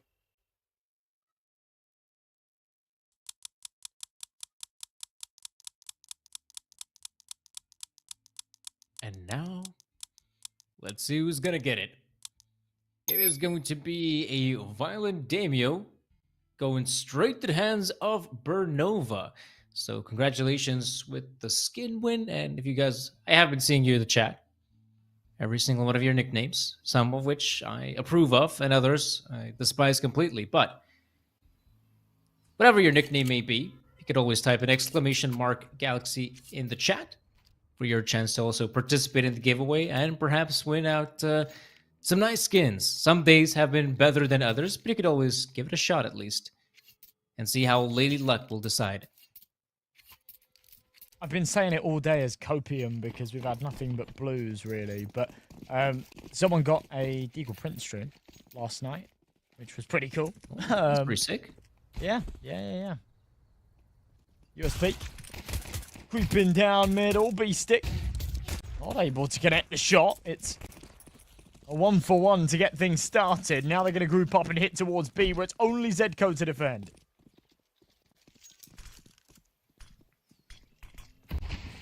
He's got backup coming in, though. Beastie will keep on tapping away with the USPS, but Zetko, it's time for him to pounce, and he won't get a single frag. That sucks. Maybe Beastic is able to follow up, but damage being inflicted, and you got the double peek as well. Now Lonesome Peppo. Not looking good. Not looking hot. He's burning alive, and looks like Nexus will win out the pistol. Shock. Buys Lonesome. 1v3. Yeah, Nexus are well entrenched on the bomb site, and they just don't have what it takes to pull off the win. So for Nexus, I mean, this is massive. This is a massive win to take on the second half.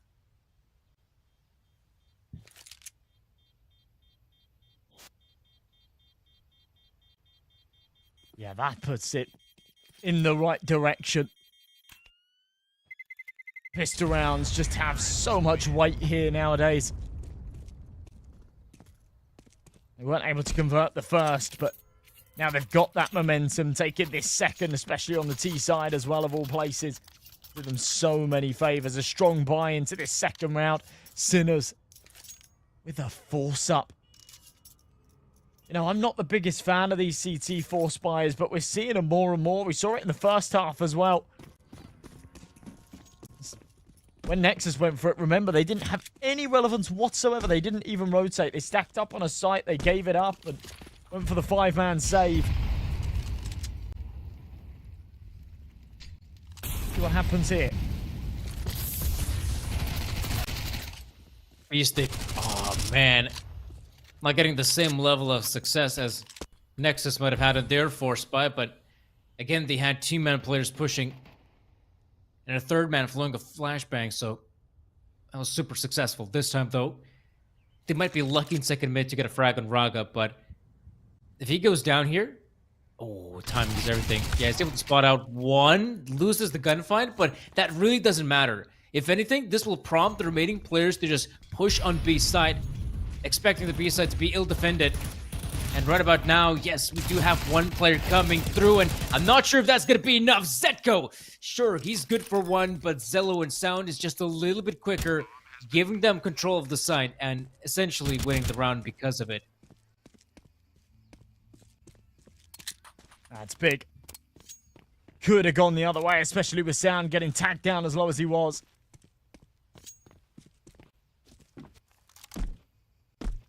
Risco surviving with 3 HP as well, though. Will maybe feel a little bit lucky. Not going to feel too lucky about how this game's going so far, though. This is their map pick in an elimination match.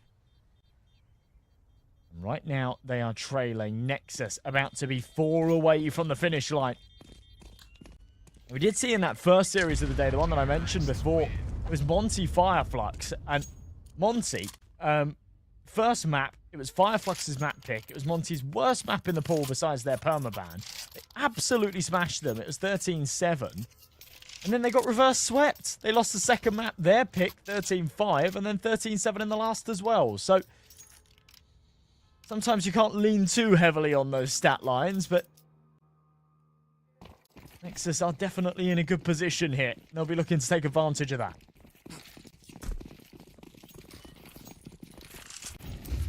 Reaching double digits would definitely be massive. Oh, that's a lot of early grenade damage. You always have to be so wary of the nades coming through, and so should Zetko. Again, that sandbag position is so precarious. Marisco becomes it. Actually gets the frag on Zello, which is pretty impressive. And now, despite Nexus still having a pretty good advantage up against the pistol players, I like the fact they slow things down. They're not committing anywhere just yet. Sound is looking for information, and even better, gets a kill. Might even get himself a second on Lonesome Peppo. This is so far looking, yeah, like a great approach for Nexus.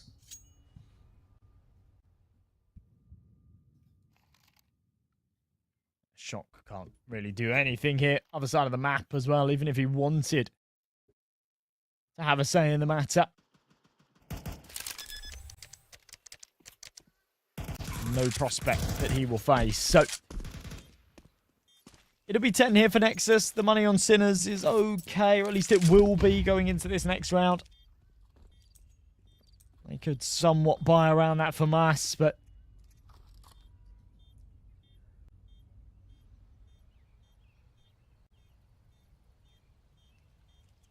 he doesn't want to move. He doesn't want to move a muscle. They are starting to hunt for him a little bit, but with BTN and Sound kind of low, the last thing you want is to feed him an AK here, right? Like, let him save the FAMAS. It's not that big a deal.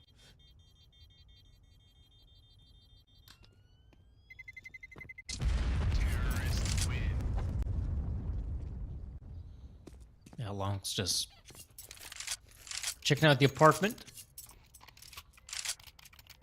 Gonna make sure whether I'd like to buy one, perhaps at the coast of Italy.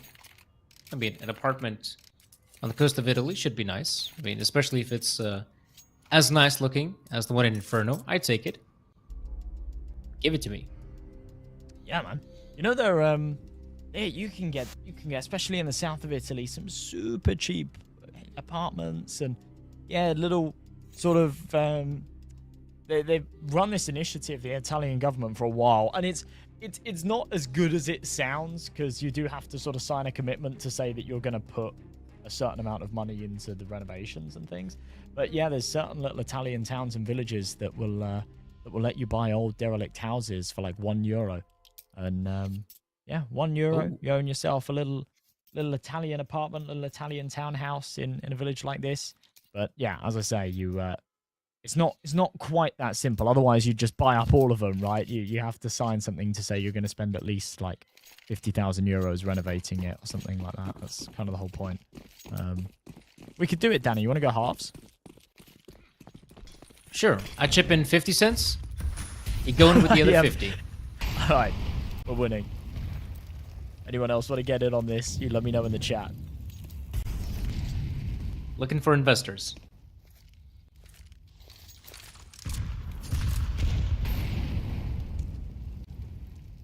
Has to be expected. Early stuff in banana, so nades aplenty. Longs has actually made his way through brackets. I don't feel... Yeah, okay, now the CTs know. Longs is aware of at least one of their positions. And Raga's got a cheeky angle to work with. Will get spotted out, but Beastick would reply, though, expecting a lot more players. And is able to find a second. Waiting for more to come through. I mean, we have 4 players here. You don't even have to go for these gunfights, but Morisco using the time to his advantage. Flash comes through, and a second huge frag for Morisco in this round will sadly have to end rather abruptly. I felt like Nexus had a pretty good start to the round, you know, gathering intel, but when it came to finding frags, it was all sinners.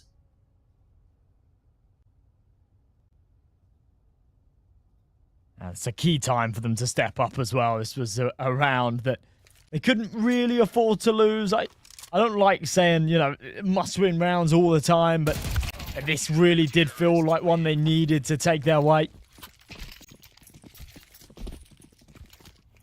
Even just to remind themselves that they can shoot back, right? It's been a long time since they've had any success here on Inferno. So winning one like that and winning it convincingly, it wasn't some scrappy trade round that came down to a 1v1. They kept players alive, they upgraded into the AKs. Should be a little bit of a confidence booster. We'll be good to go again here. Sound down to the Mac 10, rest on the AKs for the CT side. Peppo with that AWP. It has been a very quiet day at the office for him. It's difficult to get that all sort of mobile and active on that T side. Now he has to do it on the defense. It's a decent trade to get things started. Oh, that's bad. Yeah, I completely understand Sound at that position.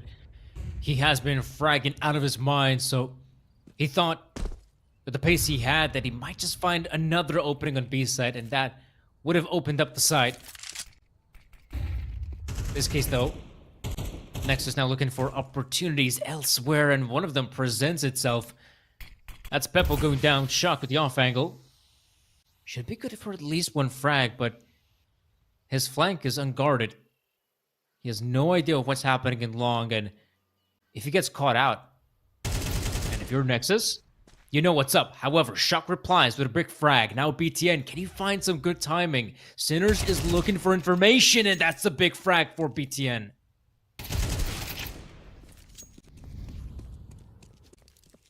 Beastick all by himself. And they are just going to bounce the second that Raga clears the area. BTN says, all right, I'm going to grab the bomb. I'll zoom right over. Beastick puts his running shoes on. Wants to be as quick about this as possible. He won't be able to catch the bomb as it crosses, but might be able to be there quick enough that he can isolate these two fights whilst it's being planted. Raga says no. And Nexus right back to winning ways. A short-lived success from Sinners. As they kick back to the dirt, there's a little bit of money for them, but nothing too crazy. It'll merit a buy, but a couple of contingencies. It's that MP9 on Peppo should be tossed around. He wants that AWP. Not that he's been doing a whole lot with it.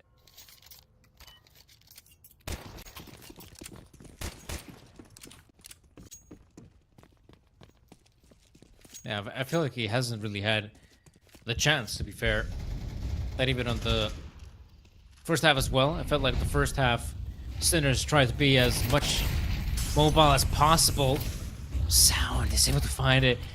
Another big frag, and here comes the flashbang. Zetko able to get himself a second. So at least we're back on a 3v3. And it's still doable for the CT side. Sure, they have lost those 2 players, but they still maintain control and might even try to fight for some more banana presence. And this is something I don't feel like if you're Nexus, you're expecting an AWP on the other end. Or perhaps you do, because Zello is there. Oh no, Shock's making the wrong call as well, starting to walk around towards A.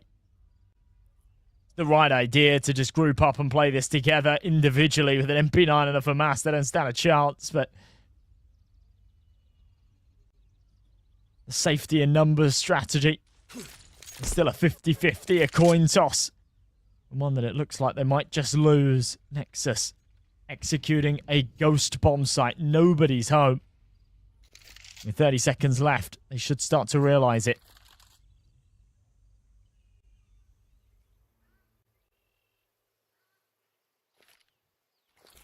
Yeah, it's a gamble.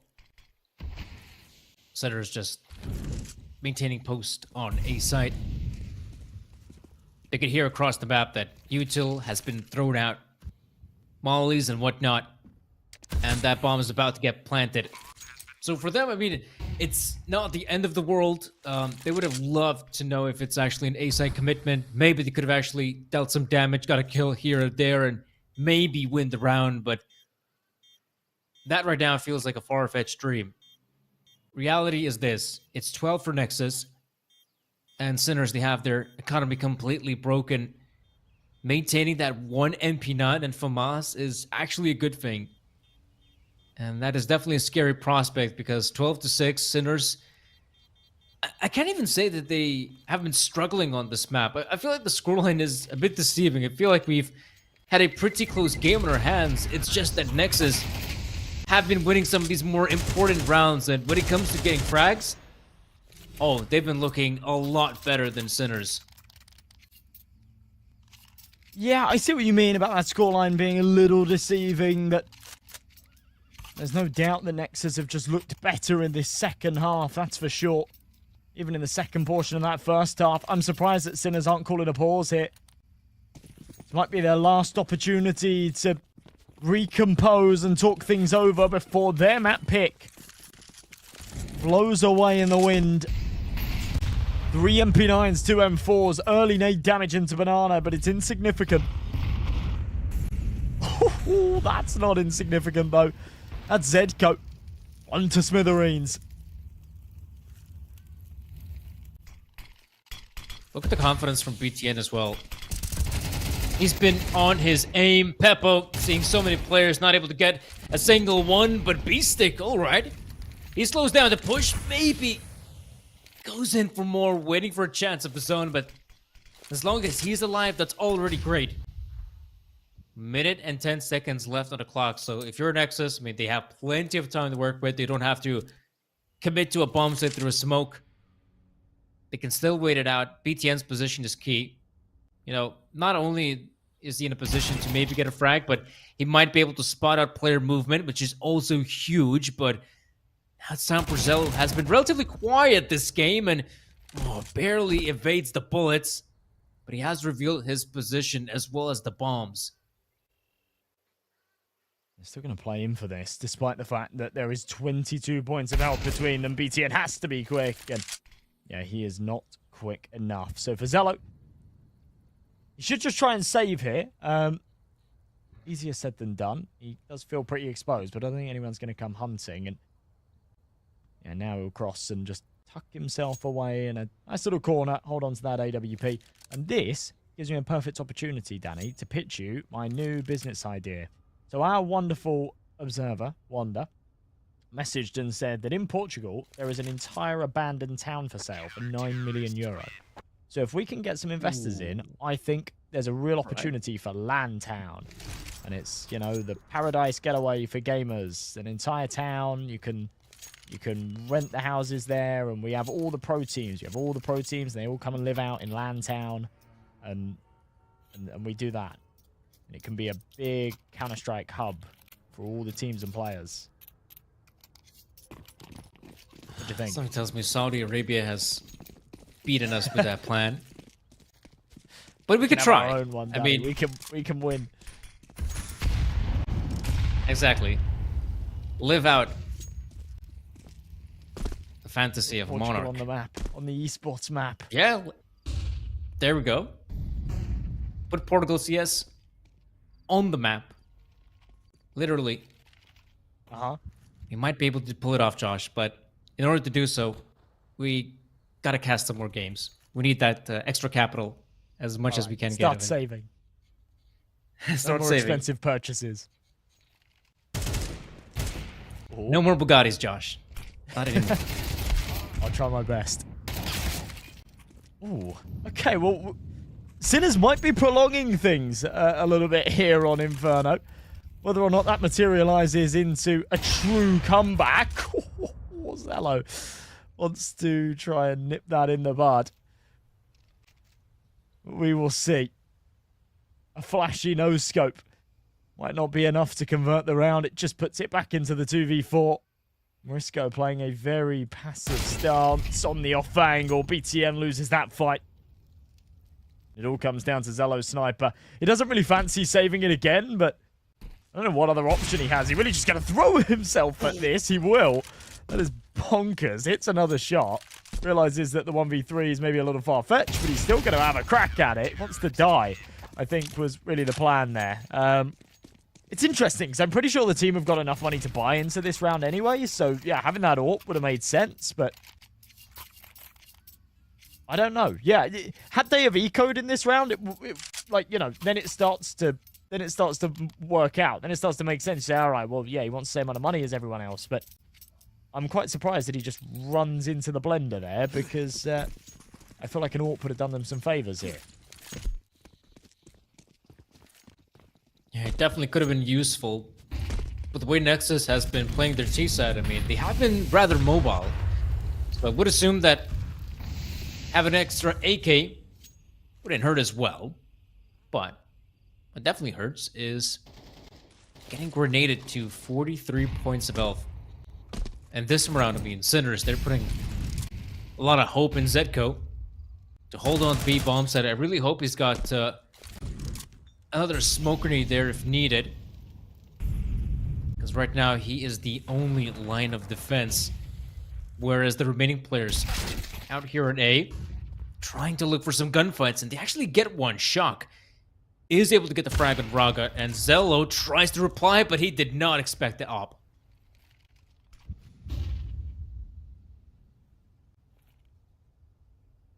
Round after round here, they're finding themselves on the back foot. They're making things a little competitive in the mid-round, but often the early damage sustained just leads to be a little too much. They succumb to those wounds right here, looking to try and change that. Still a man disadvantaged, trying to barrel into the site. Shock's up on top of the box. It should be cleared. Of course it will be. Launix says goodnight. Now back into evens. Bomb will go down. No chance for it to be denied. Zedko's not in position. And Morisco doesn't want to give them one-for-ones. So it's all on this, Danny. Zedko's got a good position, though. Launix is cross. Oh, he actually now anticipates player in short. The date is huge. Wow. And Morisco is even better. Great clear on the bomb site. Plenty of time to get that defuse in. And for me, the most dissatisfying thing of that round was how disjointed Nexus were when it came to hitting that bomb site. Sure, we have some of these great gunfights being won by Launix, but when it comes to actually hitting the bomb site itself, it felt like it was a bit disjointed. BTN had no backup. He was in a very forward position. In a world where he's got a second player alongside him, maybe they have what it takes to just eliminate those two players from the get-go, control the site, round one, that's it. But, yeah, Nexus, their T side leaves us something to be desired. It really does. And it's super interesting, right? Because so much of the time it's excusable. If you take an early man, a two-man disadvantage, then it's instantly traded. It you know, makes sense. But we've seen rounds now. Hang on a minute. Hold that thought. This is a little bit quicker. Raga straight up with the Tech 9. Trades are here, but they're going both ways. Orps missed. Sound is lightning fast. Not like this guy's another 2v2. And they found the rifles. Oh, and another smoke as well. That will slow down their progress even further. In fact, they've thrown a smoke of their own. But they have players in the pit. This is such a powerful position for the CTs to hold, and Longs will actually make its way into the site. Will clear out Long, make sure there's no one there, and now it becomes obvious the short push. That's where the players are coming from, and they will deliver the lethal blow. Enough time for the defuse as well. They get 10, but what a scary round. Back-to-back post-plant 2v2s down it. And Sinners win them to stay afloat, just to hold on here. Now things get scary at 12-10. Nexus feel like they just can't close out these opportunities. And I'll finish my thought process from before. So much of the time, we're seeing them take these early disadvantages. It goes into like a 5-on-3. There's no instant response. There's no instant trades. 20 seconds passes. And then they come back into the round. And they give us something quite competitive. They bring it down to a 2v2 or something of the sort. And then end up losing it. But if we just saw that level of composure at the start, it would make all the difference right now. After a bit of success on the run and gun Tech 9s, they'll jump back into bed with the AKs. Saving those pennies and back-to-back rounds of 3 kills and bomb plants.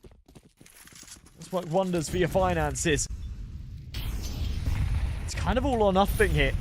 They lose this one, we go to the final round of regulation, and they'll be strapped for cash.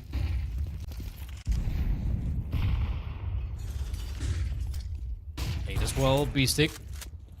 Has the back of Peppo, who has been struggling with the op, but now B-Stick with the M4. A big frag being found and being peppered. Oh, they both line up for Morisco. He'll take that. Easy for him to accomplish 2 huge frags, and you can see Sinners. They have the confidence to just keep on pushing second mid, and Zello. 1v5 for him. The star of Nexus has been doing an okay job, but now with just 1 round separating the squads, you can see that Sinners, they have the confidence to maybe put us to 12. This as well. I mean, we talked about how their commitment on the A side was disjointed. Now we get to see both players really close by one another, and that's where the spacing was just a little bit off, giving a chance for the CT to rack up easy frags. And I feel like the CT side, it's definitely coming alive. You know, Morisco finding some huge frags as well. B-Stick, proper player on A side. Things are definitely looking up for them. Oh, look at this. Oh, okay. First time we've seen an untraded man advantage in a while here for Nexus. Timing to get back on the angle. Ragga's spidey senses tingle. And B-Stick meets his maker. Orp shot not connecting for Peppo either. The crossfire broken, but still, he will hold on. And at least one drawn back here, but Sinner's still at the disadvantage. I don't like this from Ragga. This feels a little bit bold. Morisco ready, and he returns the favor, but will be overwhelmed. Peppo's here. He's close by for the op. He's got the angle, but does he have the shot? No, he misses. Oh no, Peppo. He has been struggling on this second half, this entire map, and when it matters most, once again, he's not able to land a shot, and now Zetko will go down eventually, and you can see it's a sigh of relief for Nexus. Things were starting to look very scary at the end of the second half, and they just have just about what it takes to get it across the finish line with 13. Yeah, it's one of those matches where you can really sort of read into it, read into the cam, some of those facial expressions. We saw frustration from Nexus at the end there as they were struggling to close it out. And then, you know, as you say, just that sigh of relief, that weight off your shoulders. Thank God we don't have to go to overtime. Decent stuff, though. Sound having a fantastic game. On the other side of things, though, Peppo, who's normally one of the hardest hitters, a player that I sing all the praises to because I think he's a fantastic young talent. just asleep at the wheel there on their pick of Inferno. As I said earlier, it's difficult to be that AWP player on Inferno, especially on that T side, but a weak performance like that is just well below par, and absolutely he needs to step it up in map 2 if they want a chance at survival here. Yeah, we're gonna have to wait and see it. And the upcoming map, of course, it's going to be the map pick of Nexus, and that's where you would hope this to be a 2-0, but we'll have to wait and see. Sinners are no slouches on Nuke themselves. So before we jump into that second map, guys, a very quick break, and once we'll be back, we'll bring you Nuke.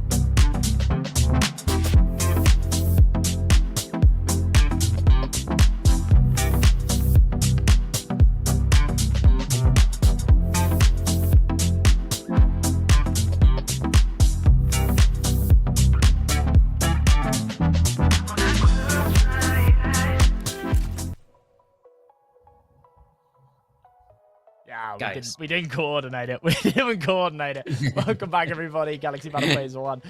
We just saw the first map take place. And, well, Sinners just didn't look like the Sinners that we've been used to recently.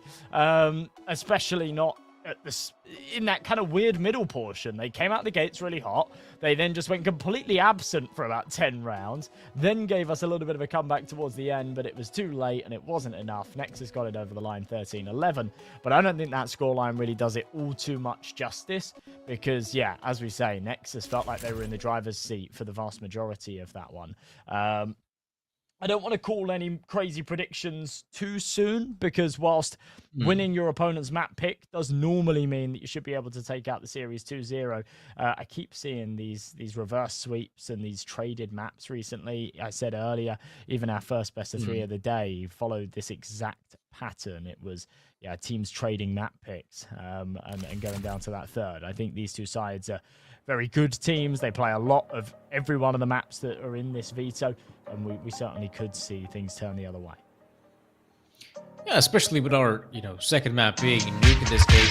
But I would say that, Nexus, I mean, this is their map pick. You should expect them to win. But even though they have been picking Nuke in a lot of, I'd say a fair amount in the best of threes they have been playing, it's not like Nuke for them is this amazing map in which they're able to beat some great teams. I mean, they have been winning against, quite recently in Yellow Compass, for example. They have won it against Spirit Academy, Betisport, Dynamo Eclot. But then again, they have lost in some pretty significant fashion against, squads like Incilio, Ends, and whatnot. So I wouldn't say this is a comfort pick, but either way, it is the first pistol. And so far, so good for Sinners. CT side, they gotta win the pistol. And so far, this is a tremendous start for Sinners. Wow, wow, wow. Yeah, that is a very, very good pistol round. A huge whiff at the end there from BTN2, a player that is never questioned on his calling ability, but so often comes under fire for his fragging ability. As of recent, I think he's sort of made up for that a little bit. I've seen some really good games out of him. But every now and again, you do have little moments where you think, oh, he probably should have converted that one. Either way, pistol round just being a complete flop. They do not want to go for a force here in the second. No bomb plant, only the single kill. Bite the bullet, go in with the Glocks, let it go the other way. Then round number 3 will be where you can bite back. But for Sinners, they'll take this opportunity with open arms, try and farm up some cash with those SMGs, and pull away from the pack as they get the CT start. Yeah, B-Stick, I am always a big fan of the secret position. I feel like it's one of the more powerful positions on Nuke. At times quite difficult to hold, especially if the opposing side, they do have volleys and whatnot. Not in this instance, though. It is just the Glocks to go up against. Now dropping a single player. Great for Sinners. They love it. Not sure why. I feel like Lounx was kind of happy that he died there, I suppose.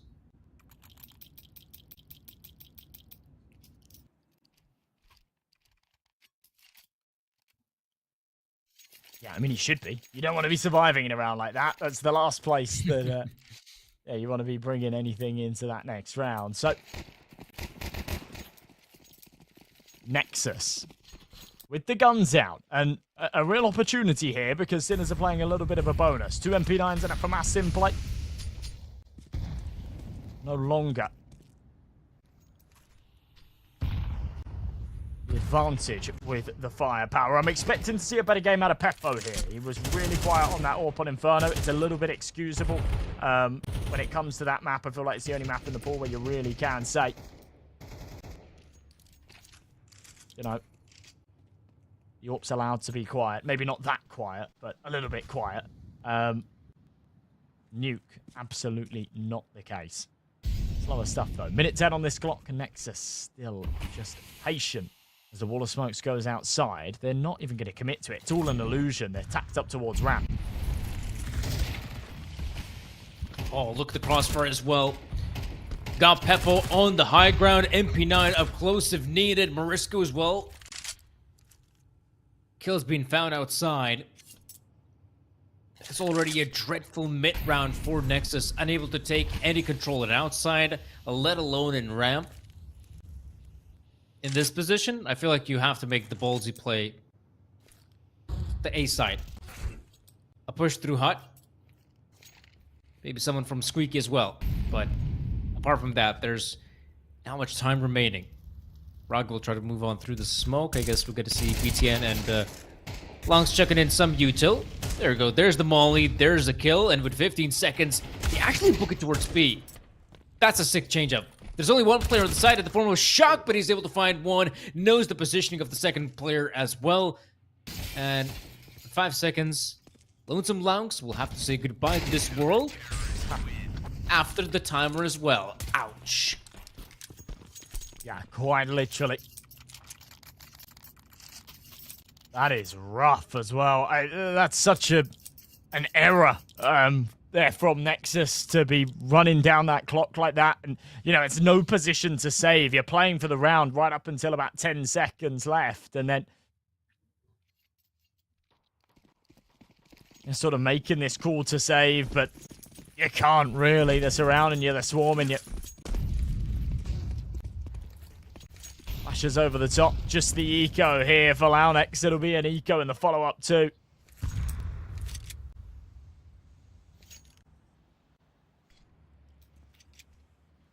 Any damage would be good damage in this round, but feels unlikely. Sinners are off to a great start here, and this is always the risk that you run when you pick a map like Nuke. You give your opponents the CT side, and things can get out of hand very quickly.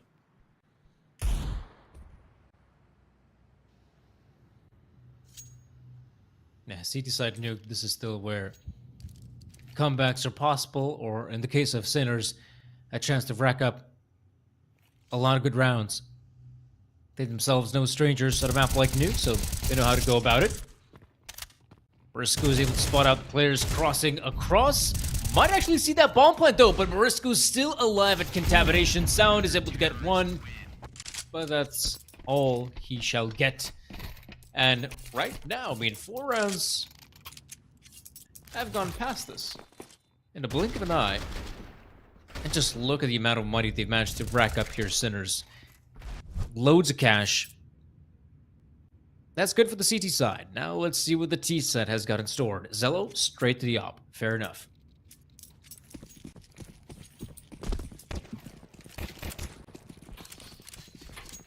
Yeah, I don't blame him.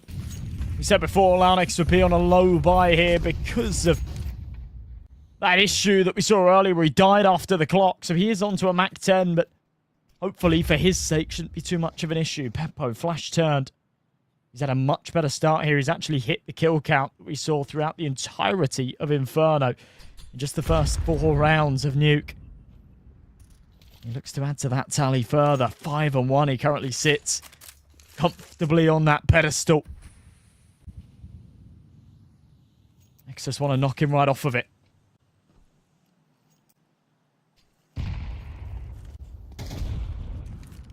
That is such a powerful position for Marisco, and they have no oh, no. They definitely had no idea, but Sound still able to spawn out the player. Now it's all up to the A-side defenders to hold on the incoming onslaught of players. In fact, you can see Nexus, they have the read. In fact, they're backing away from their initial attempt. BTN still on the lurk, is able to catch B-Stick, and this does prompt the players to back away, especially now. Sound has got some huge control, but Peppo, that's going to be a big frag. That suddenly becomes a lot more doable for Sinners. And he's got the high ground as well. Oh, BTN, he's been fragging out of his mind. Almost gets another, has the backup of Raga, and now they know where Zetko is coming from.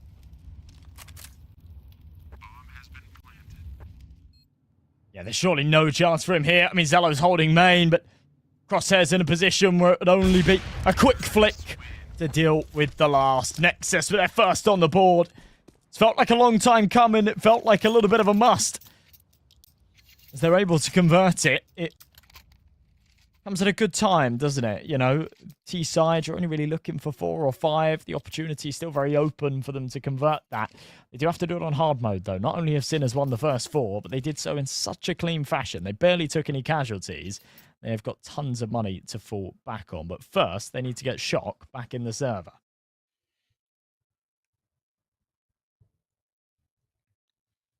Now, so we're just gonna. Oh, there we go. Join us as soon as possible. Love to see him back. Yeah, Nexus. I will admit that was a lot of mid-round calling in that round. It felt like initially they might have just wanted to go down the lower bomb side, but there were just so many things that had to be accounted for that eventually it felt like they were just booing around from B back to A, then B, then back to A once again. And some really good calling from BNS to, not BNS, pardon me, BTN, to be making up those decisions on the fly. Giving Nexus the round. Zelo's still picking up the snap rifle. Now, if he's going to go straight to outside, I feel like he might be a very important soldier here for Nexus. Otherwise, in some of the other areas of the map with the T side, it feels that it is pretty awkward to find a frag as an opper.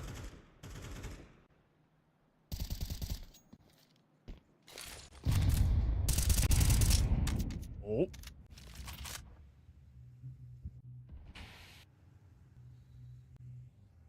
Spam's not connecting. Nothing coming through in the first 30 seconds.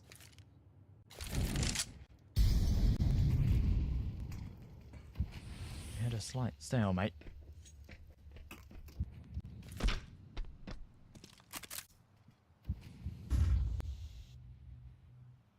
Now down to the minute mark. Not a single point of damage dealt across the board. Spams will confirm Morisco's position, and as he blows that smoke open, it actually falls a little bit short. They don't even want to return the favor. They want to keep up this illusion that maybe it's a ruse. Last time we saw those outside smokes, they actually went ramp instead, so Sinners aren't going to be dead set on this. Peppo will be able to relay the information soon, but the bullet goes nowhere. I was so sure it's gonna land dead on, but now we stick with the M4.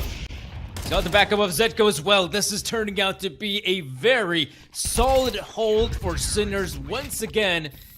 BTN frustration.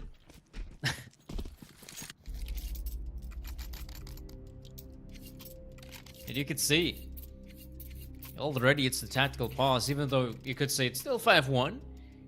But this is Nexus's map pick.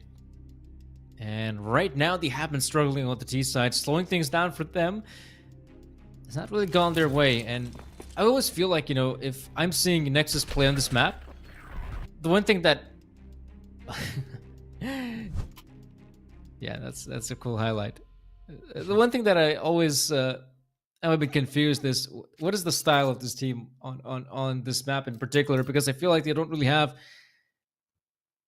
a specific style they want to go for. It feels like they're trying out lots of different things, which, fair enough, on the T side could work out. But I also am not really sure what are the strengths of Nexus coming into this sort of map. Like, what are they expecting to do? Are they expecting someone like Zell to go out there, find those opening frags? Or are they just banking on BTN to have good reads? Right now, though, it's going to be pretty obvious, though. This time, they're going to bank on hoping they can find some good headshots to enter the lower bomb side. Right now, it is awful. It is Shocktify 2. Peppo coming alive with 2 big frags. BTN recovers the op, but he's alone, and now he's gone. Sinners are just right back to winning ways oh so quickly, aren't they? These last 2 rounds haven't even looked particularly competitive, and this is exactly what I was saying before. Nexus winning the Sinners map pick feels like it's set in stone. It's written in the stars for them to just close this out 2-0. But as we've seen on so many occasions, that is rarely, or maybe not rarely, but certainly not always the case. Right here, Sinners amplifying that to a pretty huge degree. Launix just aimlessly running through the fire by himself. Felt like it wasn't an option to go back, so instead plays forward. There's no trade potential. He loses most of his health before even taking the gunfight. And it's just incredibly sloppy here from Nexus. Yeah, exactly. I'm not even sure what they're trying to achieve in most of these rounds. They will take control of the lower bomb site. That's the one saving grace. But then again, Zello is so... I mean, he's certain. He's sure that someone is going to come up with a big flank, and a lot of precious time is being wasted. It's obvious that this will only come down to the B play. Sinners are just slowly but surely grouping up. I even see a couple players going down the vents as well. And now here's the bomb plant. Not the best positions as well for the two remaining players. So some of them, like BTN and Zello, have to look for some of these gunfights now. Oh, there's the first. Ooh! Kind of wild that he gets away with a second there before falling. Makes this doable for BTN. Just tucks himself in the corner. Oh no, the fire.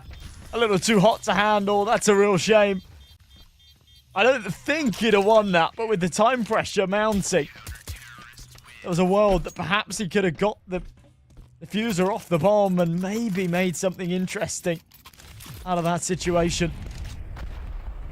It's a real good stab at that from Zello, though, and actually sort of semi-reminiscent of what we were seeing in some of the rounds at the start of Inferno as well, by the way, where they just, you know, look a little bit lost at the start of the round. They end up taking disadvantages. It's like a 5-on-2, 5-on-3, and then they pull it back to a very winnable clutch situation, and you feel like it was a close round, but with how it started, it was pretty miserable.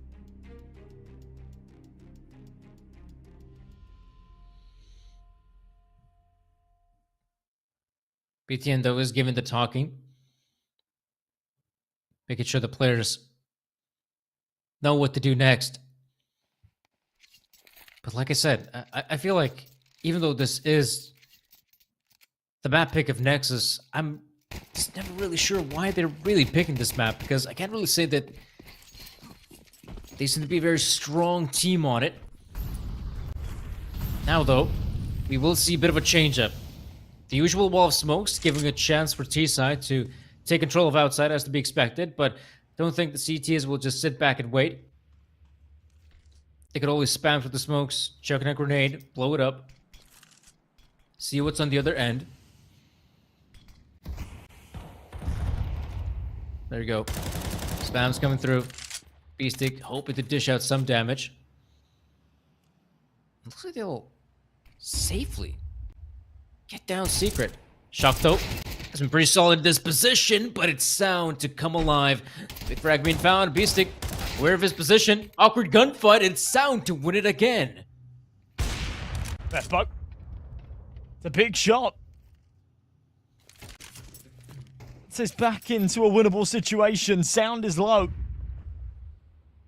Still a man advantage here for the T side. Sinner's making the right call to rotate. Morisco. Silent, but deadly. This double setup, Zello has to break it. He takes the contact with the AWP first. Still have the opportunity to just pop the head and get on out of there. That's exactly what he does. Now the bomb onto 8.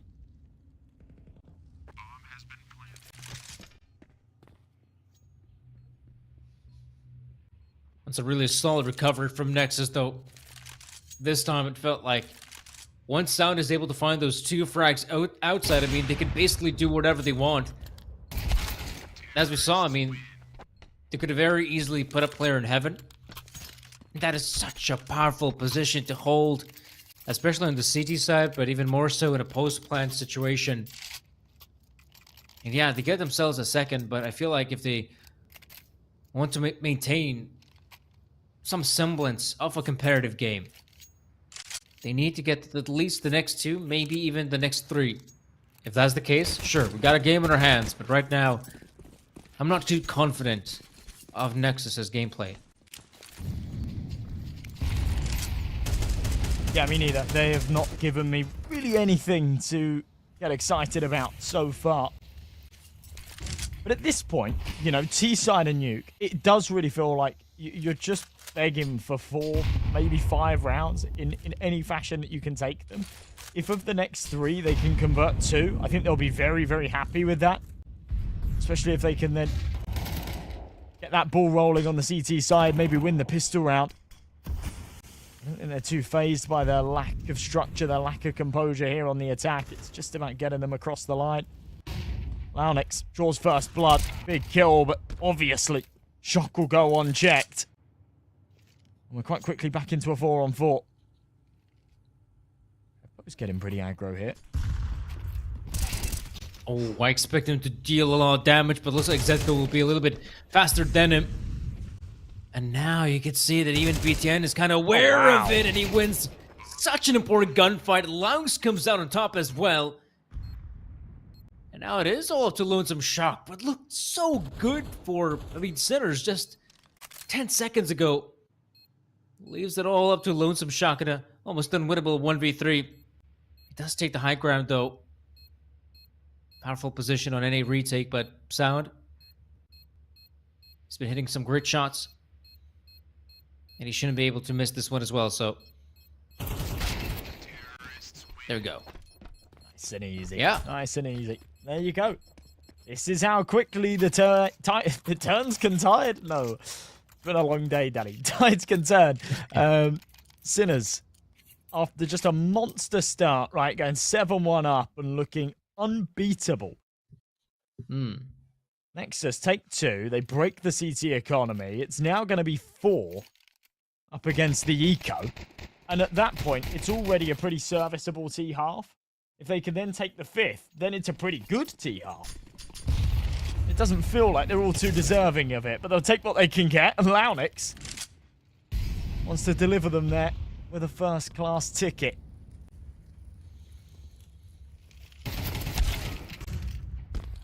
This is turning out to be a lot better for Nexus. If they could end the half, those 5 rounds. 4 is looking inevitable, as they've already mopped up 2 players. 3 to go. And I feel like now, despite how well Sinners played in that previous round, it just felt like Nexus won some importante aim duels. And again, somewhat of a surprise for me is that BTN, finding some crucial kills. Great reads as well in the mid rounds. Might have struggled initially to come up with a game plan, but he's able to do a lot of good work in these mid round situations. This time around, though, you don't want to see him lose a fight against the USPS. Not gonna happen. And 7-4 as to be expected. Now, it's still intriguing to see whether it can actually be a 7-5, because if it is a 7-5, then it's fair to have hope for Nexus moving forward. It'd be silly to think otherwise.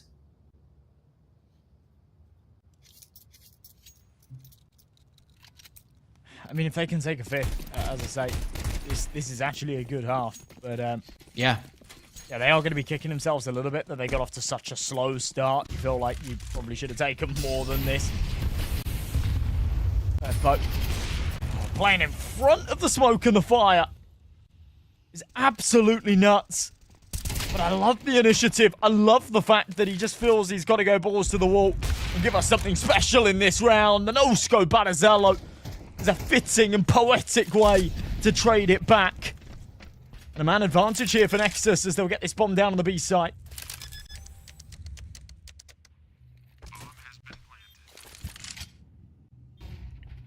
I mean, that's it. That's basically 5 rounds locked in. Not to mention the retake is just so awkward on the lower bomb site, and in terms of positioning, it's pretty solid. Zello does give away his position, but I don't feel like that's that big of a deal. He's got BTN as backup. Misses another shot, though. But so much time has already been wasted. Right about now, the CTs make their way out of control room, and Zello is just constantly repositioning himself, becoming impossible to hit. And Nexus, I mean, they walk away with 5 rounds on the T side, and the way we saw, what was it? At one point, yeah, it was a 7-1 scoreline. I felt like that's practically impossible. I did not expect Nexus to get the next rounds in. I felt like Sinners were looking just that way better on the CT side. Sure, they did lose some aim duels here and there, but I did not think Nexus can come on top of these 5 rounds. They're going to be super happy about it. For Sinners, it might be a bit dissatisfying, but it's not like they're, again, it's not like they're strangers to Nuke, so I'm sure they can still give us a good game, and perhaps someone might actually get themselves a good skin. In fact, wow, alright.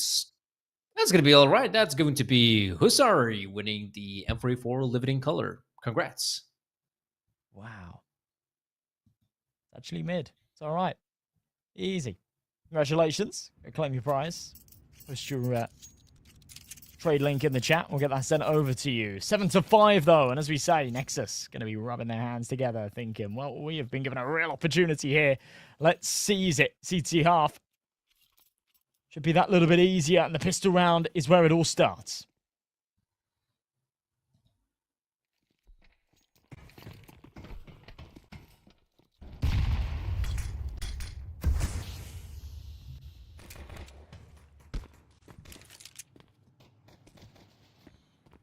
Some got control here for Nexus. Even saw how far Zello managed to push up. I mean, that's a lot of intel, but Sound doesn't seem to be aware that ramp push is still a possibility. BTN, what? He's able to catch a jumping B-stick. But this is still pretty awkward because they might try to go down the lower bomb site. They're not committing to it just yet. And I felt that Raga will be hot on their heels, but he knows, I mean, with the control they have, still returning on A side is a possibility. Oh, and he hears the footsteps. He knows what's going on. He'll make the call, but can he find any more frags here? Wow, Zetko, good movement for him, but Marisco, I mean, so many players to find. Raga's able to get a player on top. Now it's time for Zello. Oh, to die. Shock. What a round. 4 kills for the man. And even though I was hyping up Raga, it was Shock, the star of Sinners, that managed to win the round. You see it at the end there. You start to tee up Zello for some kind of clutch. A 1v2. It felt so winnable, but Shock just says no, stomps down and denies. It's a beautiful headshot to close it. Full eco here for Nexus. I like this. We saw both follow-up rounds after the pistol in that first map. I think we saw the second round here on Nuke as well. Met with a force bite. Right now they realise just how fragile this situation is. Zello with the Zeus attempt, and I love to see it, but no cigar. Man advantage here for Sinners.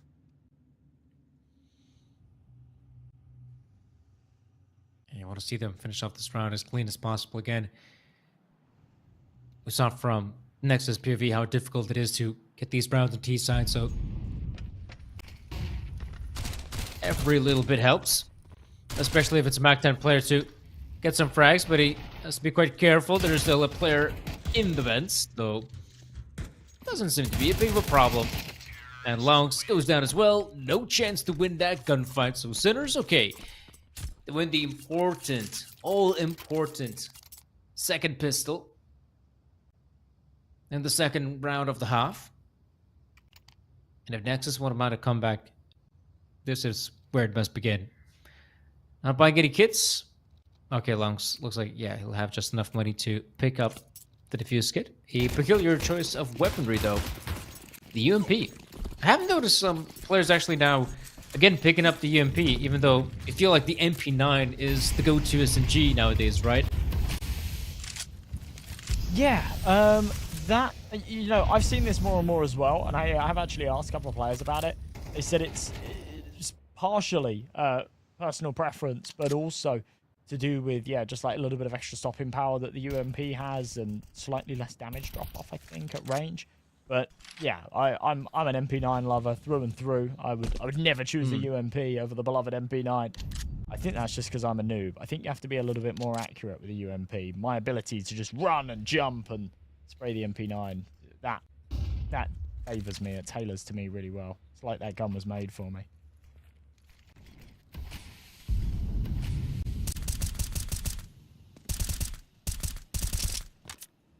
Definitely hit some crazy shots with the MP9 as well. But yeah, it is a bit of a noob gun. I love it. should love it as well. Plus, the kill reward is always a nice little bonus. Oh, BTN. I'd be able to catch the player here off guard. Yeah, there we go. Morisco. Not expecting another player close by, but what's happening on the A side? It's Peppo. To find a pretty good opening. That Molly sure doesn't help for the T side, and Zello and company coming alive in a all-important round. Winning the first gun round. They must win if they want to continue their campaign on the second half of Nuke.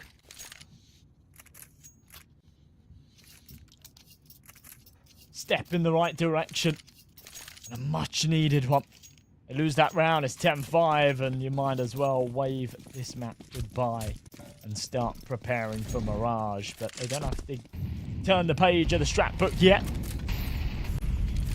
They're still alive here. Shock running through the smoke. Does this get expected? It does by sound. And a stray bullet. I think that was the last of the clip there to catch Peppo's head on the other side. Zello's there to follow up. It's been a much better map out of Peppo, but no relevance in this round, unfortunately. A 5v2, just like that. Sinners will have no money next round either. Unless they can make something happen here. Onyx ready and waiting. Yeah, of course he wins that one. Not a duel you expect him to lose.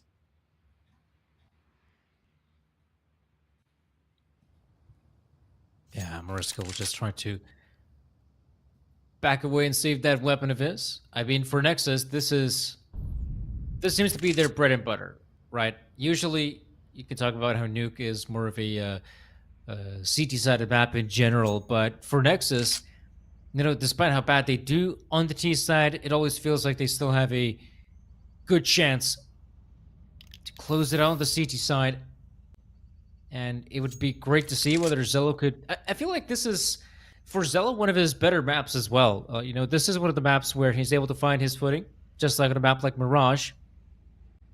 And right now, I think we have a potential diagnosis, according to that graffiti art, of what's happening to Sinners if they don't win these next few rounds.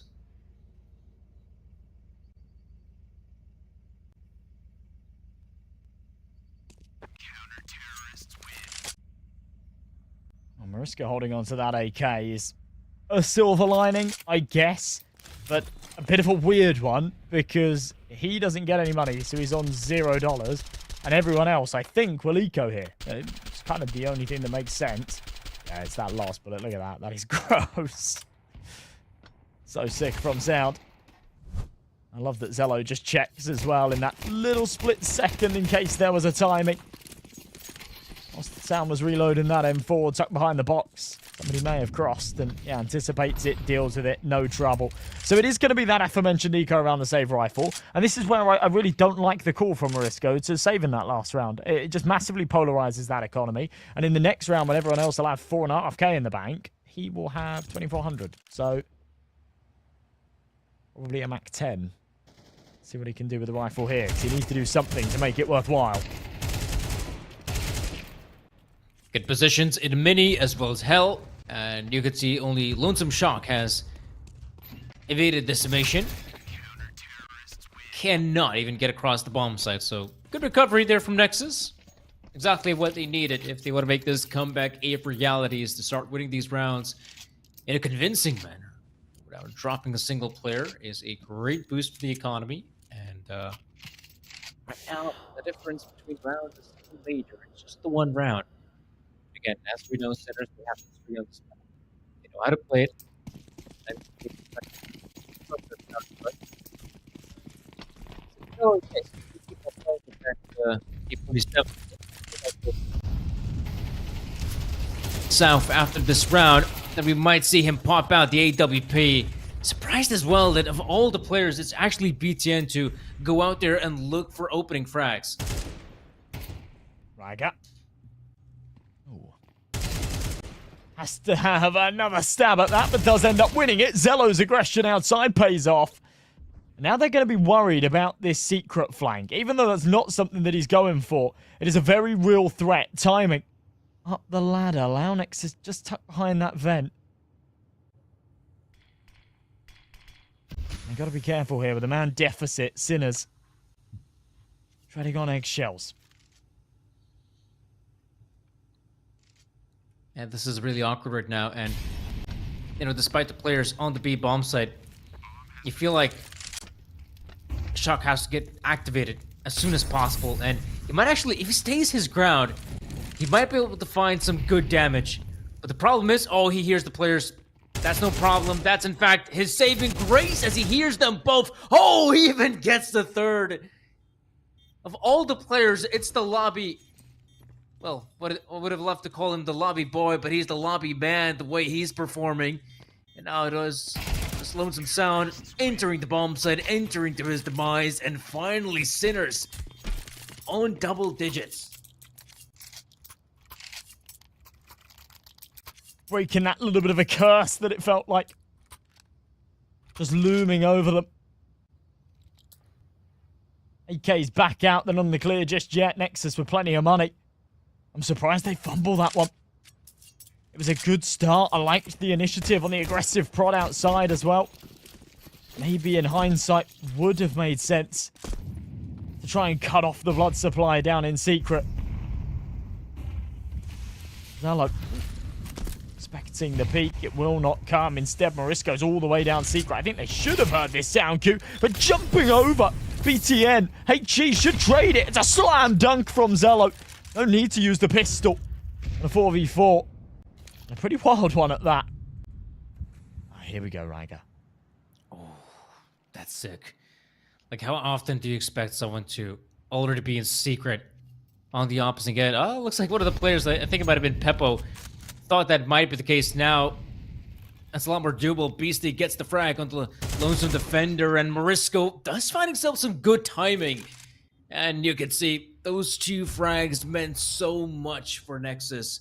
No way they're getting back into this round. They know much better off saving the guns if they can save them. Shock, again, what a powerful position here in lobby. Oh, shall I say in trophy. So much damage being found. Intel as well. You can spot out anyone making rotates from A side to lobby. And in fact, you can still be quick on his feet if he needs to go down the lower bomb side. And Sinners, wow. No gun will be saved, and that is crucial heading into the next round.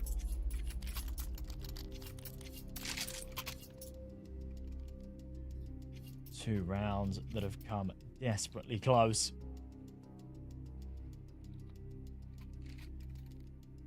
It's just painful here if you're Nexus. They'll call a quick pause, they'll talk things over, they want the opportunity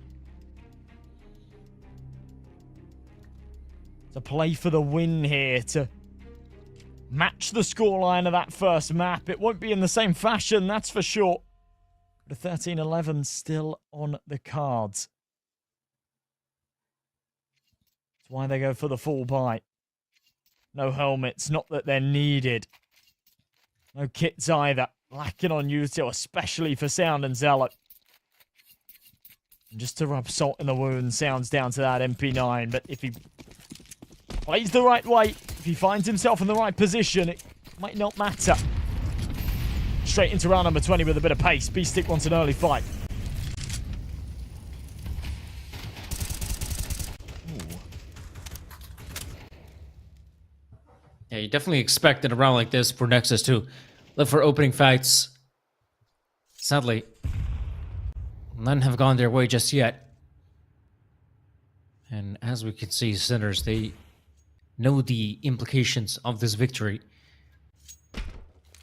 They themselves wary of any potential push, any aggressive play from Nexus, and they can run down the clock, at least initially.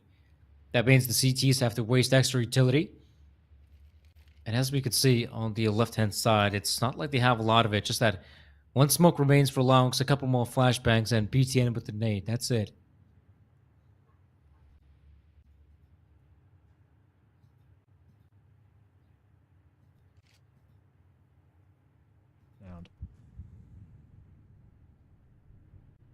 Trying to put this SMG to good use. Every second that ticks on that clock favors Nexus. Puts pressure on the Sinners to make their move more susceptible to mistakes. As they start to walk up, Sound's got a very, very good spot. The off angle might just be good for one, maybe two. He'll tuck himself. He knows they're coming. Turns the flash. Big Pete follows up. That's exactly what's needed. A little buffer. Space sport for the AWP. And that's the round. Chalked up, cooked, surely. Sinners with 8 seconds left. Desperate for the plant. Launex says no. And Nexus are on to 9. They stay afloat. They stay alive here on Nuke. And it's beautiful out of the MP9. The man that I thought wouldn't have very much relevance in that round is actually the one to win it for them. Yeah, I can't even say that the spacing on that push was that bad from Sinners. It was just Sound, again, hitting his shot. Doing a lot of good work these past couple of maps as well. Though, in the second one, not the highest rated player. Though has found a lot of impact. 11-9, sure, Sinners still very much in the lead, but by a slim margin, beats it again. The in-game leader hitting a great shot, not the second though. Zetko is a tad bit quicker, and Morisco great on the rifle, not this time though. Not against Sound. Down to the 3v3, and after this bloody exchange, Zello, keeping a close eye on outside. Notices how Zetko is getting close on Heaven. This might be part of a elaborate ruse. I mean, Zello is just waiting for someone like Zetko to appear in his crosshair. Whereas I feel like if Zetko is able to find the Heaven player, they commit on A side. The problem is the A side defenders have gone aggressive in lobby, and you can see Sinners, unaware of such a play even being possible, get completely caught off guard.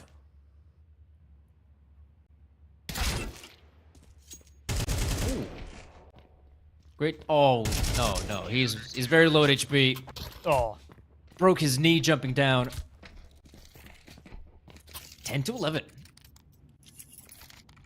I'm so excited by the Zedco kill. I accidentally muted my mic. Yeah, that was a very, very fast headshot out of Heaven. Thought maybe it was the start of something, but yeah, as you say, it took so much damage dropping down. The trade was nice and quick. So, round number 22, Nexus snapping at their heels again. Sinners. Such a great start in this map, and even a good second half to push themselves inches away from the finish line. Surely this is not where it all ends. They're running Galaxy Battle, being stripped away, and it's Sound on ramp. It's an ace. It's only against the eco, so let's not get too excited. But it's perfect stuff out of the man that's had such a brilliant showing here on Nuke. It's 11-11.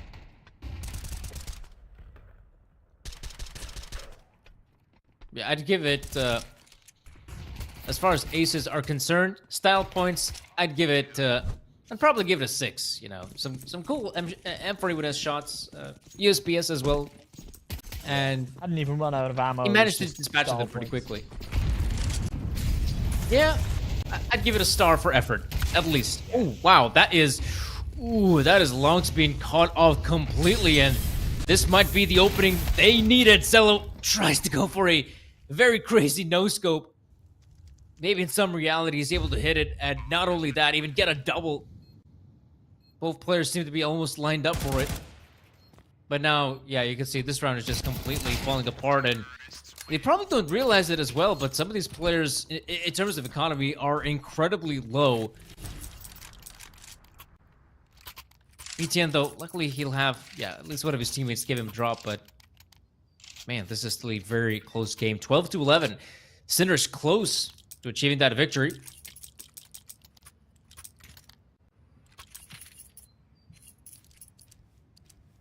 And it's still not over.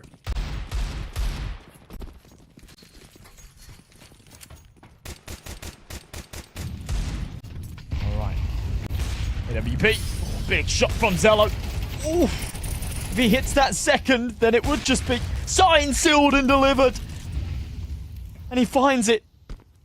Needs a little bit of help from his teammate, but that's the advantage that they're looking for. Needed to follow up there. Isn't able to do so. That's okay. Morisco dealt with.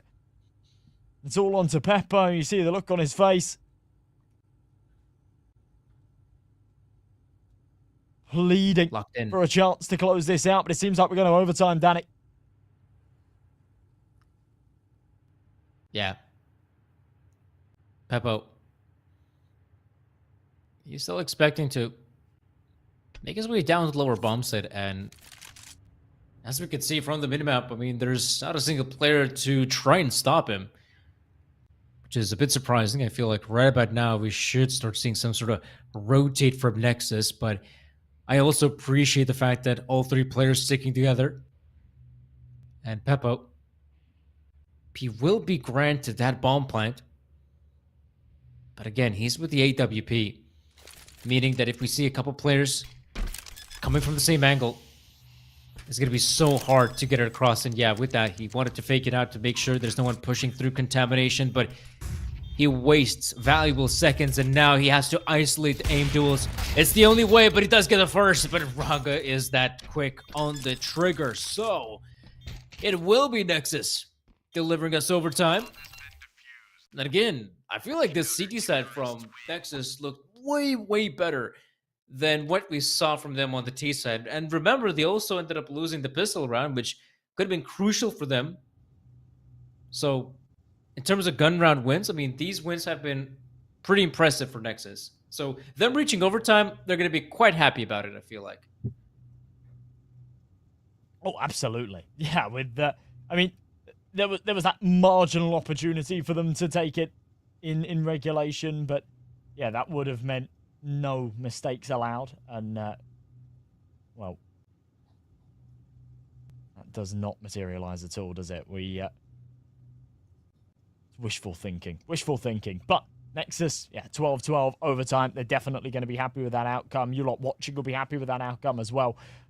Means that we get more skin drops at the halfway points. We got all the Sinners fans in the chat hoping that they can get this one closed, but they've been the ones that have struggled today, haven't they? They've been the ones that have had those problems finishing off their meal.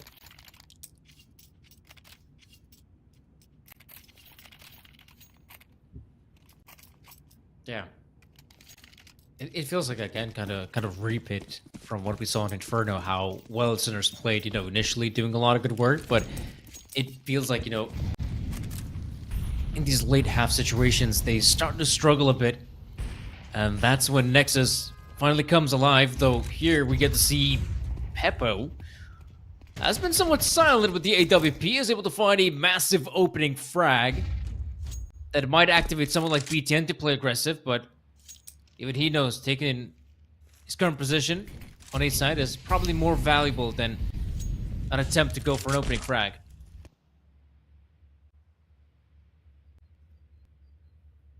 Sound up in heaven. And when they've got this early disadvantage, can't take any major risks. That was a little bit of one. There should have been a fight that he converted. Zedko instead on 12 HP. But a huge pickup.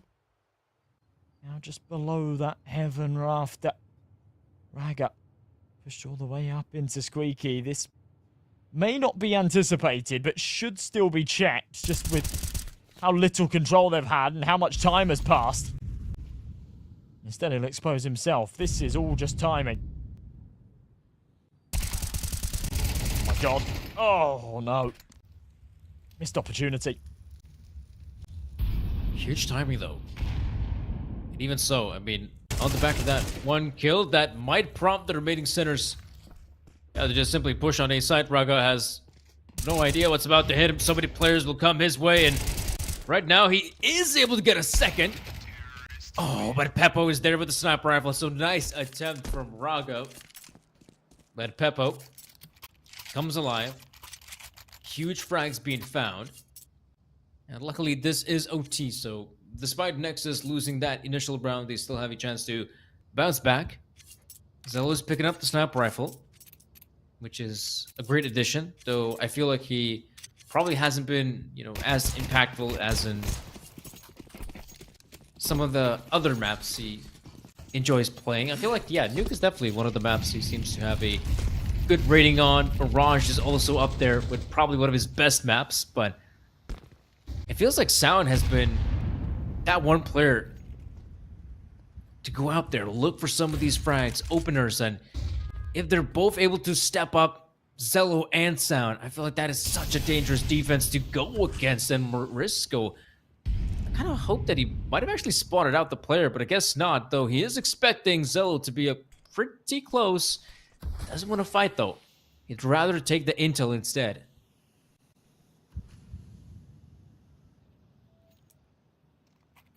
Morisco. He's about to walk into one. Oh. Oh, No, wow. What? He just looked at him. Okay, now he definitely knows. He's missed the opportunity. That's okay. He'll take it because it means that he'll get 2 on the bomb site. That's what's important. A third teed up as BTN frantically scrambles to get up the ladder. And what a bizarre round timing. Just impeccable. BTN will be kicking himself that he's let that happen under his watch.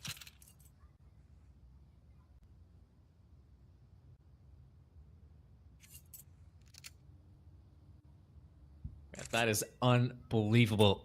I mean, you saw how well Morisco played it. I mean, he knew that time... If he times it well, that's going to be enough for him to not only get a single frag, but in his case, he managed to get all 3, and you know that's basically impossible for Nexus to come back into that. And we also get to see how difficult it is once you lose those 2 initial rounds in overtime, how difficult it is to get a 3rd investment. And it is super awkward because we get to see some pistols and DM4 is just looking for opportunities wherever they can find them. And it's actually not that bad. I mean, Zello and Braga able to find a couple. Could have been a lot worse. Now there's still a chance, but Zello, oh, he'll remember that one. Not like this, Nexus. After all their hard work to take it to overtime, you're about to get 3-0 swept in the first half of it.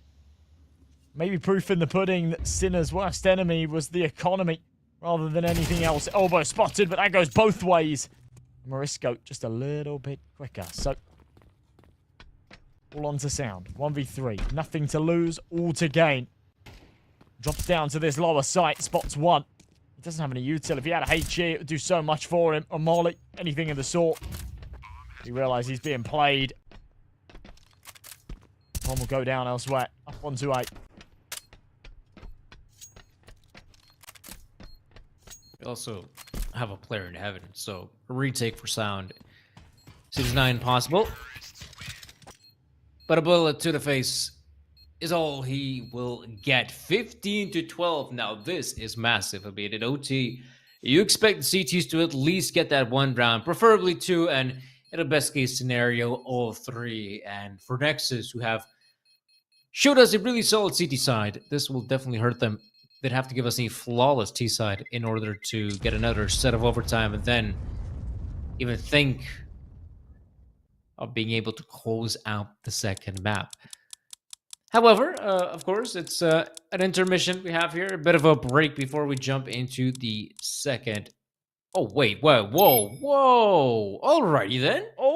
Looks like someone got a nice pair of gloves, Josh. Alrighty, we can't complain anymore. Up in the odds. As we get deeper into the tournament. Overtime here as well. Congratulations, my friend. Twin stream yesterday, gloves today. Beautiful.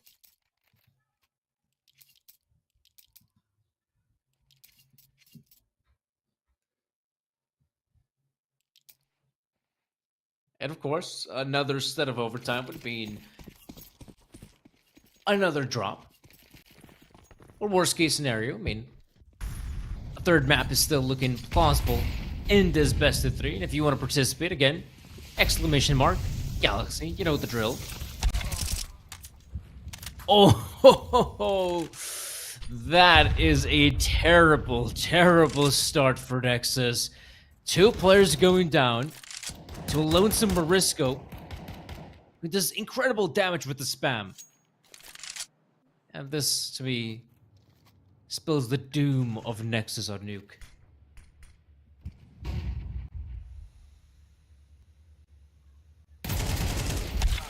Alex.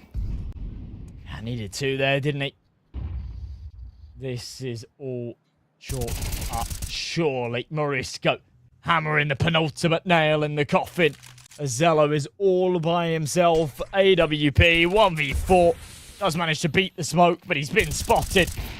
And it's not long for this world. Tagged down to 17, and seems like he wants to just keep us waiting. Prolong the inevitable. He hasn't got the bomb. He hasn't got any chance here.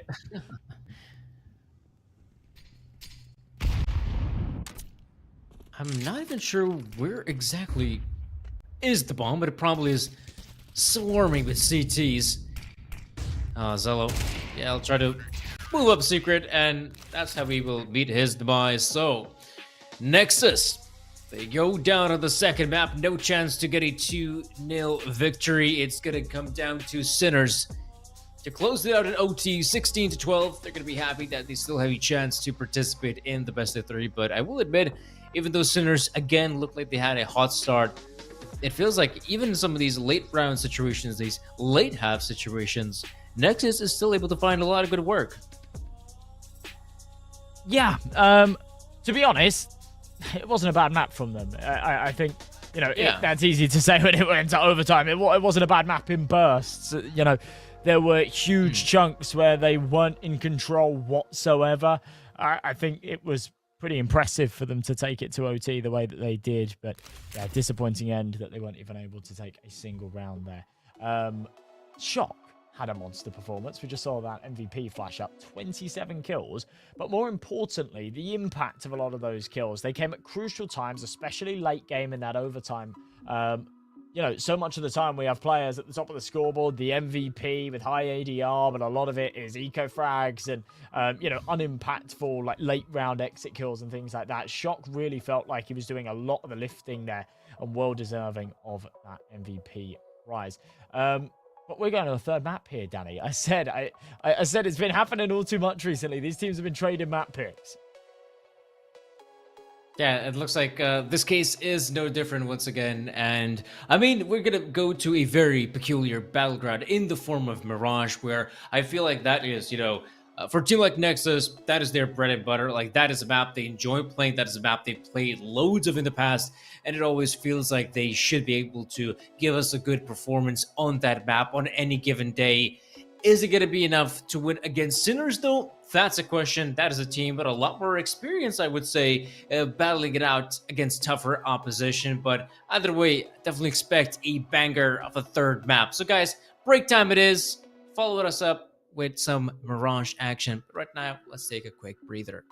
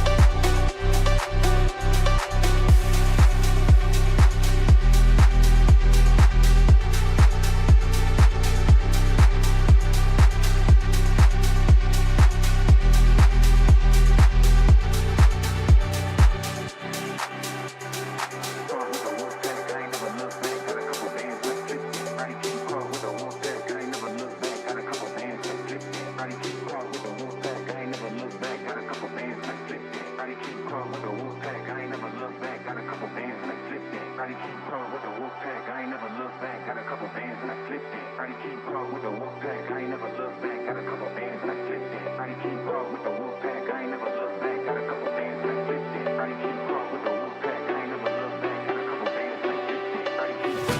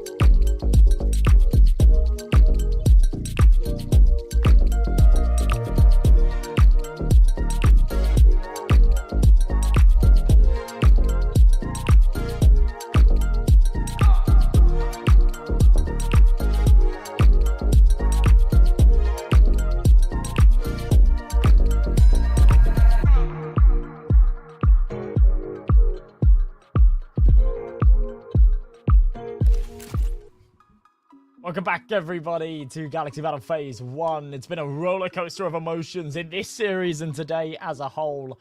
3 mappers galore, and we are delivered another to close off our evening. Nexus and Sinners, neck and neck. A 13-11 in the first map of Inferno, overtime in the second, but we are split down the middle, 1 apiece.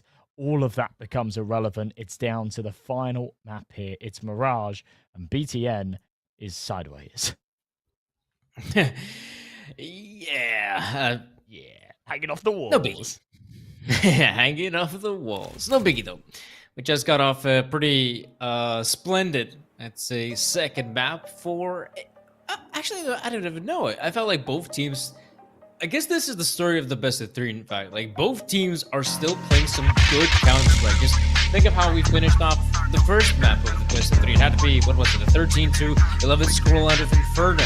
Then we jumped to the map of Nuke, and it's a 16-12 for Sinners. Like, we have been seeing an incredibly close best of 3, and even right now, I feel like it's quite hard to call who's going to come out on top, because you think of this map, you think of Mirage, you think aim power. And for a guy like Zello, this is his dream. Like, this is definitely a map in which he's able to perform and whatnot.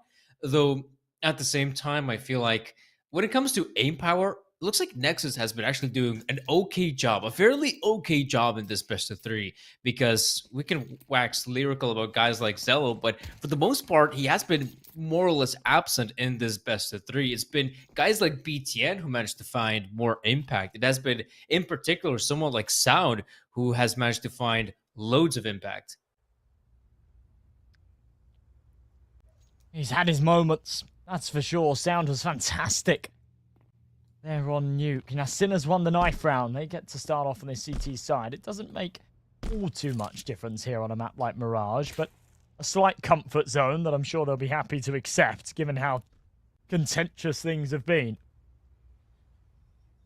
Slower stuff here in the pistol. 40 seconds left. Boost up. Launex looking down window. Oh, big stuff from Pepper. Oh. Gonna keep on moving forward. If you're Nexus, you gotta connect your control. It becomes a lot more doable to hit the A bomb site, though there's still a player in short. Risco. Oh, the smoke pops in. Makes it awkward for him to find anything, and now Nexus have a really good chance to at least get that bomb planted. Now, usually you would expect T-side to push CT spawn, but because we already see the rotate is in, it doesn't make a lot of sense. Instead, the players are trying to move far back. It's not looking too good because Zetko manages to find the first, and even though there is a bit of a crossfire setup, it's not on the side directly, so he needs to find some good timing here if he wants to peek out. Braga now by his lonesome, 1v4, so many players to find, and able to find the one headshot, but yeah, to get that next one is almost impossible. So Sinners, great win. They're gonna be happy about it. They've been good at just starting off the games on the front foot. We saw it there on Nuke as well. A difficulty closing, but no trouble starting. Into the second round with a decent buy, though. Nexus, even though they only found the 2 kills, the bomb plant gives them those extra pennies that they need. Back underway. 2 Mac-10s, 2 Galils, Zello on that Desert Eagle. On the other side, of course, a little bit more firepower to work with. Still reasonably fragile. Launex and BTN start to work their way up.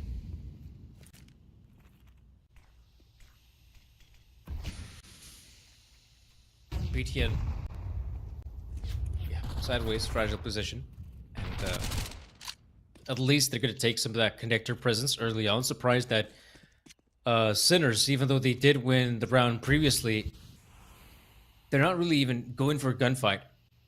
Instead, it feels like they're more than happy to give away this real estate. But this could come back to bite them. Now, the one saving grace, Shock has cleared out Palace. So they basically know this is not going to be an A commitment for Ramp, but that's basically all they know. But now that is the bomb being dropped, and Morisco also gets the third, so he's done his job. Now it's time to see whether Lounge and BTN can step up, but I feel like this is almost impossible, though. Lounge is able to guide one, knows the positioning of the kitchen player, but with 30 seconds remaining, you also have Shock from the apartments, and you can see Lounge seems to be more or less aware of it, and now he's got the intel. So he's got intel, knows where both players are coming from, but this is all part of something that he's not going to expect. Peppo in short.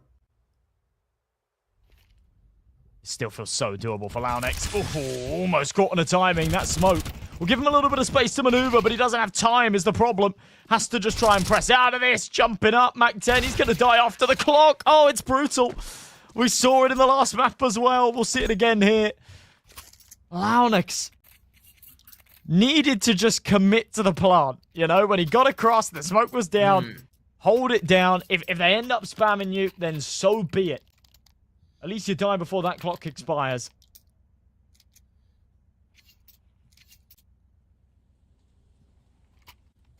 Now, unlucky with the force by their Nexus.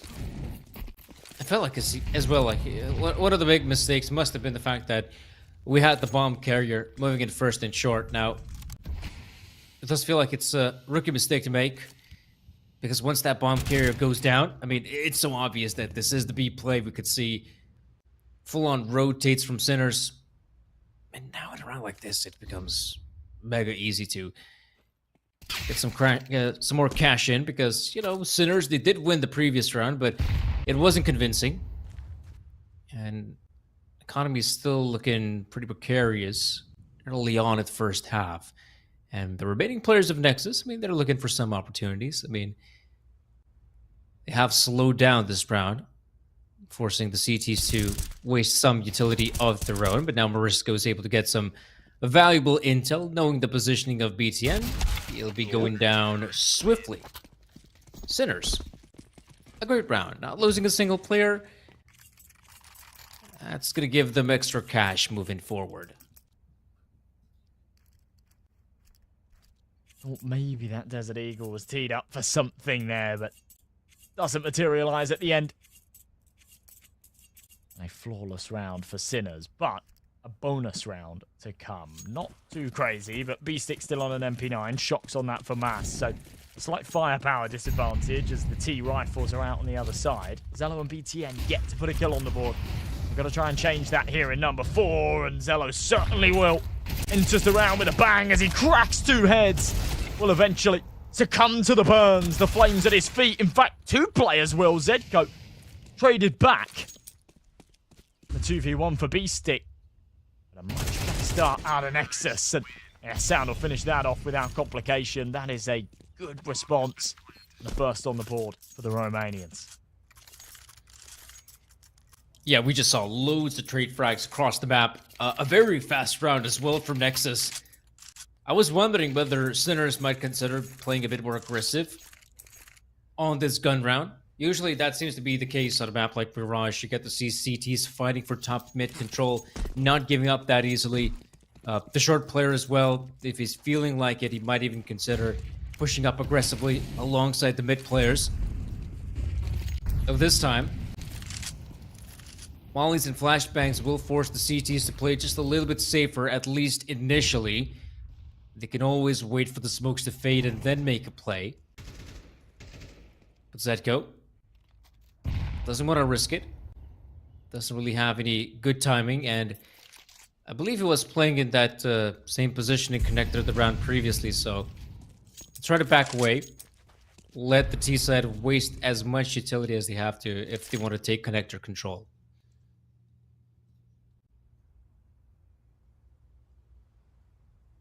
Alex tiptoeing up. 401S just around this corner. Shock will win that fight. Sound has to try and bring the numbers back, and spraying all of his bullets through the box. Does merit one onto Peppo, but an instant trade. Numbers still in the favor of Sinners. Now the time pressure starting to mount. 40 seconds left, and Raga back to just spamming wood here. That's all Nexus are doing. It's so disjointed. He'll drop by himself. Shock's preoccupied, thinking he'll come down the ladder. Back into a 3-on-3, and they've got a bit of space here. But for how long is the question, because we get to see Beastic in Palace.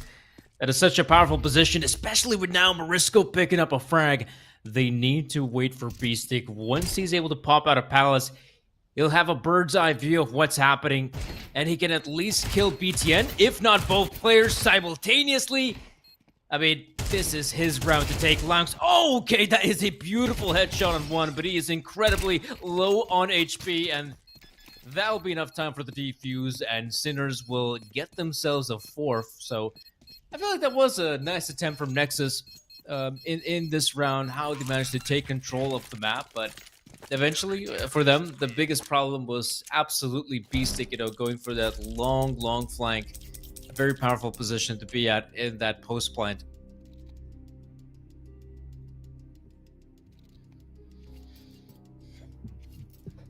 And this is round about the time that you call attack pause, I feel. Things seriously going wrong.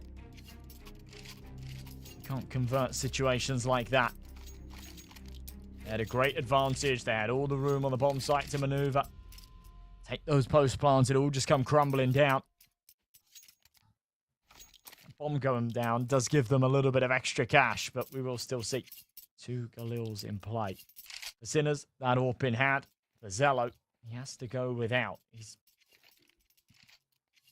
sort of struggled so far here on Mirage without that big green. The economy just hasn't allowed it to sort of come into play just yet. Once again, it's just slow here from Nexus. It is, and I'm quite surprised to see the respect we're seeing out of Sinners, to be honest. Not going for any top mid control as of yet. And despite them having the sniper rifle, it will be Peppo holding on to B. Now that he has helped out his teammate to take a more proactive position near Van. Looks like he'll just back away and maybe look for opportunities elsewhere. The A-bomb side being a viable option. Shock gets one good frag through the smoke. Peppo able to get another, and this is not looking good at all. Looks like the players are just being gunned down one by one.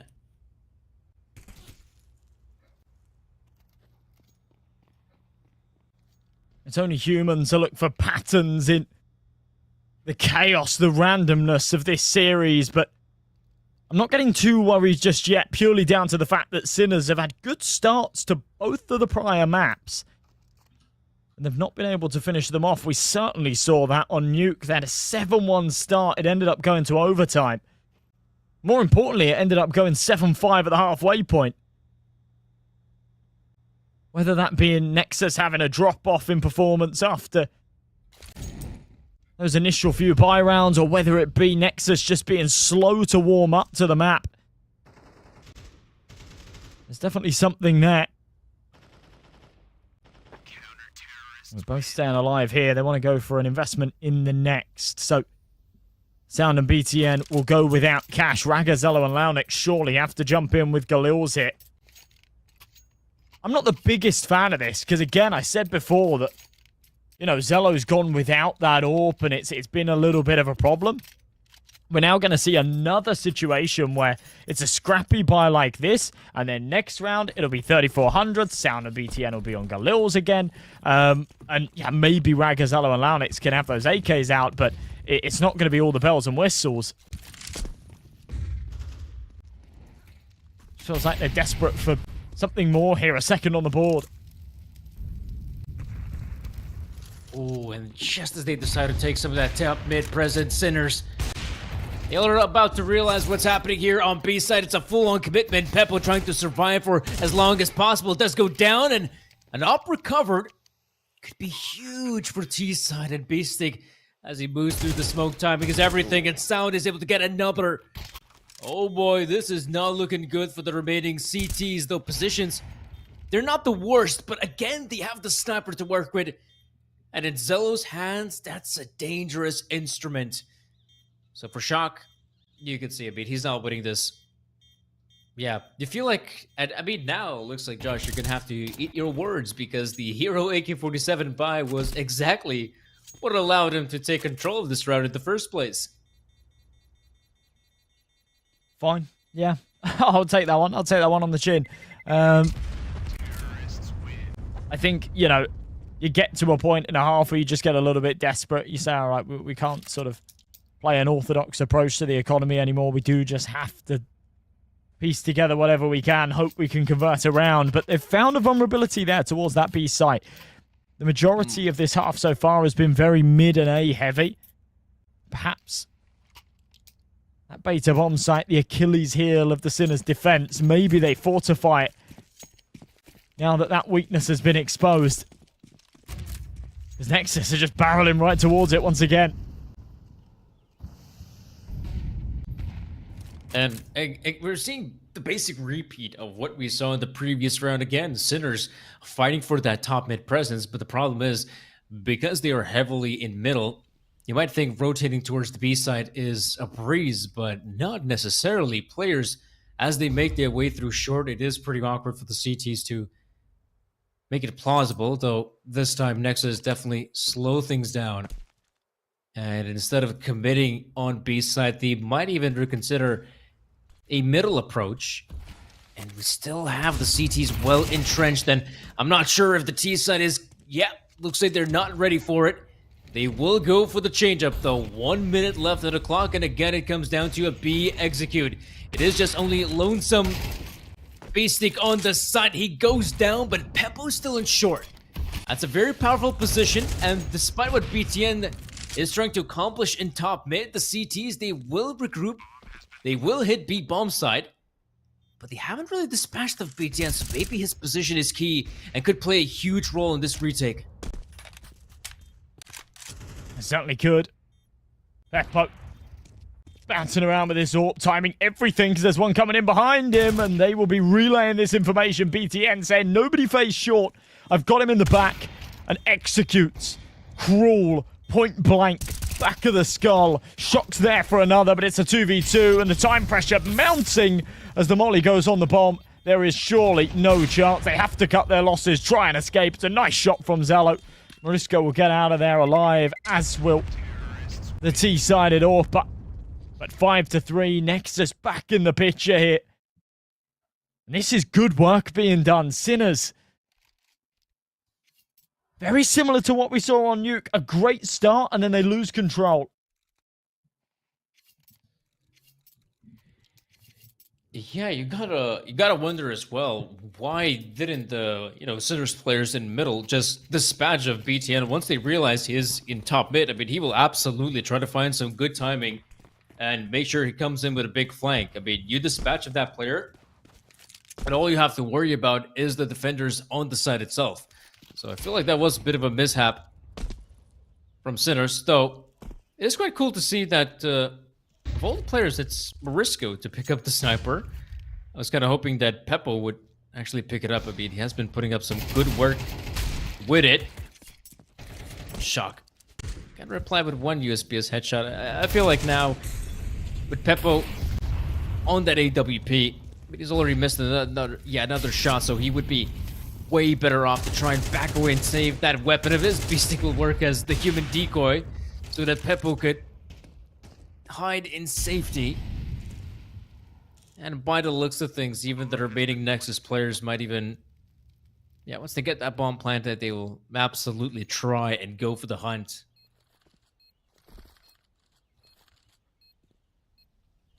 And no mercy to be shown to Peppo here. Sinners have been unrelenting in so many of these rounds. Peppo trying to find somewhat of an escape route. Hiding in plain sight seems to be the answer. He's not playing for this round. He's got no kit. He knows that it's a lost cause, but exits perhaps, and won't be allowed it. Raga just jiggle, headshot, lovely stuff. Fourth on the board for Nexus, and denying that AWP being saved is perfect stuff. Just keep breaking the bank of the CT side. They will be back with rifles, but no sniper this time.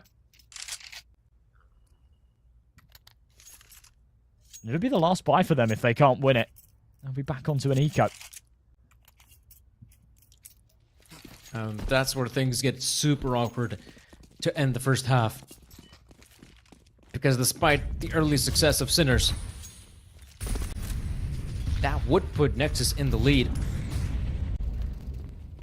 Might even see some of those 7 rounds, in fact. Longs, though, moving up from lower tunnels. Again, we're seeing some of that early respect we saw in the early rounds. Though Peppo is taking a more proactive angle. Molotov will force him out of position, but I'd love to see someone from lower tunnels to try and capitalize on that molly. But at the very least, mid control is looking pretty strong for Nexus.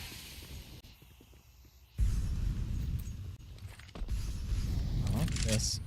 The idea behind it. Look, BTN just found a little gap. B-Stick none the wiser. He had a player there with him on short, but Zedko was smoked off.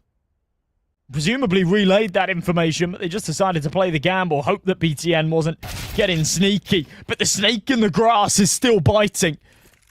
And Zedko is the next to fall. Shock here in CT. He's got Peppo there with him. They're not going to be able to do a whole lot to deny this plant with a 2-man disadvantage. This seems destined to tie up at 5 apiece.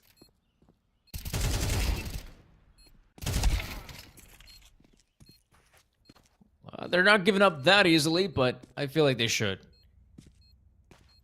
Retaking the A-bomb site, but it's a 4v3. But no kits on the CT side. It is very difficult. So backing away and saving the guns is top priority.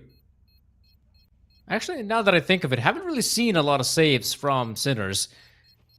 They did do a really good job the early days of the first half to win these rounds, so no need for saving. But now their economy is looking by far the weakest it has ever been, and now BTN could actually swoop in with 1, maybe even a second almost. Yeah, I'm quite surprised they did not expect a player from window. That would have been hugely impactful if you found both. I mean, 1 is still good. That limits the options for Sinners to buy. And you are right, we haven't seen too many saves like that out of them. We did see some saves back on Inferno, but that seems like a lifetime ago in the context of this series. But yeah, we haven't seen too many scenarios where, yeah, they've backed off in like a 3v4 or something like that. It has mostly been just, you know, when 1 player's left alive and all hope is definitely lost. Let's go again, though. Morisco, aggressive, insta-trade, Launix doubles. And it is another good start here for Nexus, who are about to take the lead. Who'd have thunk it?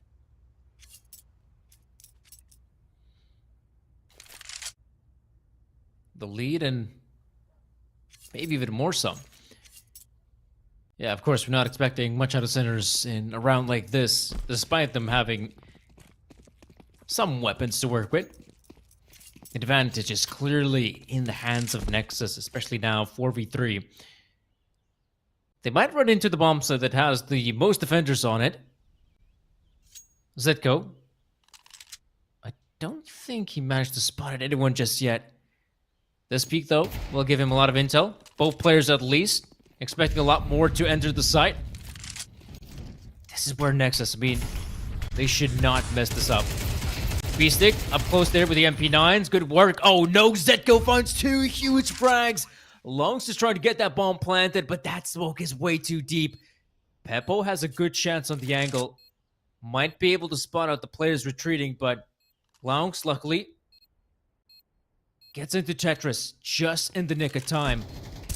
Off angle to work with as well. Now they know the positioning of one of these players, and Longs is able to find one. He is losing HP. Zello to back him up, and now there is a chance for Peppo, but he's got to be super quick about it. He gets one, but the time is of the essence, and he simply has no kit. So Zello can swoop in with the frag, and Nexus claims 6. My, oh my. Well played at the end there as well. They actually had a man disadvantage. Obviously, the pressure was on for Sinners to get back in, but they're just not able to get it over the line. You can see a little smile on the face of Zello there at the end. I got the chance to speak to a couple of these Nexus boys last week, and Yeah, one interview was with Raga, and it was all quite positive. Sorry, one interview was with BTN, it was all quite positive. The other was with Raga, and even after a map win, he just seemed a little bit drained. He seemed a little bit sort of disappointed with some of the key rounds that they'd lost, even though overall the outcome went their way. I think with this series, the sentiment would probably be the same. They've had lots of opportunities, lots of whiffed rounds, but ultimately they're coming out on top. They're looking to make this 7.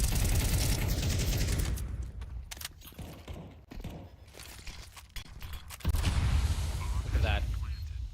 Bomb plant. But a 3v3 though.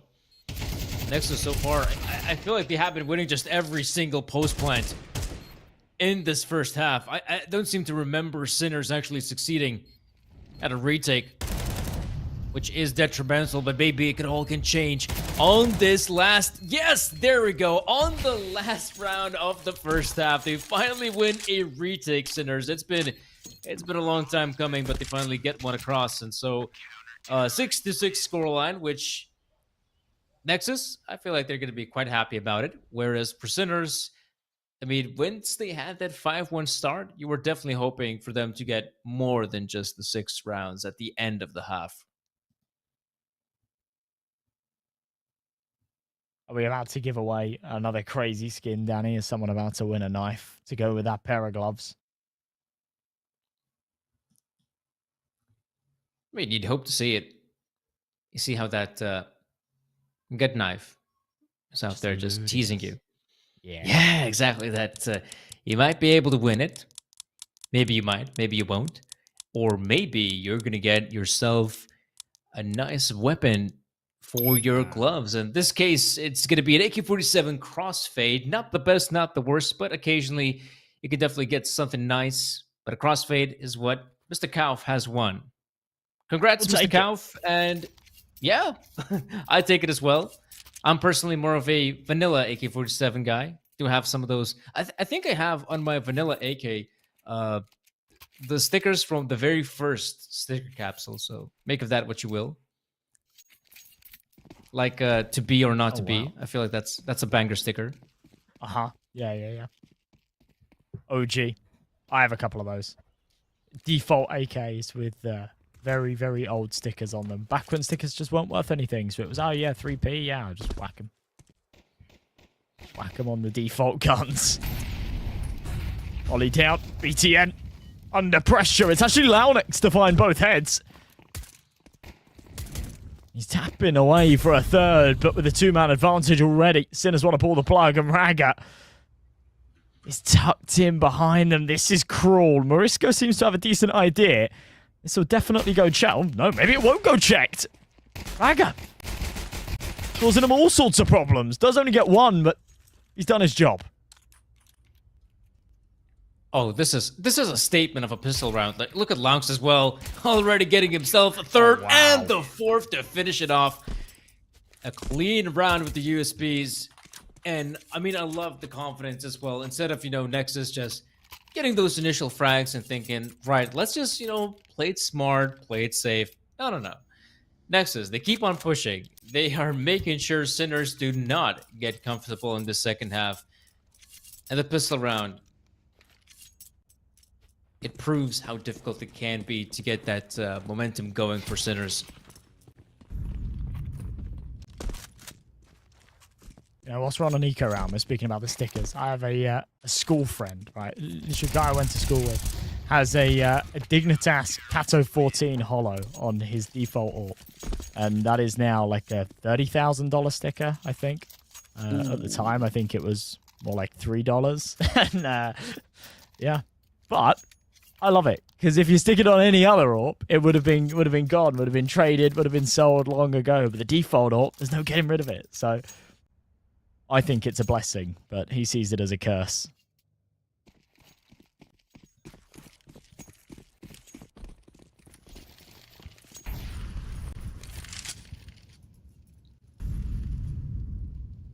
Eight to 6. Nexus have a bit of a lead now. Nothing major, but they might extend it even further. This is the first big task. The first gun round is upon us, and Sinners will make it quick. It will enter the A bomb site, but so far so good for Laux. He's again delivering lethal damage. This time on A site. And oh boy, was that a quick round of Counter-Strike. I mean, I appreciate that Sinners tried to change things up. And they were thinking, okay, Laux, he was out there at the B bomb site, you know, he found some big frags. Let's just go towards a different part of the map where he's not. Oh, he's there. Oh, okay, we're screwed. This game going on so long that you can see the lighting in the players' cameras just getting slowly darker, right? Launux's room was all bright and colourful not so long ago. Now he's just a glowing face and a pure black background. It's a little bit scary. As we go into round number 16, Nexus with a solid lead. 3 rounds to separate them and their opponents. And they should be able to make it 4 here as Sinners don't have a lot of cash to work with. It'll be upgraded pistols. It'll be Peppo on an AK. And a bursty play out of Palace. The second they pop, Ragga will be under pressure. Oh, he just re-smokes it. Okay, well, that's one way to deal with it. They're really going to wait out the second smoke. Danny, they're going to make me fall asleep here.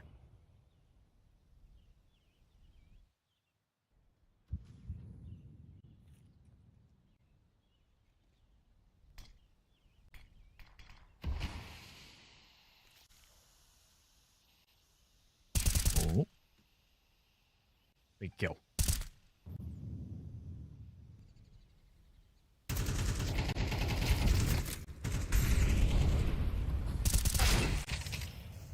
Ooh. Alright, Zedko. Ragga was super ready for that ramp play as well. Anticipated it, just wasn't able to do anything with it. I think I might have lost Danny. I'm not sure what's happened, but you got me for a minute. Trades are decent. Zedko for another. Morisco pulls it into a 1v1. And with 8 seconds left, taps the bomb, thinks that the last is close, then makes the read that perhaps he's on the flank, and Launix comes from the one position that the planter is exposed to. That I kind of like what was cooking there. I kind of like the idea of, you know, tap the bomb. Okay. He's not pushing me CT. Enough times past, he's probably on some kind of ramp or palace flank. I'm now going to try and plant it safe, but yeah, I just misreads it. Launix in from jungle. 10 on the board. Double digits for Nexus. That round shouldn't have come as close as it did, but they'll be happy to get it over the line. Yeah, I feel like a round like that should not have been close at all. That should have been easy peasy lemon squeezy. And despite it being a costly round, it has affected the CT economy just a fair amount. Definitely not swimming in cash anymore. Zedko, though, great opening frag being found. Laux, if there's a player you want to kill instantly, Laux is one of them. He has been hitting some insane shots on the CT side, and now with him out of the picture, if you can somehow find Zello, that suddenly becomes a lot more doable round to win. And with Sinners securing the early frag, I like the fact that Shock is taking this proactive position. B-Stick with the molly. Try to maybe force someone out. In fact, no, Shock will try to go for the frag of his own. Damage inflicted, some good one. But now I feel like this round is starting to look a lot awkward than it probably had any right to be. Look at Sound. He's able to get a frag on B-Stick, and Sinners, they're trying to commit on site, but now they don't have any utility remaining. No smokes, no mollies. If they want to get across, they need to get the frags, and they need to get them ASAP, and this is not looking good. The trades again. It's not looking good. Yeah, not working at all, are they, for Sinners? You see one, you go, all right. Then another, okay, maybe. And it all just comes crumbling down. Back down to pistols. Nexus pushing for 12. And it is a carbon copy of Nuke. We saw a 7-1 lead on Nuke. Nexus were able to pull it back to overtime. They ended up losing it in OT, but it materialized to 7-5 half and a great comeback towards the end. Right here again, yes, Sinners 5-1 start. Since that point, they have taken just one of the past 11 rounds.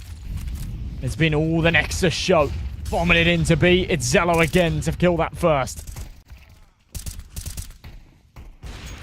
Oh man, this is looking like a very disjointed push on the bomb side. Like, fair enough. They only have the pistols to work with, but I was kind of expecting more speed out of Sinners. And it looks like they got bogged down in the apartments way too quick. And this is a very daunting scoreline, 12-6. It has been 6 rounds in a row for Nexus on the CT defensive and Sinners. I'm actually quite surprised we're not seeing any tactical pauses as well. Looks like they still have some sort of game plan they want to test out. But I really hope it's a game plan they're at least 90% sure it's gonna work. Otherwise, we might have to say goodbye to this map. What? Wow. Okay. Okay. Maybe something here then. Unless Raga has something to say about it. Alright, no. Dealt with. That secondary spam through the smoke, tagging B-Stick down to 39. I thought, oh. Maybe. Still plenty of money to rebuy. But yeah, I'm completely with you. I am very surprised that Sinners haven't called more pauses in this sort of slippery slope that the T side has been. That's their first T round. And at no point have they wanted to kind of take a bit of a break and recompose. I think so much of the time, sort of get tunnel visioned a little bit. It's only after the match when you lost it, especially in an elimination game like this. So much adrenaline, and then after the fact, you go, oh man, yeah, we probably should have called a pause here and here and here. Want to switch back the momentum. Now it's all over. There's not a lot we can do. Zello trying to take matters into his own hands with the double entry. A 5v3. Seems unlosable, but we've seen it plenty of times today. Oh, wow. Oh, the player just walks into his crosshair at 4 if needed. Oh, all right. Let it be the ace for Zello to finish it off. The player that was in this entire best of 3. I wouldn't say at the bottom of the scoreboard, but he wasn't delivering to the same extent as someone like Lounx, Sound, and yet here in the final round, he's able to pop off once again to show us that Zello is no slouch. He's a great addition to his team, and absolutely he's a great player on Mirage. This is his playground, but looks like this time he'll have to give Lounx the reign because he was phenomenal in this map. Oh, he certainly was, yeah. Zello as well, just hitting some amazing orb shots. We saw that ace at the end right there. Nexus just solidifying themselves as the significantly better team there on Mirage, and marginally the better team in the series. Yeah, I mean, there's a whole best of 3. It was super close, right? Even though we saw, what was it? I think, yeah, first map 13-11, second one 16-12. It was really quite hard to say who's going to come out on top in this best of 3. But once we go to that third map, you're starting to have some doubts whether Sinners could actually pull through, because this is, you know, this is the battleground for Nexus. This is a map they have loads of experience on it. They have played a bunch of teams, though I will admit Sinners has probably more experience playing against tougher opposition on this map. But then again, if your squad is feeling comfortable on this map, it's going to be quite hard for the opposition, for the ops to actually win it out easily at least. And as we saw in this matchup, you know, if you do have firepower in Mirage, sometimes it's going to be enough for you to get those important rounds in, especially if you then have to finish off the game on the CT side, that it becomes a matter of hitting your shots. It certainly does. It certainly does. One of my favorite copy pastors in the chat, Danny. I just smashed my TV in front of 30 guests at my party because of Sinners. My wife took her crying kids, said they're spending the week at the hotel. Sinners has ruined my life and my party. I can't handle this anymore. Goodbye, Sinners. I'm no longer a fan. I feel you guys. I feel you. That's going to be Sinners out of the tournament as well. A brutal elimination game and a horrible, horrible way to end it for them. I know we had pretty big viewership on that game, and it is all the Sinners fans that come in. They have a huge fan base, a huge support network, and yeah, an unfortunate end to Galaxy Battle. But for anyone that's on the Nexus side of things, obviously it's been a great week for them. They had a great run in Compass. They're here having a great run in Galaxy Battle, and I'm excited to see what's more for them, because as they go into that 2-2 bracket, I think they're definitely a team that could make it to the playoffs. it's still possible. I mean, there's still going to be a lot of interesting teams to battle it out. Who's going to actually come out on top? Sure, we've got some cool teams that have already made it through. Navi Junior, Ecstatic definitely deserve a shot. But I mean, who's going to go through next? It is still quite hard to say. I mean, we still have teams like Novak, Fireflux. In this case, now we do have a squad like Nexus that might still have a chance to qualify to the playoffs, and then again we can have some great teams in the playoffs as well. But yeah, looks like there's still going to be another game remaining here, folks, starting at around 20 or so minutes. That's going to be PARIVISION versus Sashi. So also a very interesting matchup to look forward to, especially because PARIVISION have been kind of on the up. Perhaps some, unexpected wins, some unexpected losses, but then again, that is a roster that is undergoing some turbulency. Then again, you do have Sashi, who did have an amazing run of form just 6 or 7 months ago, and now they've been having some difficulties, but maybe they themselves can actually bounce back. But yeah, we'll have to wait and see. Looks like someone else will be taking over from us, Josh. At least I won't be casting. Will you? Yeah, no, me neither. Me neither. My long day is finished. Yeah, fair enough. So, guys, we'll leave it to you. Hope you guys enjoyed the broadcast, and we hope to see you all next time. Have a good one, folks, and stay tuned for the last best of 3 of the day.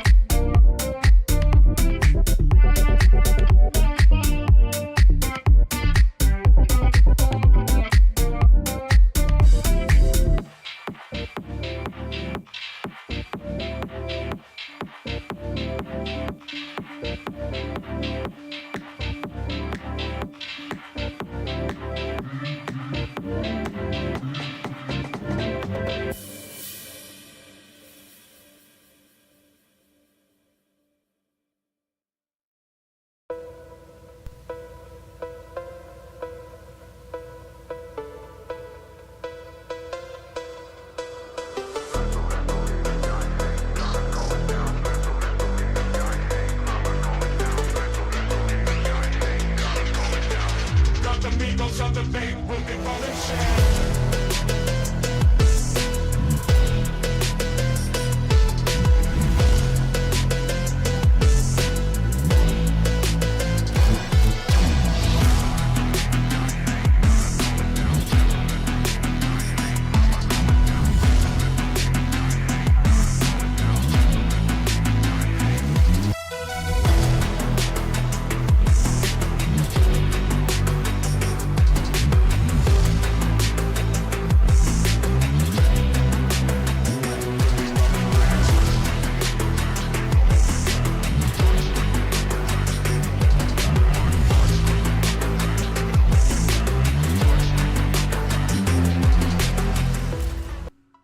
What's up, everyone, and welcome to the Galaxy, boys. Maybe it can be late day or all day long with the CS, but me and Davis for the last one, best of 3 for today, guys. PARIVISION or Team Sashi. We have some news, maybe not so good if you're fan of the Sashi, but guys, next stage, it's all about playoff. If you lose here, you can have the one more, fight on 2-2, maybe against Team Sangal, maybe against Sky Fury, which is out from tournament, unfortunately for Ukrainians, but guys, we going for the last one here. So, we see it's the Team Sashi, and I think, if I'm right, the webcam of Becky is out, and I had info that's the main coach, the coach of Sashi, stepped into the fight.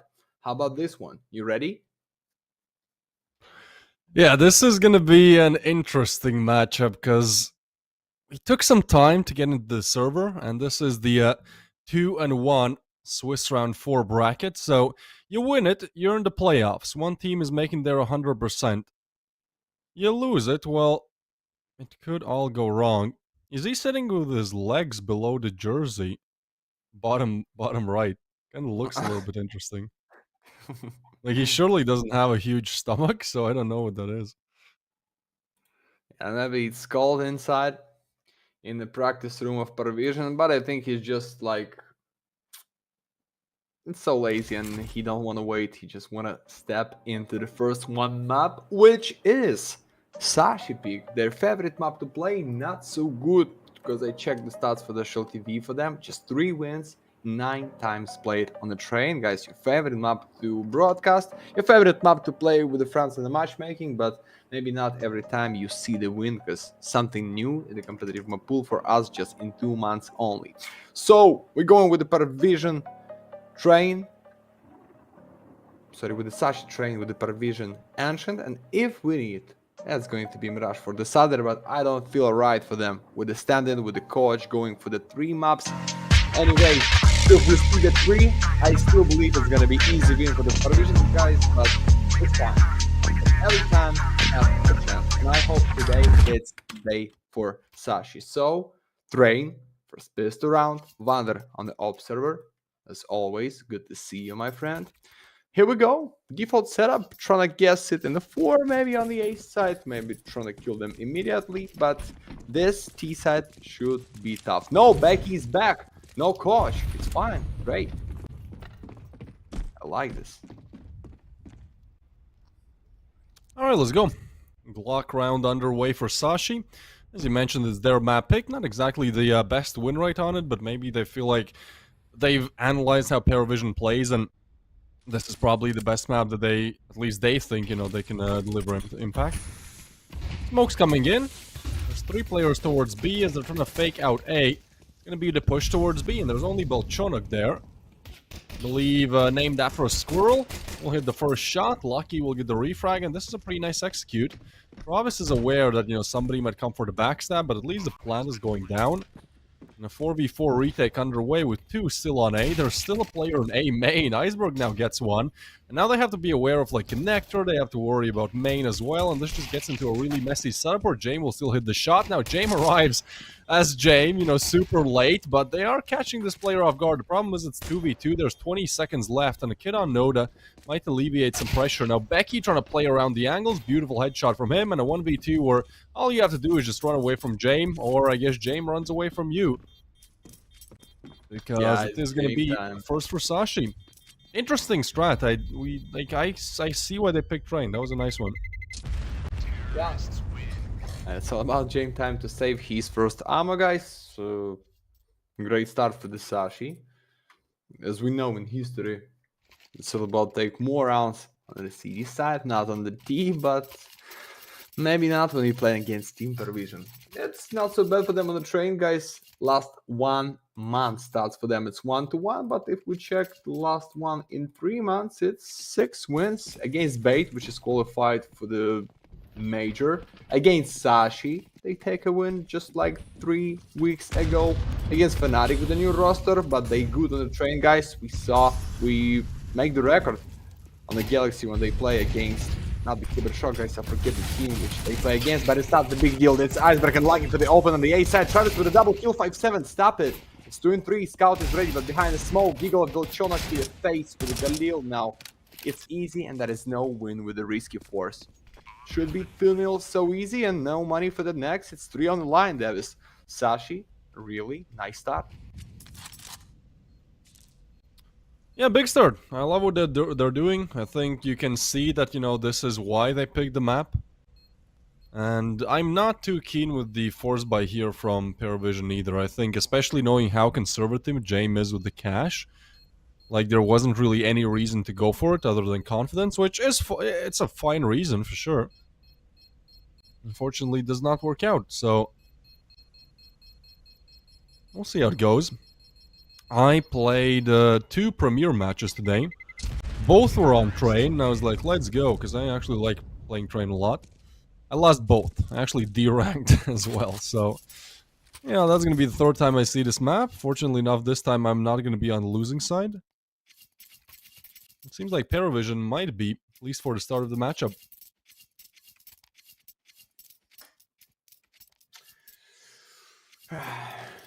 Come on. Just with 1 scout and 4 pistols. Maybe James prepares something just unreal for this round number 3.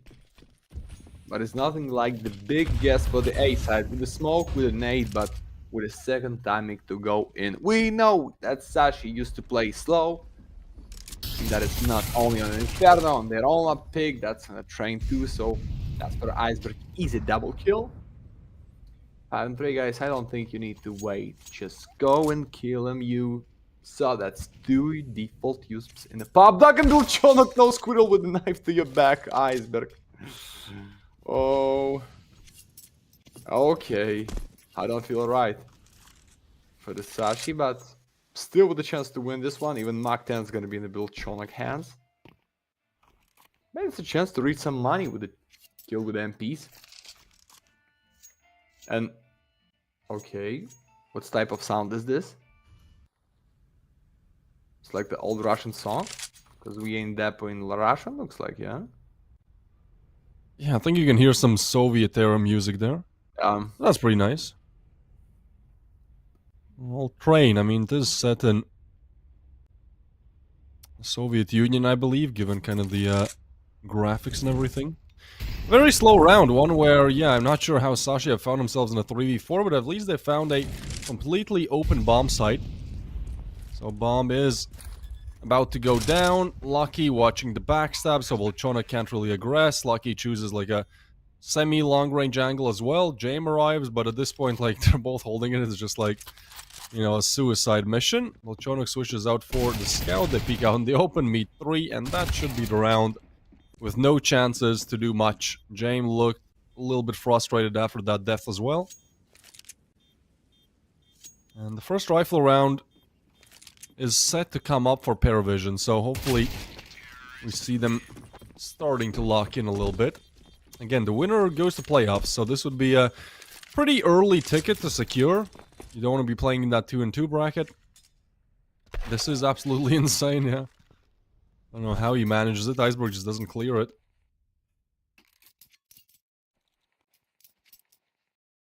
Yeah, and you know what? I see this in Shuttle. The winner is going to play against Guns 5 and C9 Pandas with the playoff, but they just lost their team right now, the whole Yeah, I saw that. And Passion A right now with the new roster, so it should be a lot of surprise guys in the playoff, but right now this is just group stage for the 2-1, for the next, for the playoff, as we said you so many times, but you need to win here, As the sniper find the open, as the Travis find the kill in Ivy, but getting his timing, yeah, Jane ready to go in. Great double, 5 and 2. I think it's the first one for the defense here. I hope so. Don't give me such a big surprise for the 4 in a row for the Sashi, because it should be unreal. They just walking around, Becky. As a lurker, just want to kill somebody, like with a lucky kill and nothing else. But even I can understand it's the end for the Sashi here in this round. I hope Zyphon or his teammate understand this too and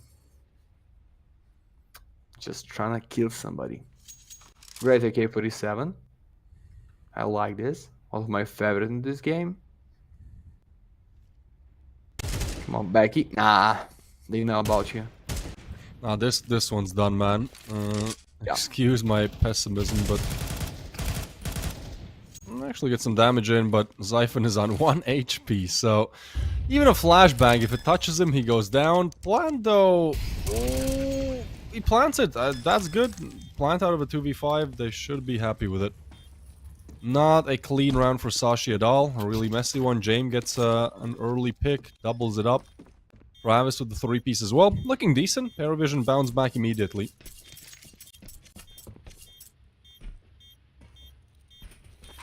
Okay, step by step go into the fight. James called as Iceberg, but Iceberg on the opposite team, so you need to kill him to be the coldest on the train. So let's go, guys. Yeah, it's not the reset of the money. It's just a full buy for the Sashi, guys. We're not talking about loss bonus. We're just here for the full buy for the real guns. And maybe for the kind of second timing play. Because Sashi used to deal with this. Bilchonok dodged the nade, but looks like he's almost blow in front of his face. Ah, okay, it's like the ping. That's why when you see not immediately the damage. Oh, nice molly, not for the kill. Need to step out. That's 2 of them so red. Even there's 4 players left. No need to pick kicker, you fool. It's 4 and 4 right now, but with a great handicap for the Sashi, because just few bullets for the 2 players in the defense. And almost 1 more round. And 1 and 4 on the T side. It's already a great result. Trying to bite some Travis with a flash only. 1 more smoke for the main. So yeah, last 1 second. Rush for the Sashi. As they like. Boom. It's been a really slow game. James misses a big shot. This would have put them at the player advantage. But Sashi are nowhere to be found. I mean, they're playing this one so slowly. I don't know, maybe they expect PARIVISION to push. Maybe that's what has happened in some other demos. But, like, James is still holding the angle. He sees the shadows as well. That's a big advantage. And sure, you know, you offer him 1, maybe not. But the second he will hit. Lucky tries to refrag, trying to push in. Iceberg, damage, but not the kill. Belchona confirms 1 and is just Lucky, pretty much just looking to save the up. Sashi look really, really dry on this D side. It's a nice shot from Lucky, but you need to do that in the first minute and 40 of the round. Kind of seemed like it was a 4v4, dude. They were just staying around. They did not seem aware about the player watching from Red Train, also spotting the shadow on main. Just a poor round, really. And gives PARIVISION the second and puts Sashi on really bad economy. I think this is a hero AVP on the T side, which is always fun to see. Yeah, like great sniper for the 6 KD. It's not too much. It's only 6 rounds, guys. It's just a half of side. And we going with the technical fouls. What is going on? We don't understand. Just trying to deal with this with the greatest upsurging on the streets of Train by Wonder. And I wonder to know who is out. Who is with a knife? Maybe it's the bomb carry, because he's just with a knife in his hands and make no move. Info Bureau, boys. I have lost the chicken. The fried Still, man, nobody has found it. Still. Yeah. Unfortunately for the chickens. Okay.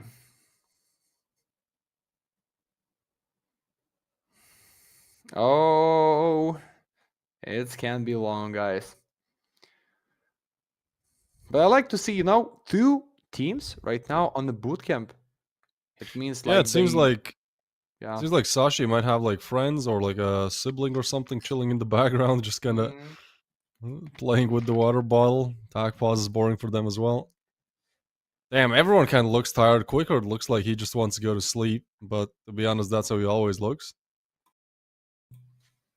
He won the major, right? Am I wrong on this? James? Well, James did for sure. He won the Rio Rio. major. I'm just wondering who Rio, were yeah. on the roster at the time. I think maybe Kiekert was in. Okay, yeah, Quickard was there. Flit, Fame, James, Norbert, and Quickard. So we have two Oh, yeah. major champions in the How about matchup. this, guys? Only on a Galaxy. I think they sent him the wrong size shirt. Like that just looks like, you know, he needs 3 years of bulking to grow into that. Looks like an Maybe, XL. But to maybe be it's honest, just this one as well. Like the shirts look huge. Maybe that's kind of the style, you know, the loose fit that they're going for, but looks interesting. Can you tell me, Max, why are there always delays? Like we have, I think the most problems always happen when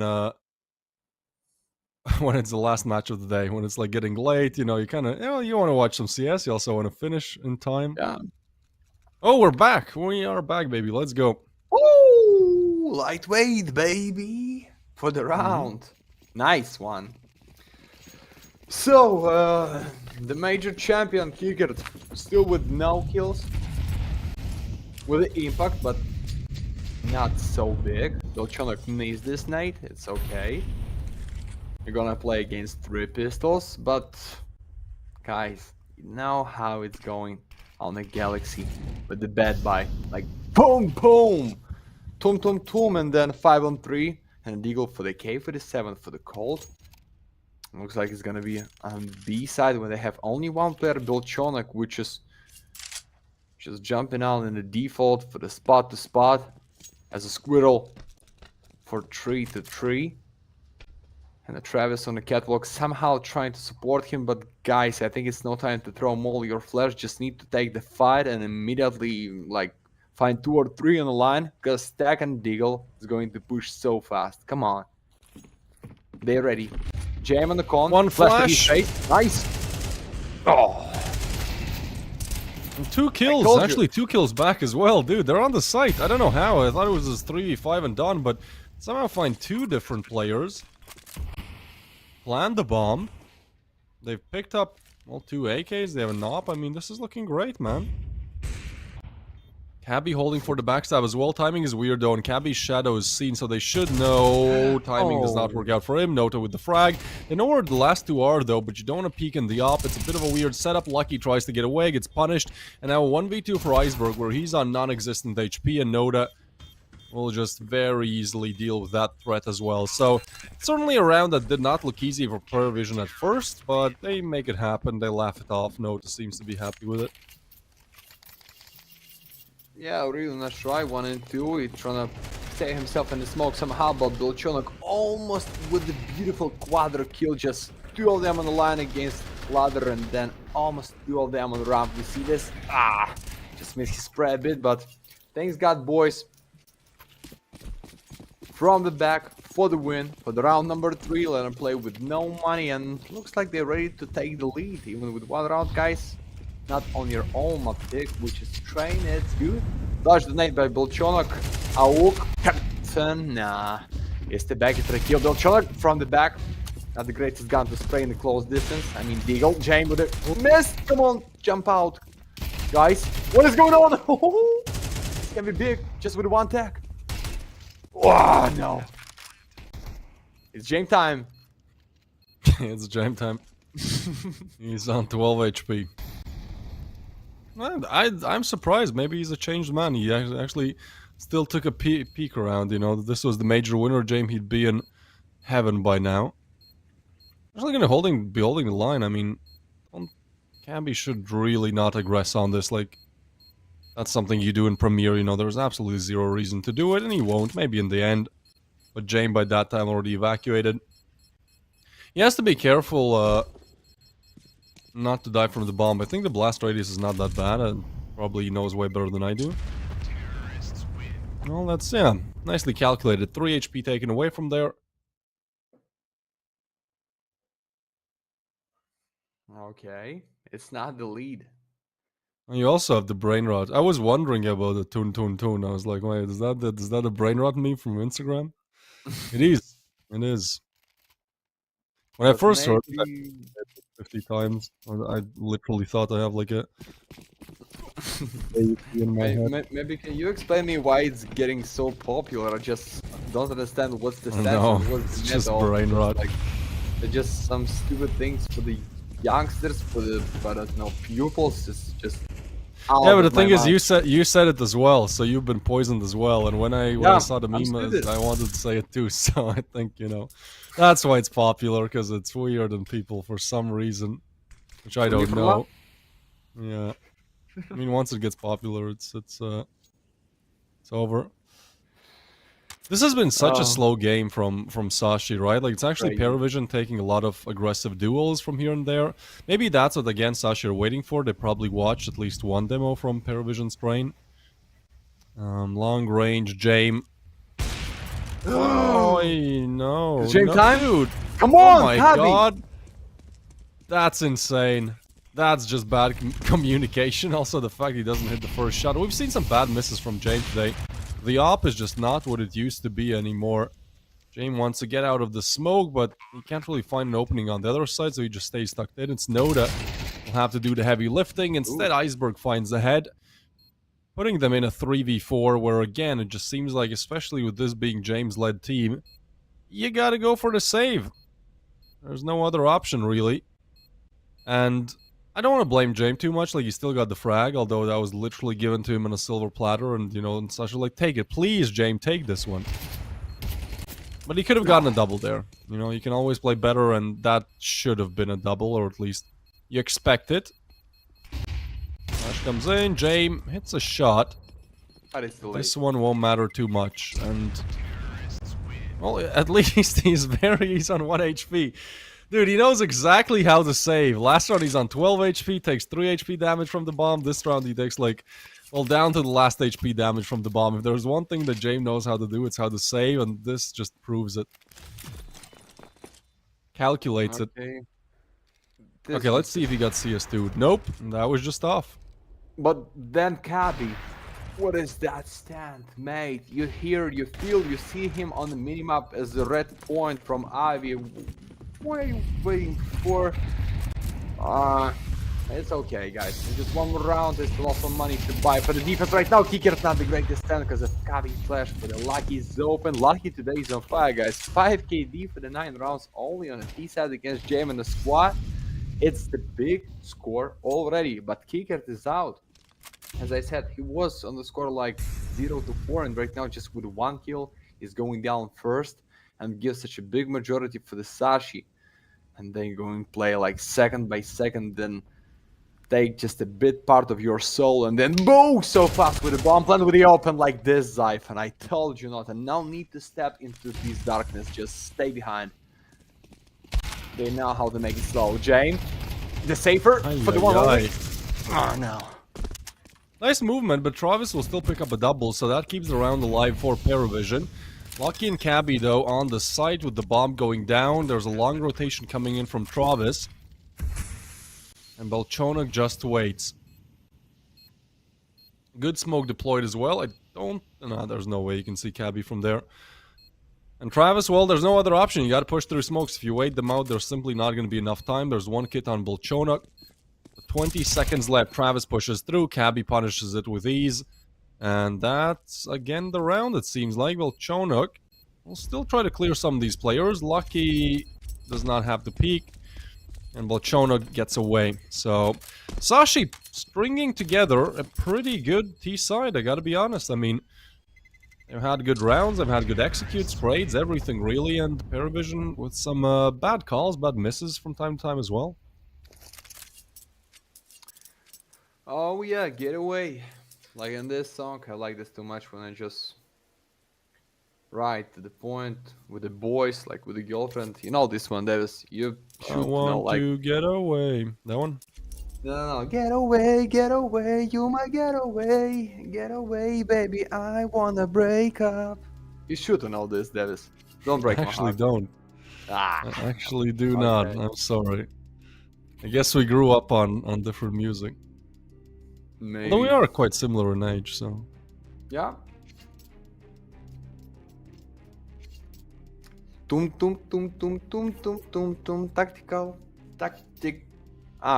Maybe tactical. It's like because of tactic, like the timer, like tactical pause, or I'm just losing my mind already, guys. In the 10 rounds only for the last best of 3. I think so. Just wanna see big play, the fast play, guys. Technical pause, delay of the game, slow style of Sashi Sport. Just never mind. Let's go into this, guys. Few rounds left only for the last half here. Back, he just plus W, not the break the decision, but a Zyphon for the kill. Zyphon with a double empty B-side. Travis Skip just with it. You come on in, guys, not like this. Zyphon, save this round. Travis is red. Prepare your nade. What is that pick? They're gonna win it. They're going to win this. Bomb is laid down, kicker from the back. Like he's somehow trying to read the case, but you need to drop down and plant the bomb. Timing is weird there because he just cleared it, so now he's with full confidence going back, still clearing, but does he check on the right side? Major winner Quickert wants to go for the peak. Timing again is great on Quickert because he hears the footsteps, plays this very smart, and now he has arrived on ramp where, oh my god, Lucky wants to go back. Quickert in the meanwhile picked up an M4. I mean, this is such a strong position. There is no chance that Lucky is going to clear this, making a lot of noise, but Quickert is just so close up that he should not be expected at all. And if Lucky just makes a swing, no way he gets a frag. Damn. I mean, the fact that he has to work so hard for it to convert against literal USPs is a little bit crazy, but I also have absolutely no idea how they make it so close. Great attempt by PARIVISION. Guys, like 9 of 10 times you going with a kill. With a position like kicker head, but maybe it's because of his score and the Lucky scored at the same time. 12 and a 1 only. And he just on his back and boom! Find your face. It's the big play. I hope he's not going to be tilted just already, but better Lucky find a Jane. The carry, the Capitan is out. Lucky with one more kill. What a performance for these gentlemen. Gavin pushing so deep right now on Ivy. Travis, come on in. Thanks God. You have enough reaction to find equality to build this 4-4 case. But I see now that you're scared for the defense and don't shoot up against 2 of them. It's enough bullets. I need more bullets. I need more bullets. Oh no. Teammate going with the support. Becky. Oh, with the double. What a play. And a smoke. Balls on the beat. Has the bomb. Bomb now goes down. He's on for the 1v2, but his position was known. Has delivered great impact so far. Would love to get up to 15 kills here. They're spotting him. What? Zyphon is... he saw the head, I think, so he's just shooting some warning shots. And with that, Travis is literally like, alright, they've figured this one out. I'm out. Peace. Take the 8th, Sashi. You're simply better right now.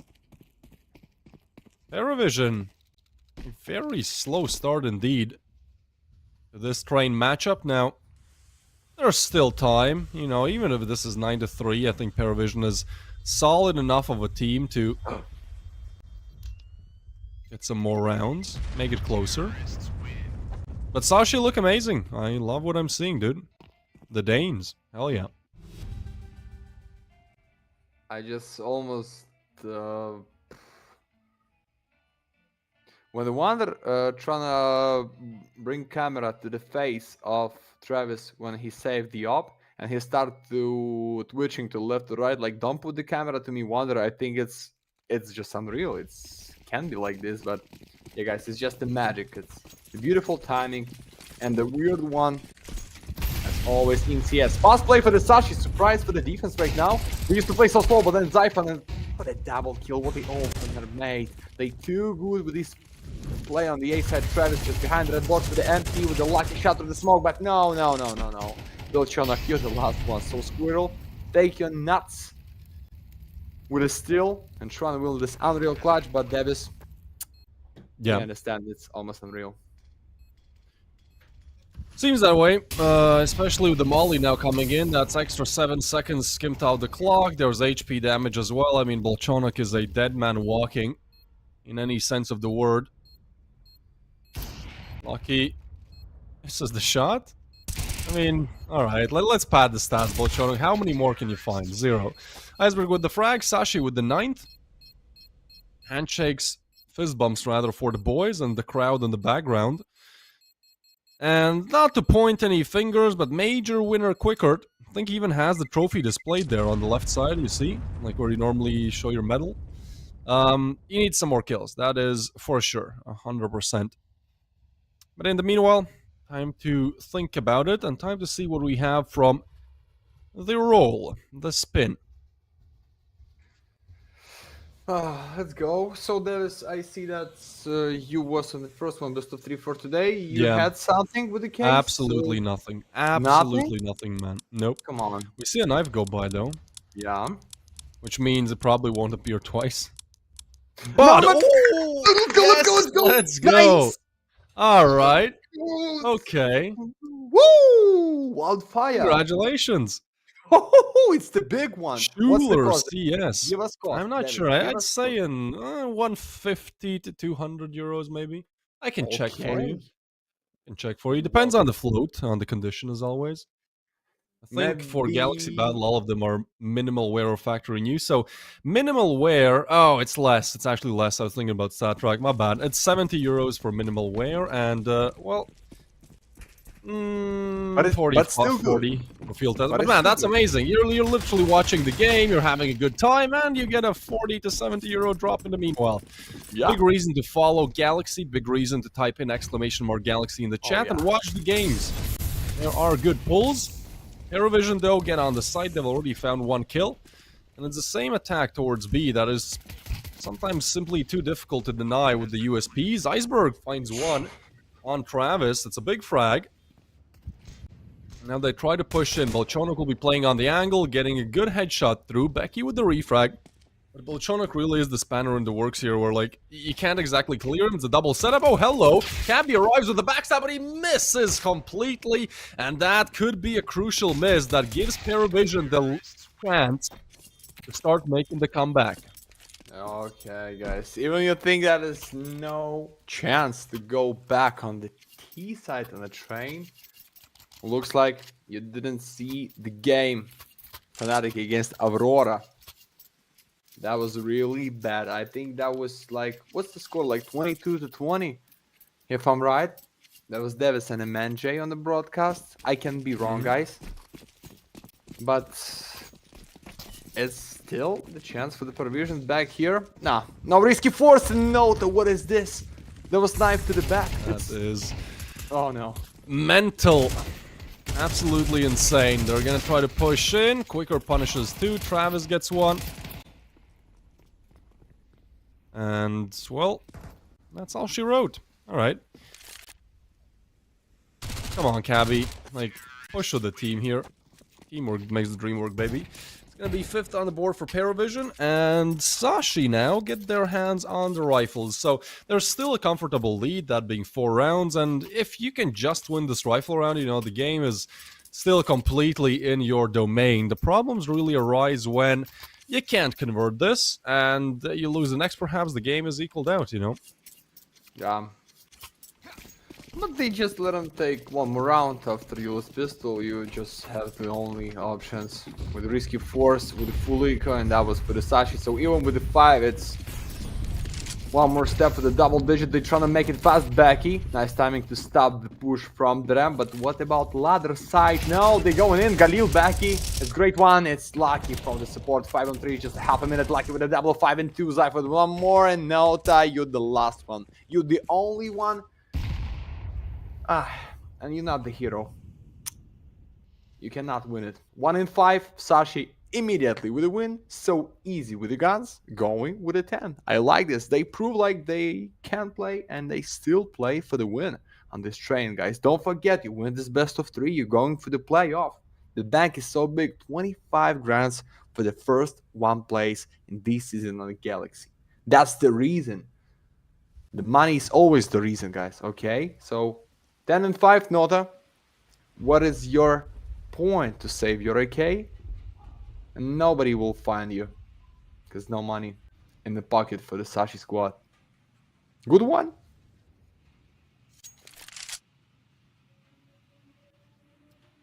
Nota is on for the save, and Sashi are on for double digits. We discussed before the broadcast how maybe this should be a quick 2-0 for PARIVISION. I mean, the odds were pointing in that favor, but to be honest, like, PARIVISION have been doing a little bit worse recently than maybe we expected, and Sashi have looked really solid. It's an interesting addition to add Becky there, because he was on Pre-C before, I believe.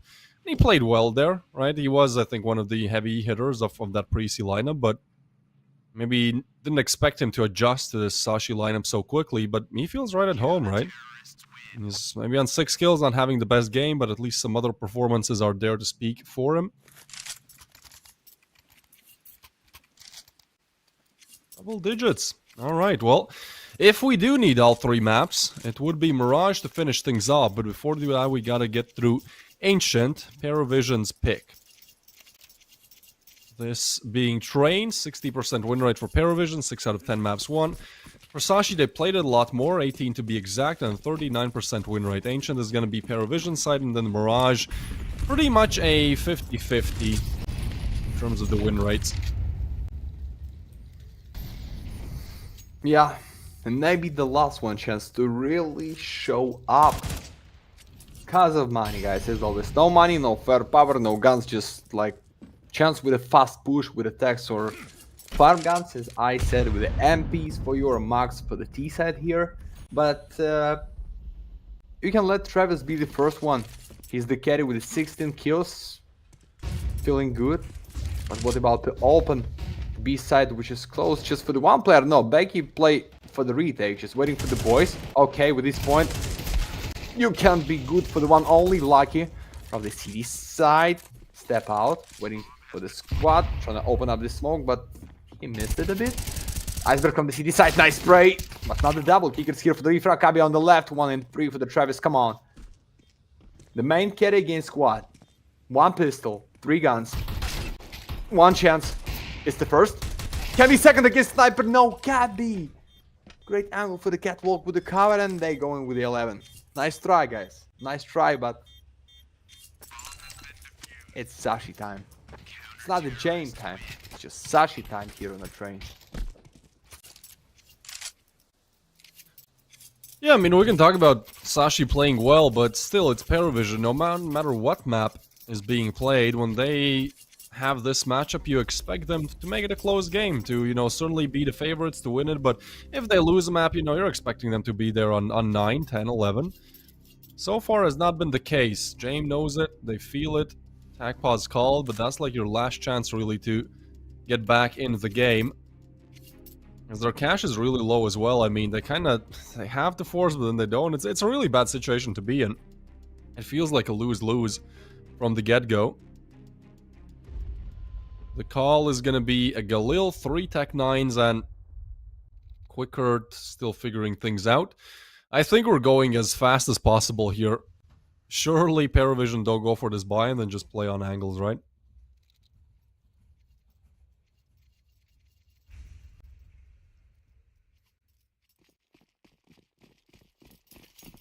Let's get it on. 1 Galil dead. There's just 1 Galil. Yep. And enough nades. Wanna clean some Galil. space. Galila. Dima Galila. They go into the fight in the main side right now. Kicker after the flash, but Siphon with a teammate. I So don't close. like this. Look at all the Check the smokes. face. Like, they threw all the smokes to fake out A. Now, that actually keeps Sashi there for the while. And gives chance for PARIVISION to walk out. Now rotations will be coming in, so certainly the 4 smoke setup on A has fooled them. Bomb is about to be planted, in the meanwhile, PARIVISION just looking to take as much map control as possible.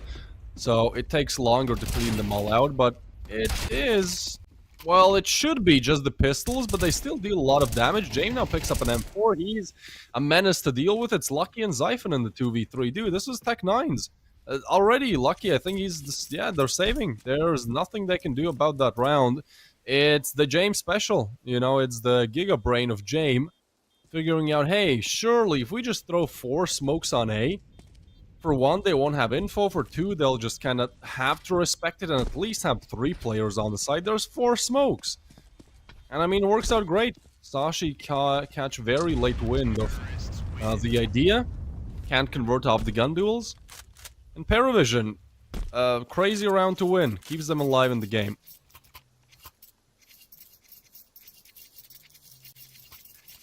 Bring it on, boys. It's not the last one for you. But it's like last one by in 2 rounds for the Sashi. So on the score, we can see like 8 or 9 for the PARIVISION.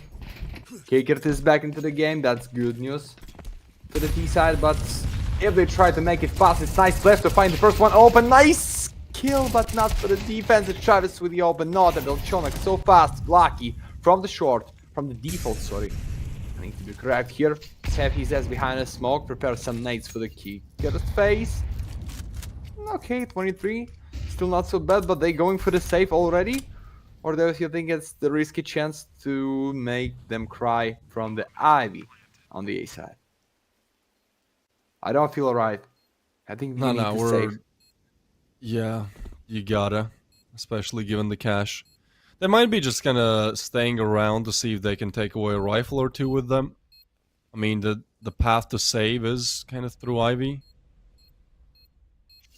I love what PARIVISION have done in terms of the pacing. Like, they're a team you expect to play really slowly. I mean, James Time is literally a huge meme. Like, you know, if there's a team that plays boring CS, it's well, used to be Virtus Pro, now PARIVISION in a sense, just still led by James. But the pace change certainly helps a lot, right? They just push in and they overwhelm Sashi, who are not expecting kind of this back and forth tug of war of aggression and calmness. Alright, James, let's see how many more you can lead the victory of. Travis is on 18.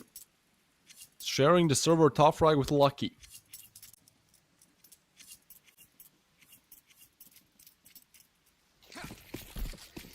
Okay. 2 guns only. You saved it from the previous. No surprise in this one. But what's the diggle jiggle of Zyphon will tell us in round number 19. Maybe 1 face with 1 bullet or just a miss your chance to kill somebody. But chilling from the pop dog, it's gonna be a nice boost. I see this the first 1 time in my life. But there is like no result, and right now they know about this and they gonna check this angle every time. Kick it for the open. Kavi at the greatest point before the smoke. It's 5 on 3. It's 1 more safe, and that's 8 for the PARIVISION, boys. It's early to talk about the comeback. The block, he's back from the main. Come on, it's just a 1. Oh, almost straight transfer for 2 of them, but no. Right now it's not the chance to take at least 1 in 4A4. And just use damage. Or killed by Iceberg. Okay. Hey, you might get another one here. I mean, there's a lot of damage, so, I mean, the double is cool. There's still no time to clutch this out. Travis will shut it down, but the M4 did very well to get a kill and then do a lot of damage that the USPs were able to finish 2 off on. It doesn't matter too much, because, like, you know, for PARIVISION, cash is not the problem. Having Sashi on 11 is, so it doesn't matter too much. But yeah, the train to close out early is leaving. I don't know what the time is here, but I'd say this is the time really if you're Sashi. If you just want to close out with ease and, you know, not have to worry about the ending, that this is the round to get. Otherwise, you still are wiped economically in a sense with 2.9k loss bonus. That's 10, and at that point, you know, that's double digits for both. That is a complete and utter chaos.